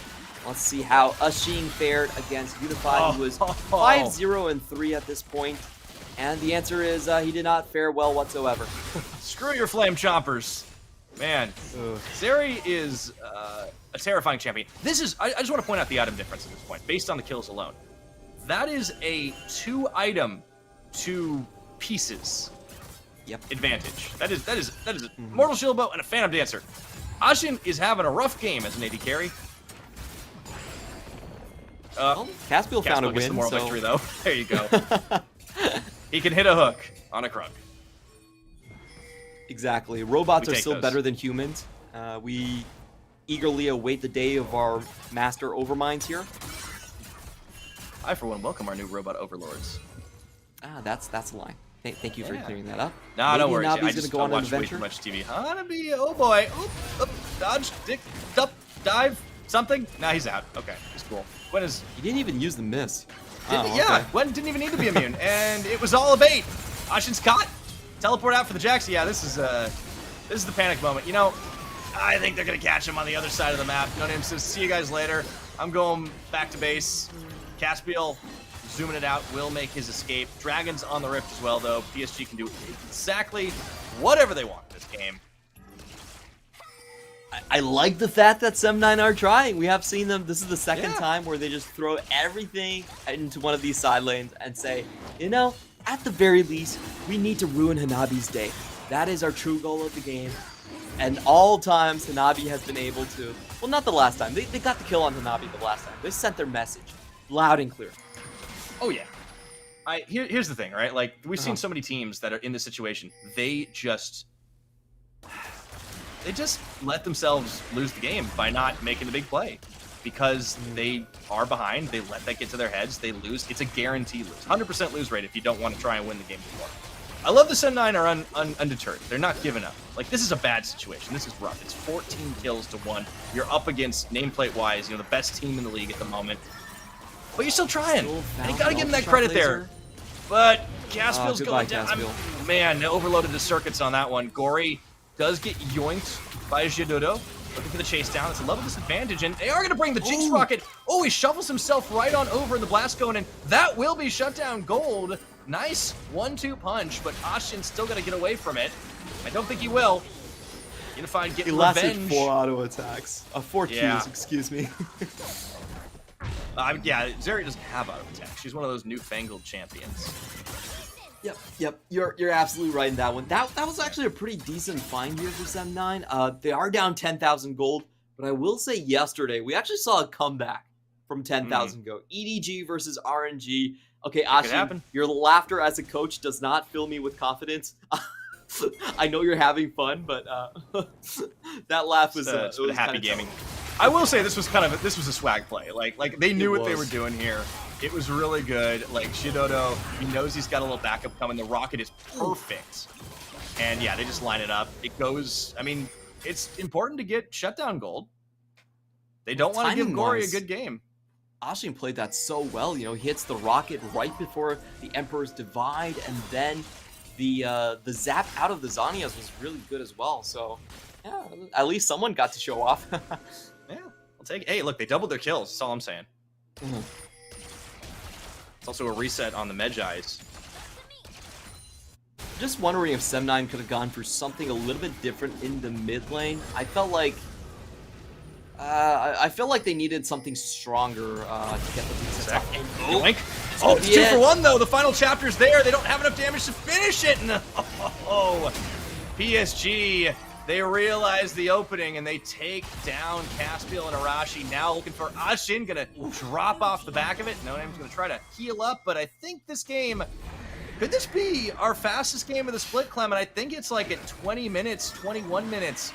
We're not quite there yet. Harold's like charging in. 340 or 22 something. Oh yeah, it's definitely going to be one of the fastest. This is definitely the record. We might get a dancing Shelly. Oh boy, yeah, it really might happen right here. Let's see if someone can stop it. Don't let her do it. Oh, she's still alive. Oh, they got her. 230 hit points. Gotta let this happen. No, Name, how could you? How could you? Shelly has a family. Oh man. Wait, is she related to Baron? Is that why she lives in this house? Pretty sure she's a void creature. Okay. Well, are all void creatures family? They've got that purple DNA, so I think so. I'm willing to go with you on this journey. It's like a Zerg thing, right? You know, they're all related, sort of. Yeah. So Belveth is, man, if she kills Baron, like that's messed up, man. All right, that was a backstop that Jidodo just pulled off on Hanabi. Was this a solo kill? No. Well, yes, it was. The other way. Okay. Yep. Kanabi got the buffs and the tower shot to go down. Really nice dancing. Wow, that distance control was quite impressive for Hanabi. He walks back just on the edge for the extra tower shot there. Beautiful stuff. Oh yeah. I mean, Hanabi is a player that just he knows the ins and outs of just about everything, right? Like I think such a experienced player, is a veteran at a young age. I think it's worth talking about, and he's gone through several iterations of not just this roster, but also going back to Flash Wolves days and everything. And I feel like he's unflappable. Like even when he's struggling, and obviously a player that just like he always shows up. PSG chasing after history right here. There are no Nexus towers. This is the last stand for Sem9. Oh, they've got Gory. Oh, they do catch him, but will it be enough? I don't think they have the damage. They're really trying, but that's going to be the shuffle. And I think Sem9 are going to fold with that. They will all drop, but No Name. Unify looking to pad a few more stats, but the game ends 21 minutes and 40 seconds. I gotta say, this felt like a warm-up game for Gory. Most of his catches on the Azir, he didn't even have to burn flash for them. It was just straight line shuffle.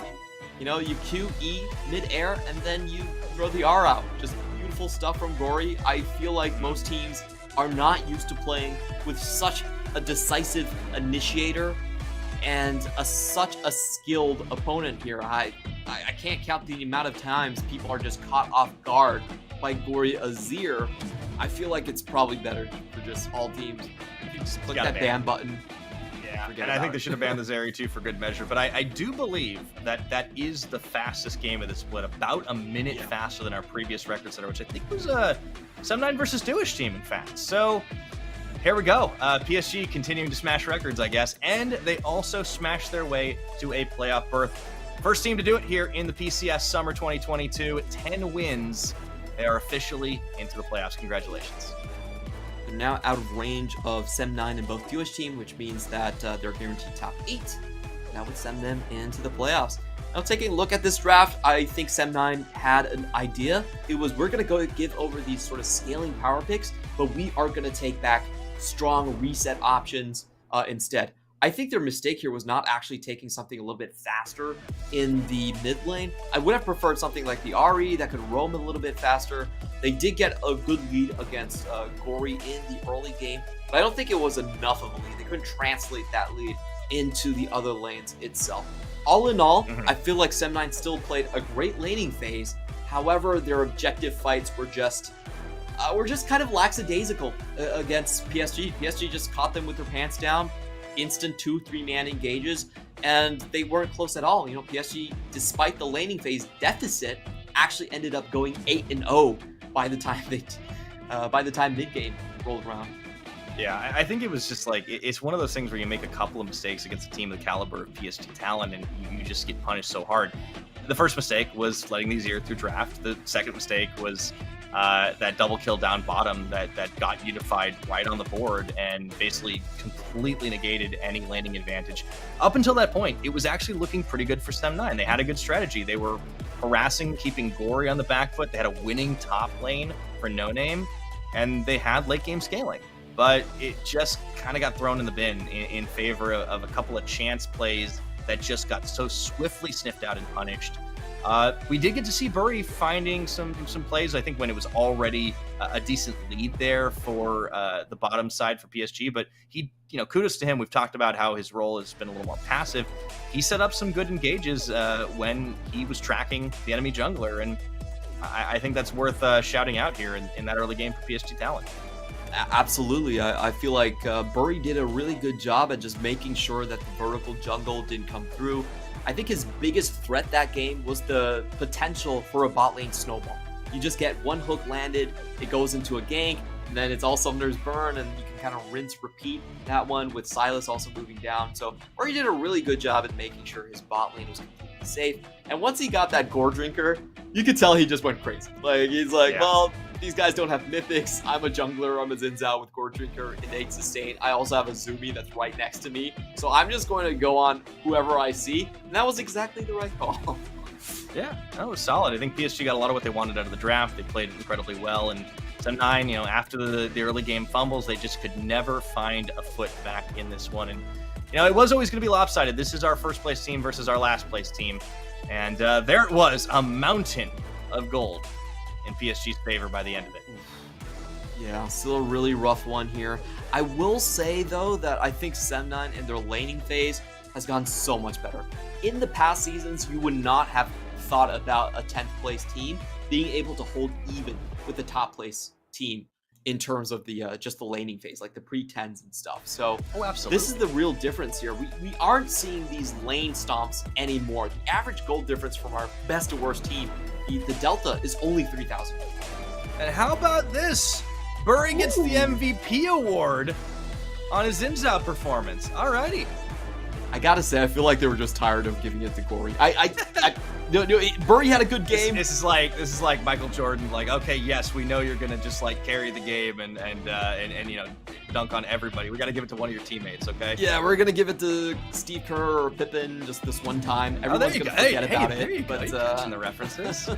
All I gotta do is drop Chicago Bulls for you, right? Okay. I love it, Clement. I still feel like Gory was the MVP. No flame he towards had Gory, but so many highlight I think the most shovels. critical plays were his. He did. I think, you know, one or two mistakes maybe, right? Like I think he did get caught out, like that play in the jungle. It was also just really good play. But overall, PSG, they just conquered. Well, we're 4 games in. We got 1 left on the docket. It's Frankie Sports versus J Team. Don't go anywhere. You won't want to miss that coming up next. CTBC Bank is Taiwan's top financial institution, but we're not stopping there.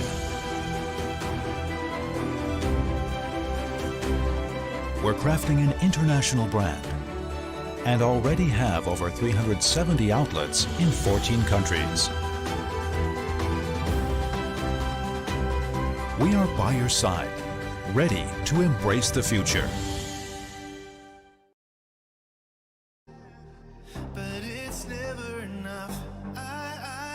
Try to take you through to the end and love you till the end of time. You always get what you want,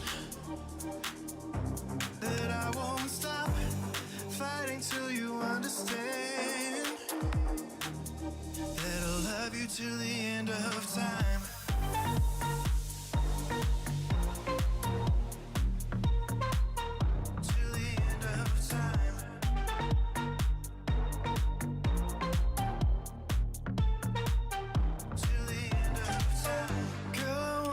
Every night, come on over. Girl, we do this every time, come on over. You always get what you want, that I won't stop fighting till you understand, that I'll love you till the end of time.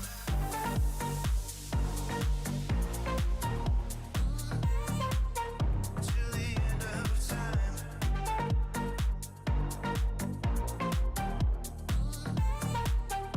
the end of time. Till the end of time.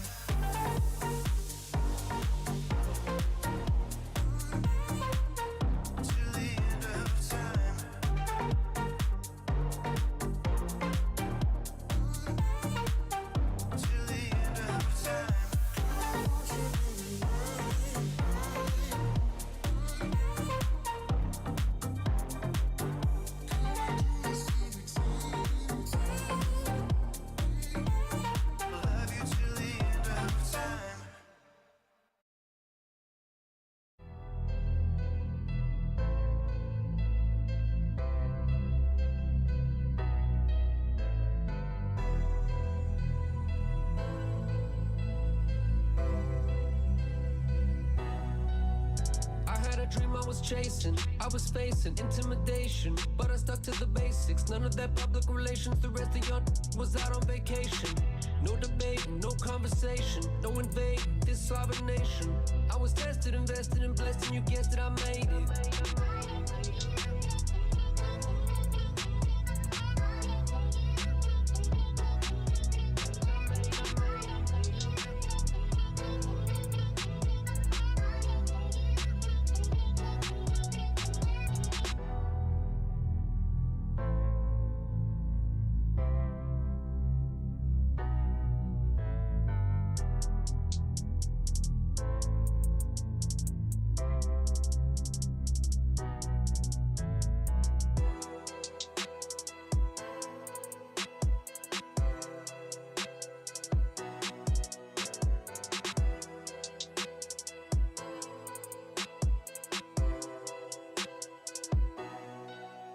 I had a dream I was chasing, I was facing intimidation, but I stuck to the basics. None of that public relations, the rest of y'all was out on vacation. No debate, no conversation, no invading this sovereign nation. I was tested, invested, and blessed, and you guessed it, I made it.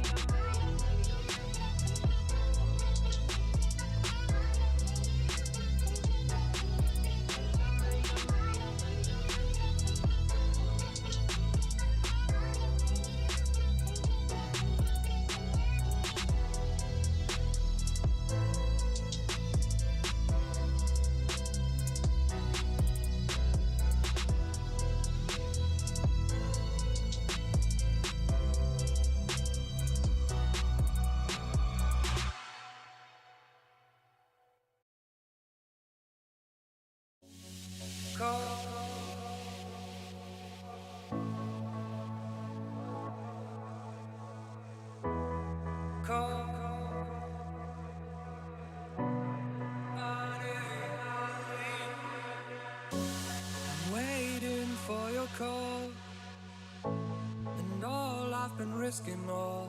So tell me where to go, tell me where to go tonight. The cold is caving in, my patience paper thin. So tell me if it's wrong, tell me if it's wrong, alright.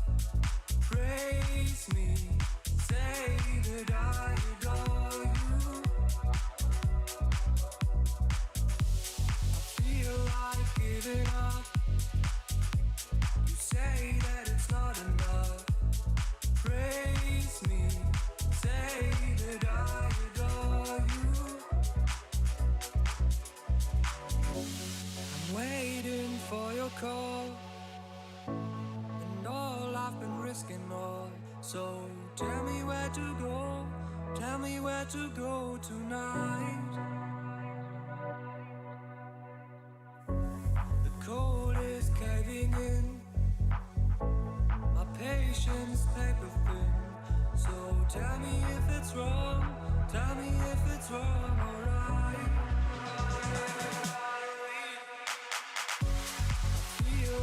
Giving up, you say that it's not enough. Praise me, say that I adore you.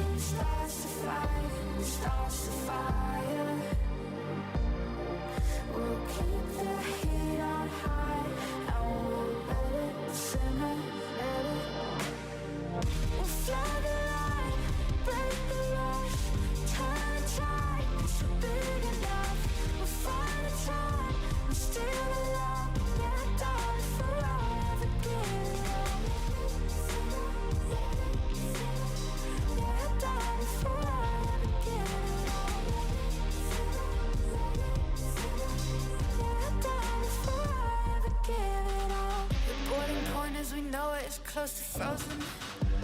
What a time to feel alive. Will we by the river when the floodgates are open? I think about it all the time. Who starts the fire? Who starts the fire? We'll keep the heat on high. I will let it simmer.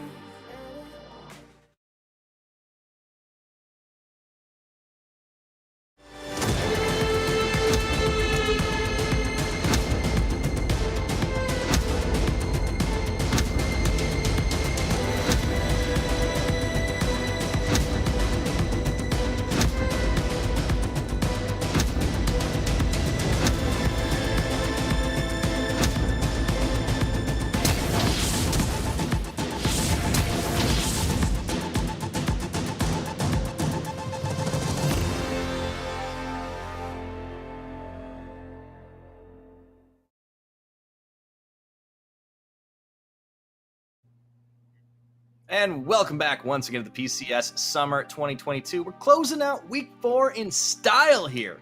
The matchup of Frank Esports taking on J-Team. But before we get to that, one final time, I would like to shout out our wonderful sponsor, CTBC Bank. Because, of course, they aren't only Taiwan's top financial institution. They're not stopping there. They're looking for a title as well. CTBC Flying Oyster looking solid. But about this game, Clement, J-Team, they've been flying high as well. Frank Esports, they're searching for a win because they got, I want to say, a little handled by Jewish Team yesterday. They definitely were, and I hate coming back to this, but it's still the same sort of problems on Frank Esports. If they win, they usually do it through top lane, and then they dominate their opponents by just crushing them through individual play.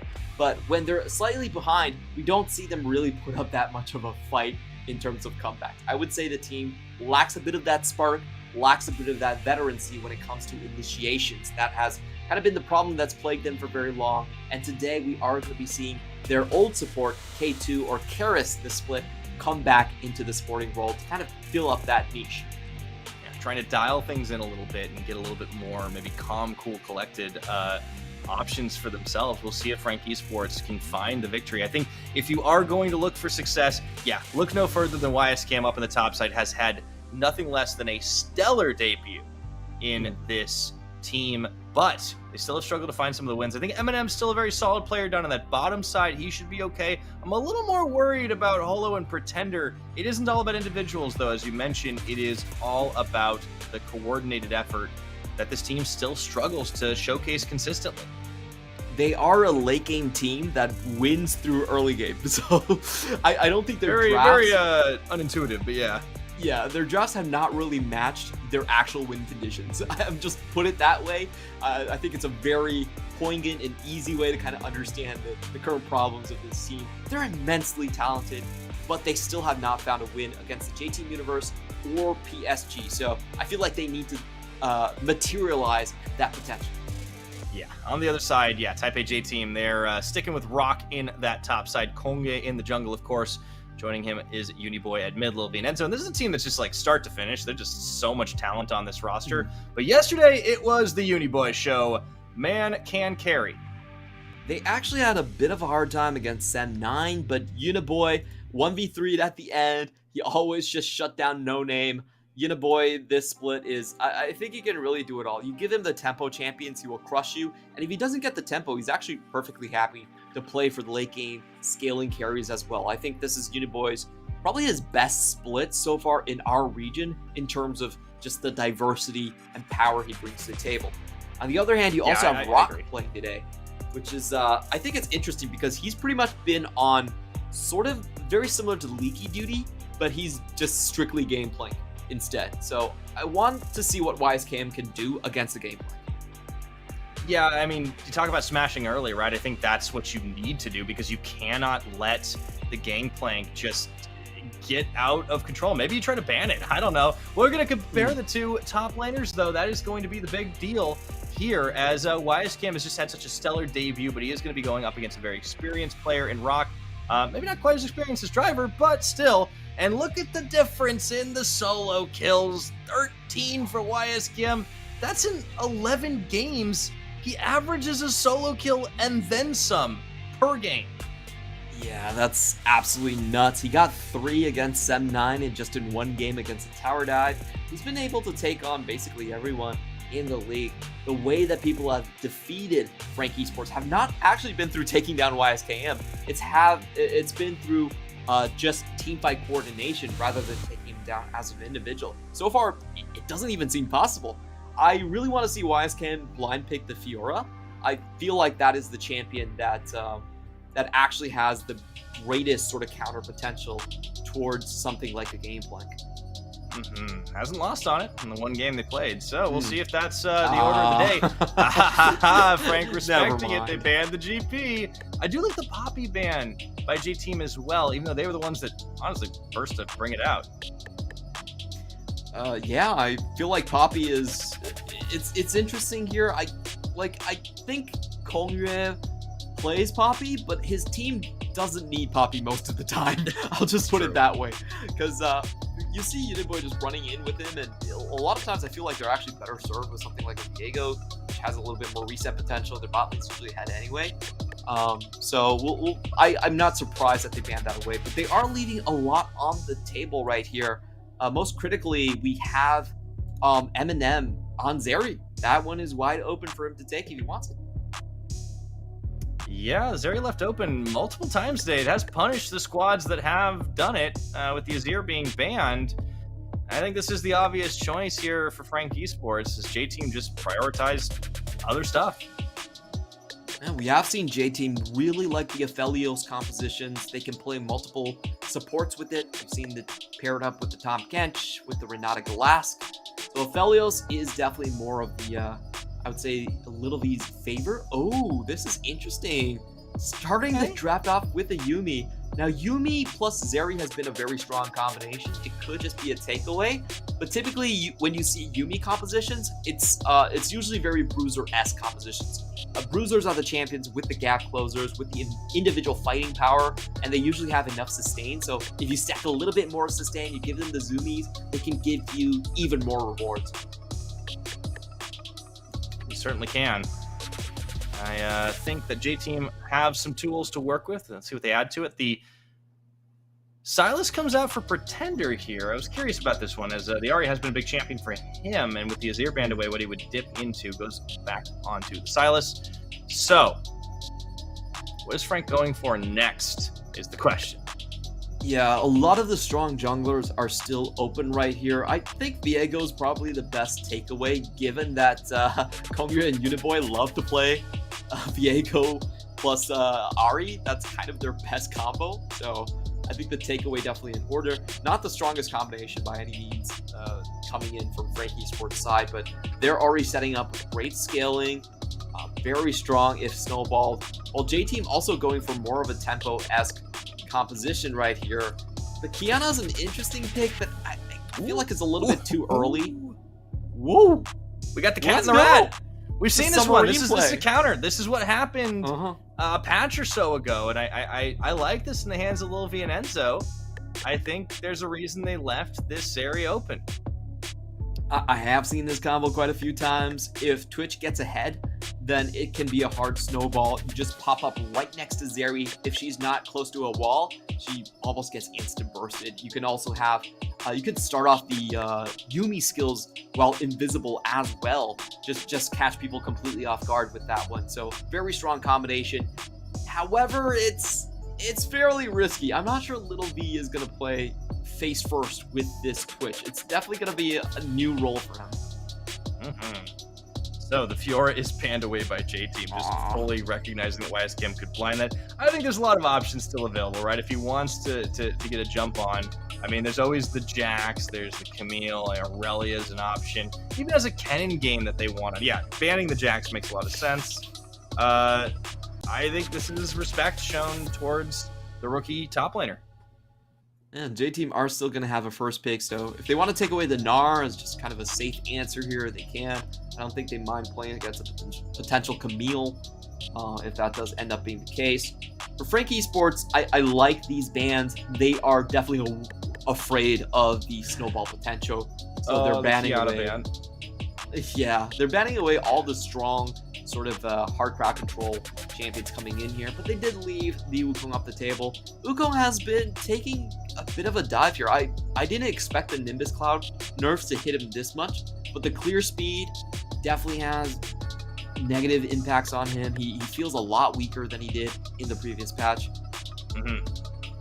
I still think Kongye is a player that can have a pretty outsized impact with those double cyclones.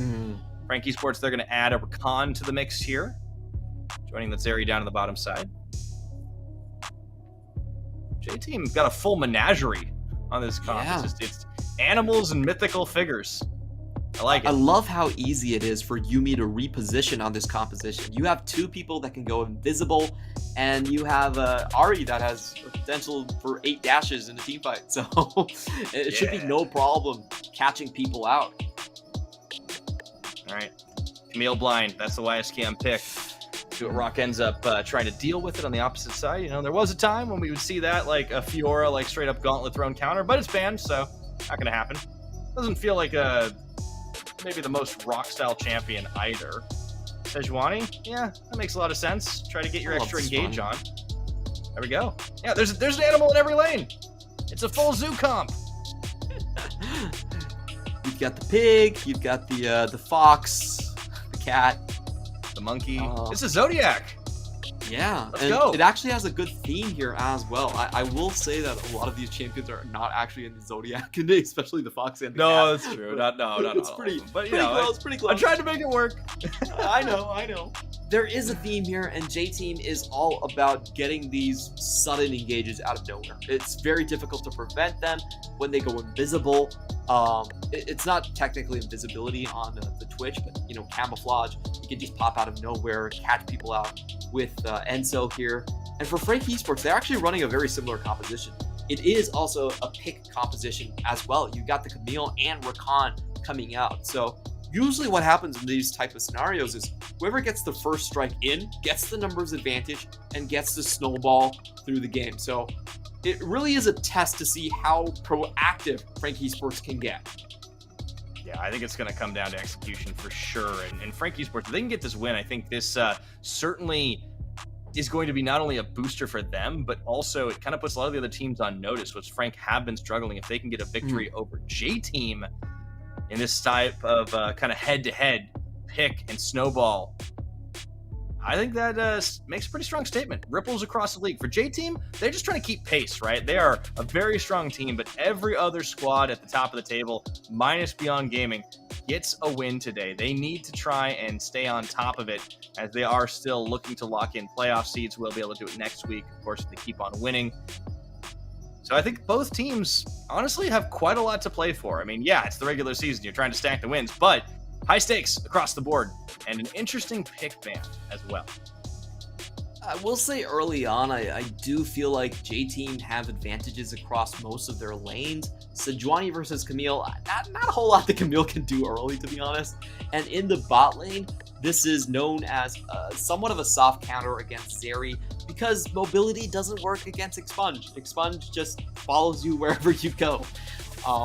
I feel like J-Team is going to come off to a good start, because all three of their lanes, in a technical aspect, all should be coming out slightly ahead.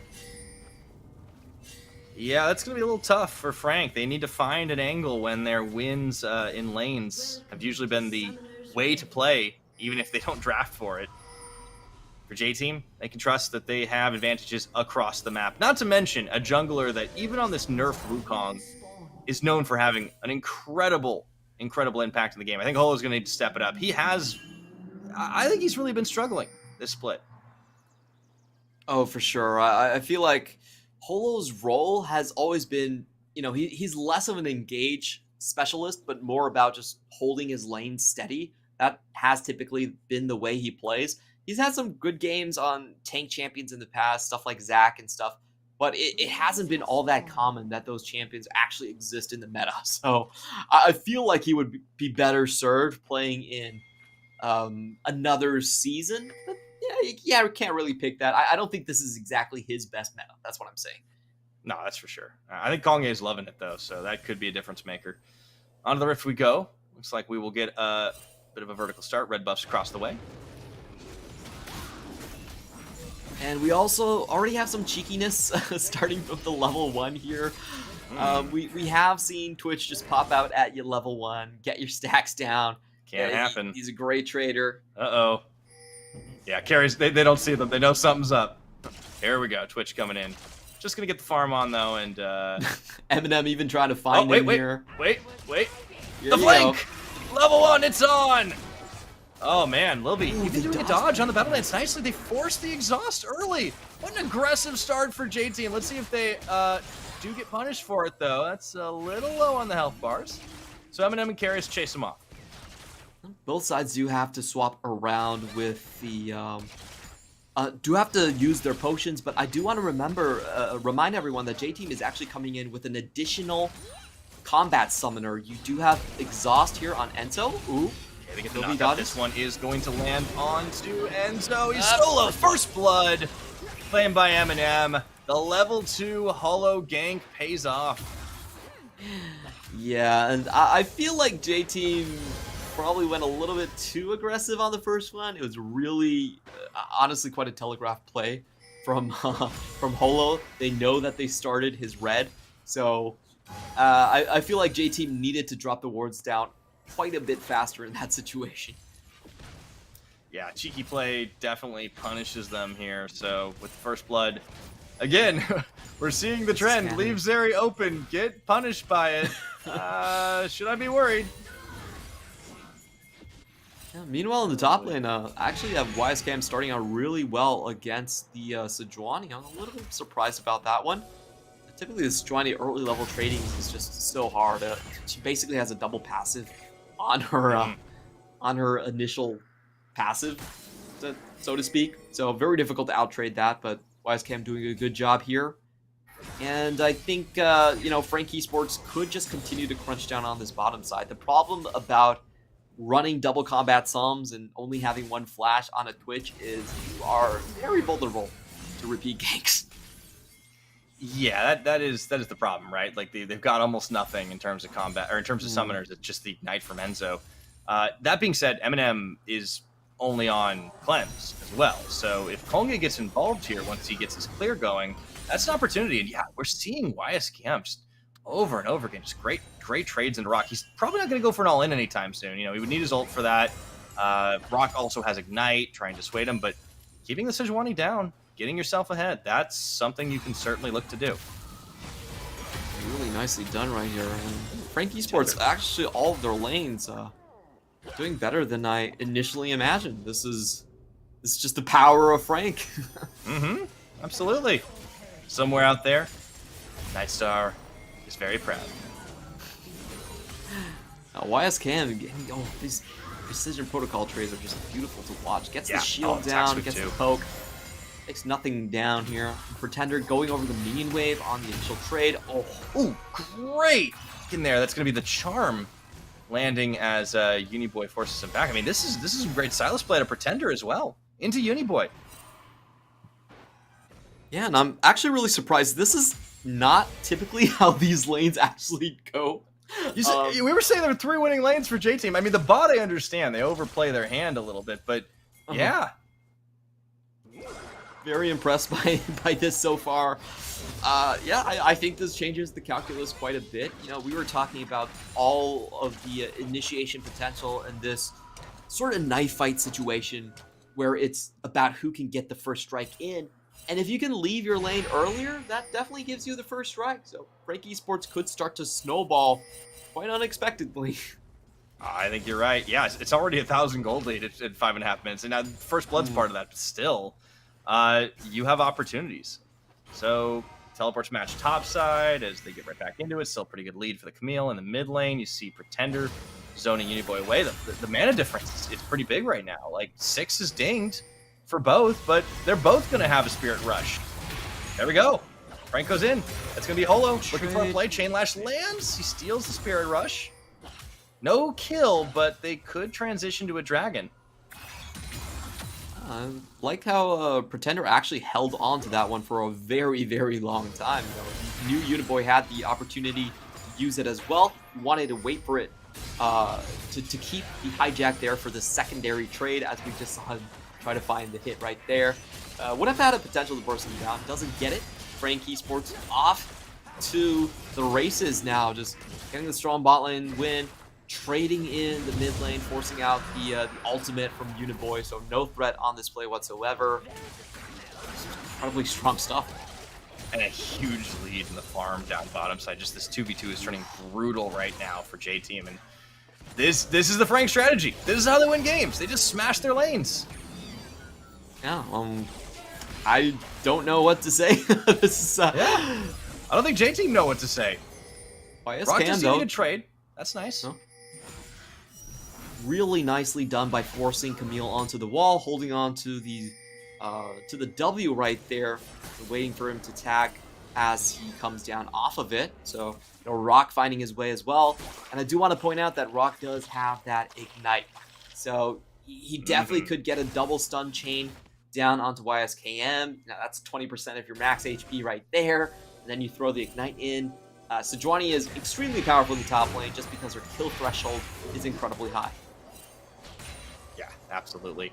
I think J-Team can at least up there breathe a sigh of relief. It's the other lanes they've got to watch out for. Uniboy is forced down a little bit. You can see Holo waiting around as well if you want to get a play. Konge's there too, though. And bottom is just, it's that level 1, cheeky level 1 really turned into a farm disaster. Yeah, they had step 1, but nothing after that.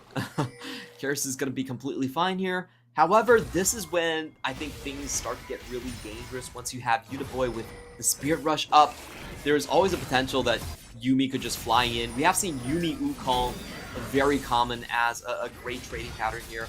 Rock again, wow, what a beautiful use of the W, just moving across the wall, denying the hook shot, but Korea comes in. Hold up. Yeah, we got 2 fights. It looks like Lily's going to be going down in that bottom side. Meanwhile, Rock going to join the fight here. Frank, they come up with a little bit of an opener as Pretender goes down, Konge follows, and Uniboy caught in the Hexstep ultimatum as YSKM is going to be able to take him down. The charm lands from Pretender, I wanted to say.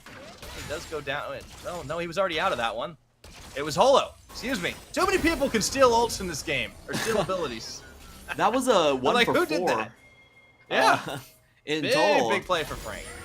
Ooh, we had the bot lane solo that was Little V falling down to Eminem, and then the initial trade looked good, but unfortunately Uniboy actually misses his charm on a knocked up target, which allows Frank Esports to kite back here, get even more time. We'll watch the bot lane trade again. This is, unfortunately, Eminem doesn't even need to land the W to just chase down Little V at this point. Yeah. It's unfortunate. Little V trying to play with the expunge, but unable to get the last auto attack. Did he use that one? He might have used it a little bit too early there. Yeah, I think and did. Oh. Boy. So yeah, Frank are, what did you say? Snowballing? Yeah, that's definitely happening right now. YSKM getting a kill. Everybody's getting a kill except carries, I suppose, but that's honestly kind of the ideal situation. Eminem, he's accelerated on this Zeri, has just a big farm lead opened up. Carries can come back down. You got a kill for Pretender, you got a kill for Holo. YSKM gets involved and gets the lockdown. Yeah, no, this is turning really nice, and I think they drafted themselves some solid stuff. A couple giveaways there. The Shelly might go. No, okay, charge goes. Just barely.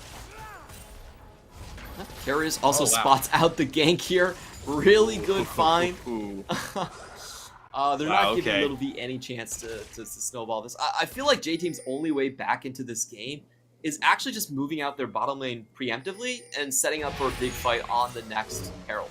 I feel like that's kind of their comeback mechanic. If they just stay in lane and take it, I don't see them having a shot.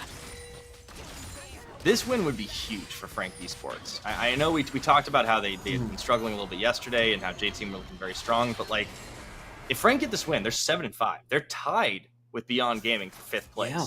J-Team dropping 1 down also puts them at 8-4, which means they're in touching distance of both those squads. Like, we were talking about like a top 5 being close, then we're looking at a top 6.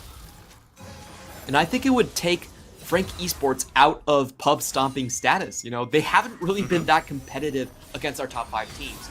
Just being perfectly honest here. And if they can manage it against J-Team, I think people will give a lot more respect to them. You know, it's not just about objective gaming them and it waiting changes the calculus. Exactly. They have BB on gaming as well, but I do think like this starts to establish a bit of a pattern. But generally speaking, you're absolutely right. Like they have struggled very much against the top squads for second split now.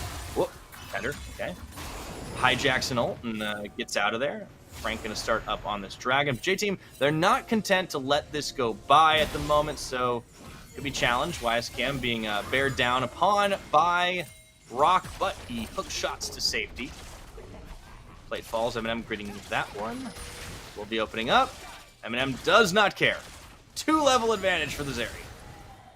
Really smart setup here by Frank Esports. They just pushed in the bot lane to make sure where the Twitch was. They didn't want any surprises. And once they find out Little V's position, they start the Drake. That's a textbook play on how to deal with a sneaking little rat around the corners right here.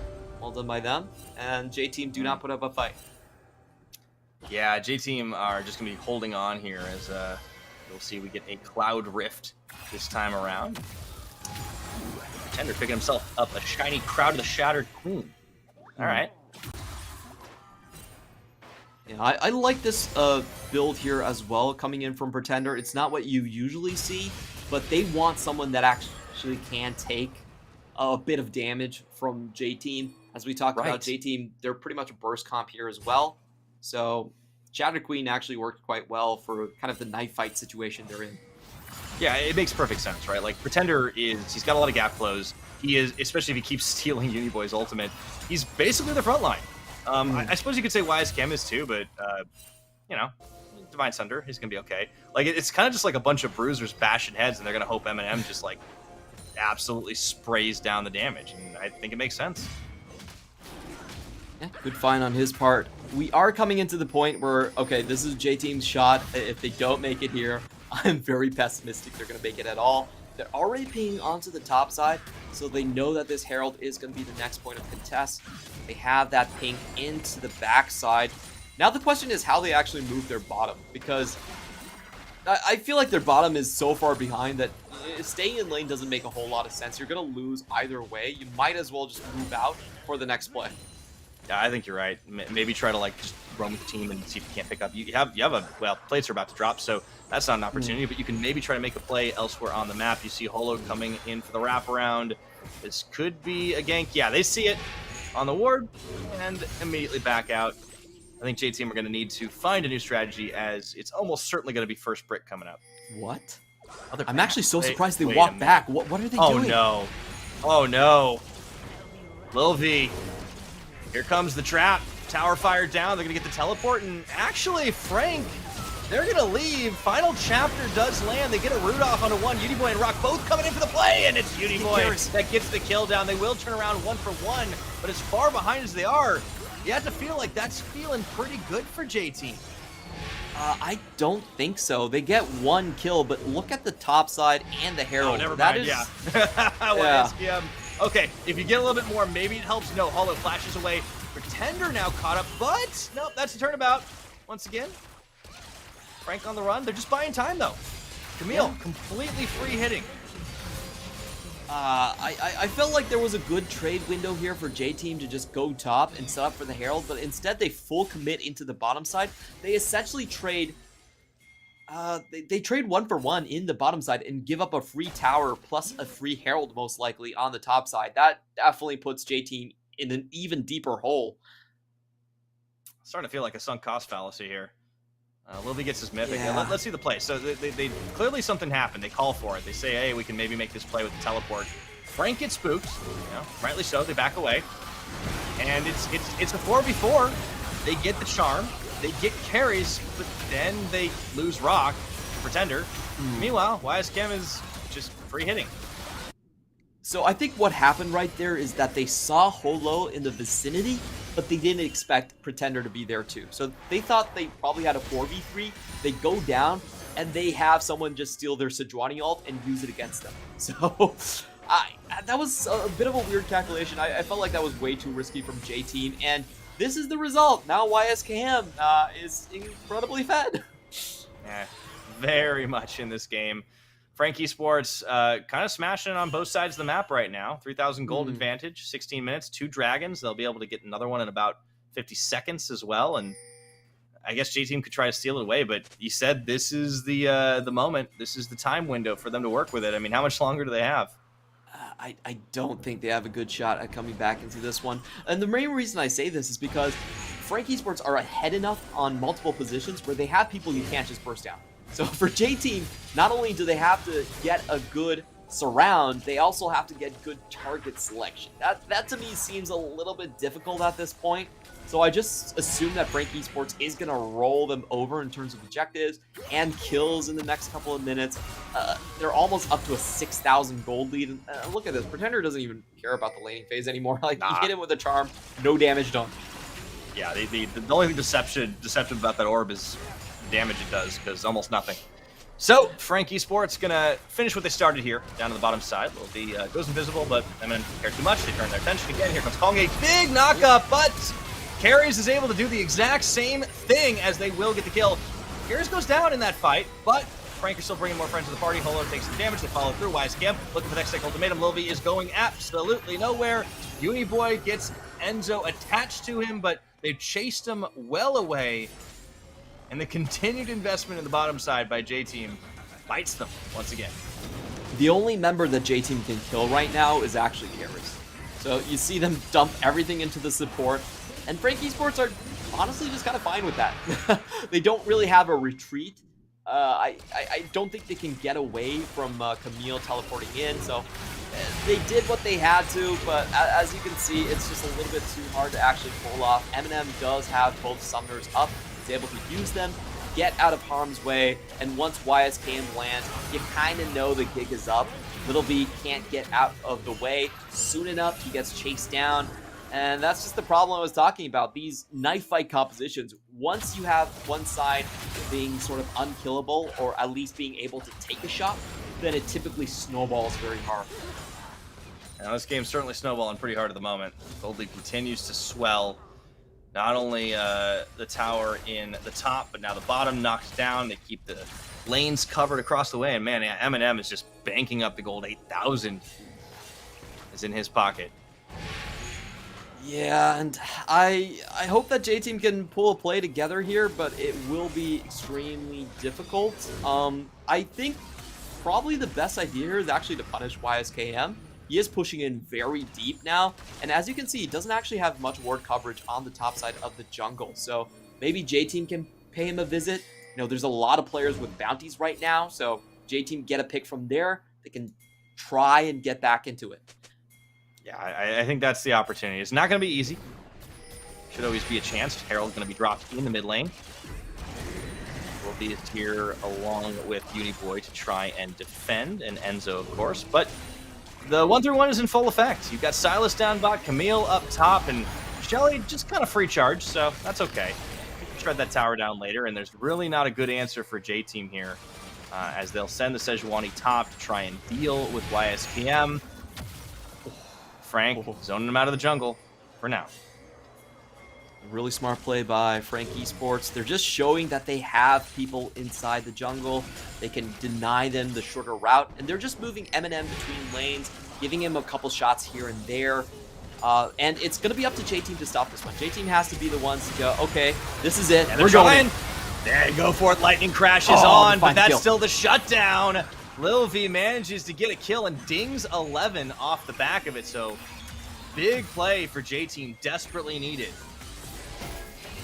Yeah, beautiful stuff here. They know Eminem has both of his summoners down. They go directly in for him, and we finally saw the menagerie combo. You have Ukon, invisibility, and then you follow that up with the final chapter to secure the kill onto Eminem. Great play right there. I think Frankie Sports, you know, they could have played a little bit further back or waited for Silas to actually force two members to show right there. I think Silas is actually completely safe, even against 1v2. So a little bit too hasty from Frankie Sports, giving J-Team that small opportunity. Now they are right back on the mid lane push. I'm going to think twice a little bit about that. So much invisibility on the J-Team side when you think about it, right? Yeah, you got Kongye, you got Lil V, and Enzo can just attach himself to somebody. So it's kind of hard to see this team coming. Definitely, incredibly difficult, and I think that's what Frank Esports needs to remember, that their 1-3-1 is actually very fragile in the mid lane, just because of how quick J-Team can pull off an initiation, kill everyone, and then just move to other places. So I think what Frank Esports need to do is that their 1-3-1, their 3-man mid has to lag behind quite significantly, and you want to have a V shape on the map. You want the Camille pretty far up, you want the Sylas pretty far up, but the 3-man in the mid lane has to be further back a little bit. Oh yeah. J-Team recognizing moment of opportunity, do take it, snag a little bit of tempo back for themselves, but they're gonna have to make some use of it in a minute. It is actually a very, very early soul point here for Frank Esports. The Cloud Soul available, it's gonna be at 23 minutes. Yeah, and this just means that there is going to be an Elder fight before I feel like most of J-Team's... It's the first time today. I don't think J-Team is going to have enough damage before the Elder Grid. Like, this is a team that, if you look at the itemization, they're going burst, but I don't think that they're going to hit 3 item marks before that. Frank Esports is still going to be relatively dominant, so I think Frank can just walk in for this one. It should be a relatively easy turn and burn.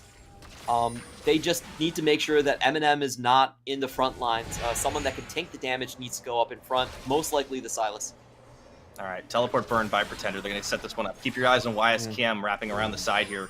J-Team going to try to make it a straight up 5v5. Charm does land. They actually catch hold of it, forced to flash away instantly, though the Charm comes up. And a big old knockup as Carries is making the play for his team. Uniboy going to be isolated in the backline. YSKM finishes the job. It's fight on multiple fronts right now. Konge and Rock take down Eminem, but the rest of Frank are here. It's a 3v3 at the moment. Excuse me, make that a 4 as it's Frank Esports coming up with the edge. They get an extra knockup. Enzo, the last man standing on the J-Team side, and he will fall. That was such a cool play from YSKM. He gets the flank around, and then he holds on to the hookshot. He forces out the flash from Little V, and then he goes on to Uniboy to chase down the Ahri. Ahri doesn't even get a chance to flash out of the Hextech ultimatum. They get the soul. What a fun way to close out a critical team fight. Absolutely. Oh, and it's looking like a fun way to close out week 4 of the PCS here, Clement. If this happens, if Frank Esports win this, we have 100% blue side win rate today. Oh, you are absolutely right.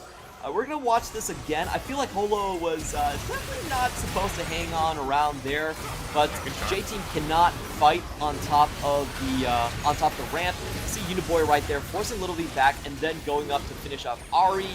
Eminem goes a little bit too far, but it's okay since they still have the Camille for the chase down right here. It does end up being a full ace for Frank Esports. Yeah, that was great. Honestly, YSKM doing his best Spider-Man there, just swinging in to save the day. That was just good team fighting. And this is what we keep talking about, Frank, right? Like, they smash lanes, they get ahead.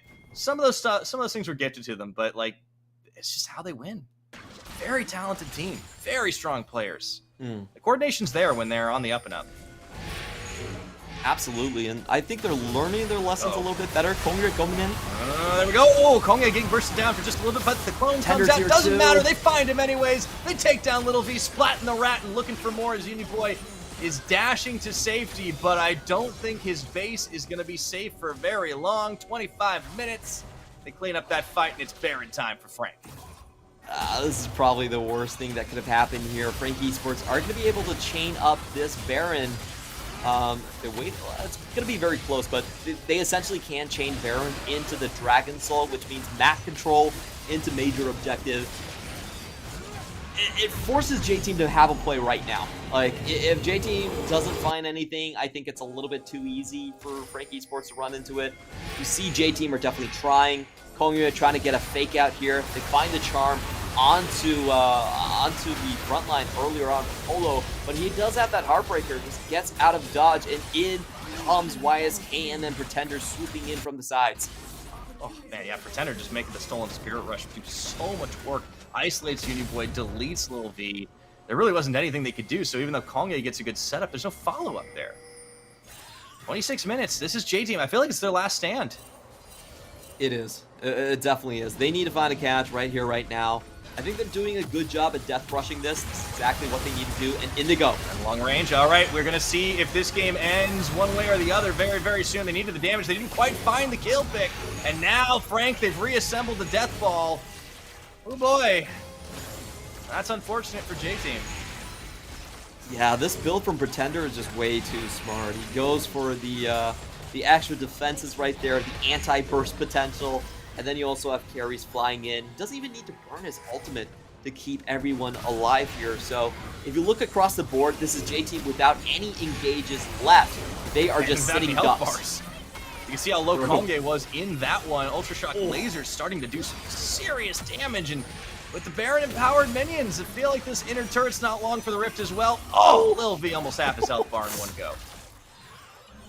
Oh, just Zeri doing Zeri things right there, and just ban Zeri. This champion is too busted, man.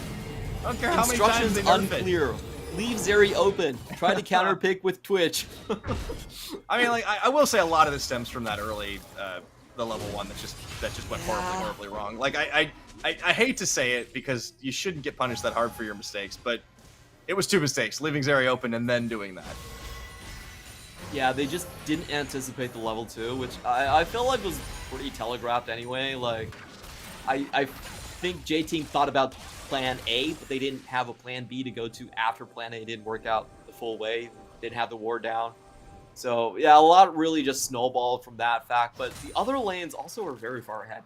Far further ahead than they should be in most situations. YSKM's a great job solo, Pretender. Yeah. I really expected Sejuani to have a better presence in lane early, but that didn't happen against Camille. Same thing happened. I thought Uniboy would do the same against Pretender, but I mean, he got shown up today like he giveth, he taketh away, I suppose. Yeah, Pretender actually found 2 abducts earlier on in the trade, so just chunked Uniboy to the point where you actually see the same sort of dominance coming in from Ahri. Well, and the hijack is so good when you're facing down an Ahri, when you're trying to get the, you just completely turn that strategy against them. Like the fact that Pretender can just sit on the front line, stick to people, chase them away, while Eminem is just bursting while YSKM is chasing. Like, it's great. They just kind of like, it's just the continuous dive. It just keeps on giving, and meanwhile, Eminem can follow because he's Zeri. And I do want to celebrate the fact that we saw 3 different Sylas builds in back-to-back Sylas games. It's true. I think is giving him a lot of potential as just a mid lane champion because he can fit so many different situations. He's anti-burst frontline one game, he's catch with the Everfrost, the more standard build the other, and then we also saw a tier build into, I believe, Leandri's into a more like damaging build later on. So very interesting adaptations here. Jimmy, and eat your heart out. Hope he's doing well over there, North America, Thieves Academy. But back here in the PCS, looking good for Frank Esports closing out this week. Now, here's the turnaround. The Elder Dragon can change things. This is it. I said final stand earlier. I think this truly is. Uniboy gets his ultimate stolen. YSKM, keep your eyes on that man, the rookie top laner. J-Team certainly are. All right, here's my prediction. Kongyue gets a steal on Elder, and then they flip a 13,000k deficit. Let's go, J-Team. All right, well, that would be one hell of a feat, but we have seen J-Team do some pretty crazy things. Elder started up. YSKM looking for the opening. Have to keep our eyes. The camera has to fly high here. There's a lot of stuff happening in the moment. The Dragon doesn't know which direction to go. Nobody wants to commit to it. J-Team looking to set up a brush. I think Frank are just playing for the cutoff here. They definitely have the raw stats to just go. I don't even think they need to use the mini waves. It's just a turn and burn for them. Hanging on to that Spirit Rush does mean Pretender is a constant threat here. YSKM is going to rejoin his team.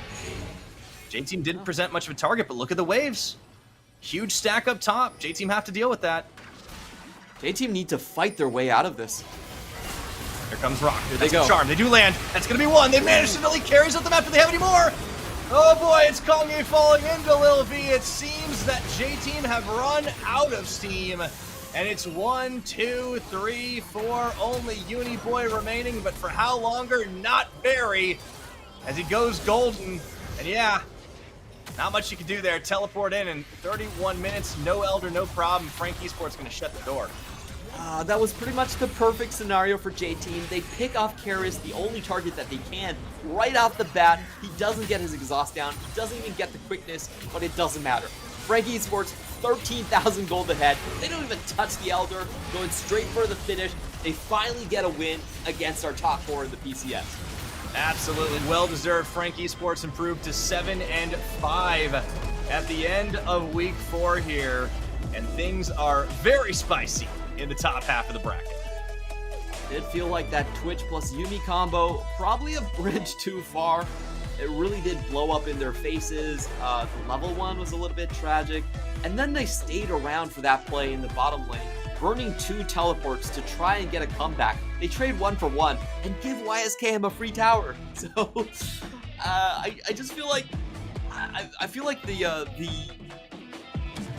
points where J-Team could have turned this game around, they actually went for some really greedy gameplay. They didn't try to give up on objectives and force for more. We're going to be taking a look at the last team fight. Pretty much the best scenario for J-Team possible. They get a kill right off the bat, but Pretender with the prediction here actually catches Little V after the flash. How did he do that? Sends Little V to an early grave, and the fight's instantly over. I'm gonna make a bold claim here, Clement. Okay. I think Karis deserves MVP for being bait. Holy moly, that was some bait. Have yeah, we ever Frankie given Sports. bait MVP? MVP to bait? I mean, I think you should. Like he was the most valuable bait on that one for sure. But Frankie Sports, this has got to be such a massive boost for them. Like they just lost yesterday to Jewish team, and now they've come back against one of the top squads in the PCS, gotten themselves further up the standings. They look great. They're in the top half at this point of the teams. And yeah, they did it in the Frankie Esports way. They smashed lanes. They can't always count on that. But hey, if it works, it works. This beautiful stuff coming in from Frankie Esports. I feel like a lot of it just came from lane outplay once again. But the itemizations here were definitely on point. I love that Crown of the Shattered Queen coming in for the side of Pretender. He knew exactly what his role needed to be in these team fights. And the flanking potential from YSKM was also so pretty as well. I really think you're seeing this team take more steps to right their wrongs. They know they haven't been the strongest team in terms of getting these initiations off, trapping other teams. But this time they played with pose, with a lot of strategy, and with a lot of patience as well, just waiting for J-Team to kind of put themselves in bad positions. Yeah, I really liked the multiple flank angles. Like, this is a team that very clearly has been studying how well to play around terrain, especially on these neutral objectives. And yeah, Pretender, like, we've seen this before on champions like Vex, but rather than going in for, like, the burst all-or-nothing assassins, now he's on this, like, tanky stick-to-you in the backline Silas, and you just cannot get him off. And while you're distracted, well, you're losing the fight on both fronts. Like, I think this was, obviously it was a wallet diff at the end, but that was just such a winning strategy against a team that did not have really that much to tank up once you bypass the Sejuani. So really, really good play across the board. Frank, a well-earned victory. You could see they were always in control from the get-go because that level 1 just completely sunk J-Team's chances in the bottom side. And then the lanes just got outdone. I mean, up top, YSKM doing well into Rock. I don't think that's entirely surprising, but Pretender completely outplaying Uniboy, the hero of yesterday. I think that was big. Absolutely massive right there. For me, this game, the most important thing was Frankie Esports actually played a very good split pushing game. The 1-3-1 was on point, and Pretender was there most of the time. He gets the MVP 8-1-5 in the kill score, wins his lane against Uniboy, dunks him in the team fights. A well-deserved win, and finally we get a rejuvenation for Frankie Esports. I was so worried that this talented team was going to fall off their own pedestal, but they saved their grace. They saved their faces in this one. Absolutely, I think there's a lot to like. You know, we're 4 weeks into the LCS or into the PCS. Excuse me. I've been all over the world apparently today, but yeah, it's impressive to see this team step up, and I think that's very needed. This is the right time for it to be happening. On the J-Team side, you can chalk this one up to a bit of an oopsie. You made a few mistakes. You drafted what looked like winning lanes, but you didn't account on the fact that Frankie Esports just looks so good. And, you know, they didn't just have the hands buff. They apparently had the side buff because it was 100% blue side victory today across the board. Deep Cross beat Impunity, MFT beat Dewish, CFO beat Megabank Beyond Gaming, PSG Talon beat 7-9, and now Frank beat J-Team. So blue side OP? I do think that we are seeing a couple of like drafting traps coming out. The Zeri blind pick has been just tremendous today. I think all three of the Zeri games did find a win. Yeah, I don't think there's a great counter to Zeri in this patch. You should ban it if you can here. And coming into the standings, congratulations to PSG Town. They once again locked themselves into playoffs because your team in Sem9 can't actually overtake them anymore here.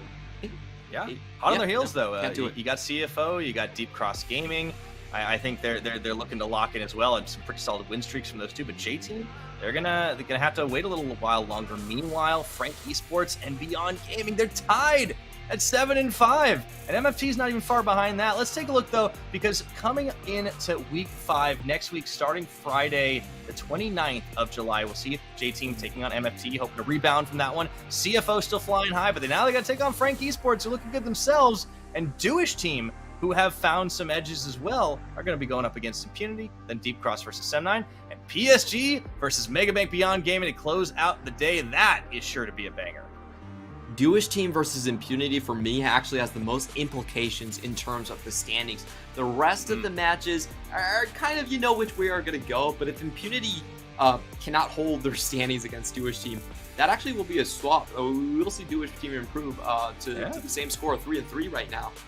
Both teams 3-3 in wins.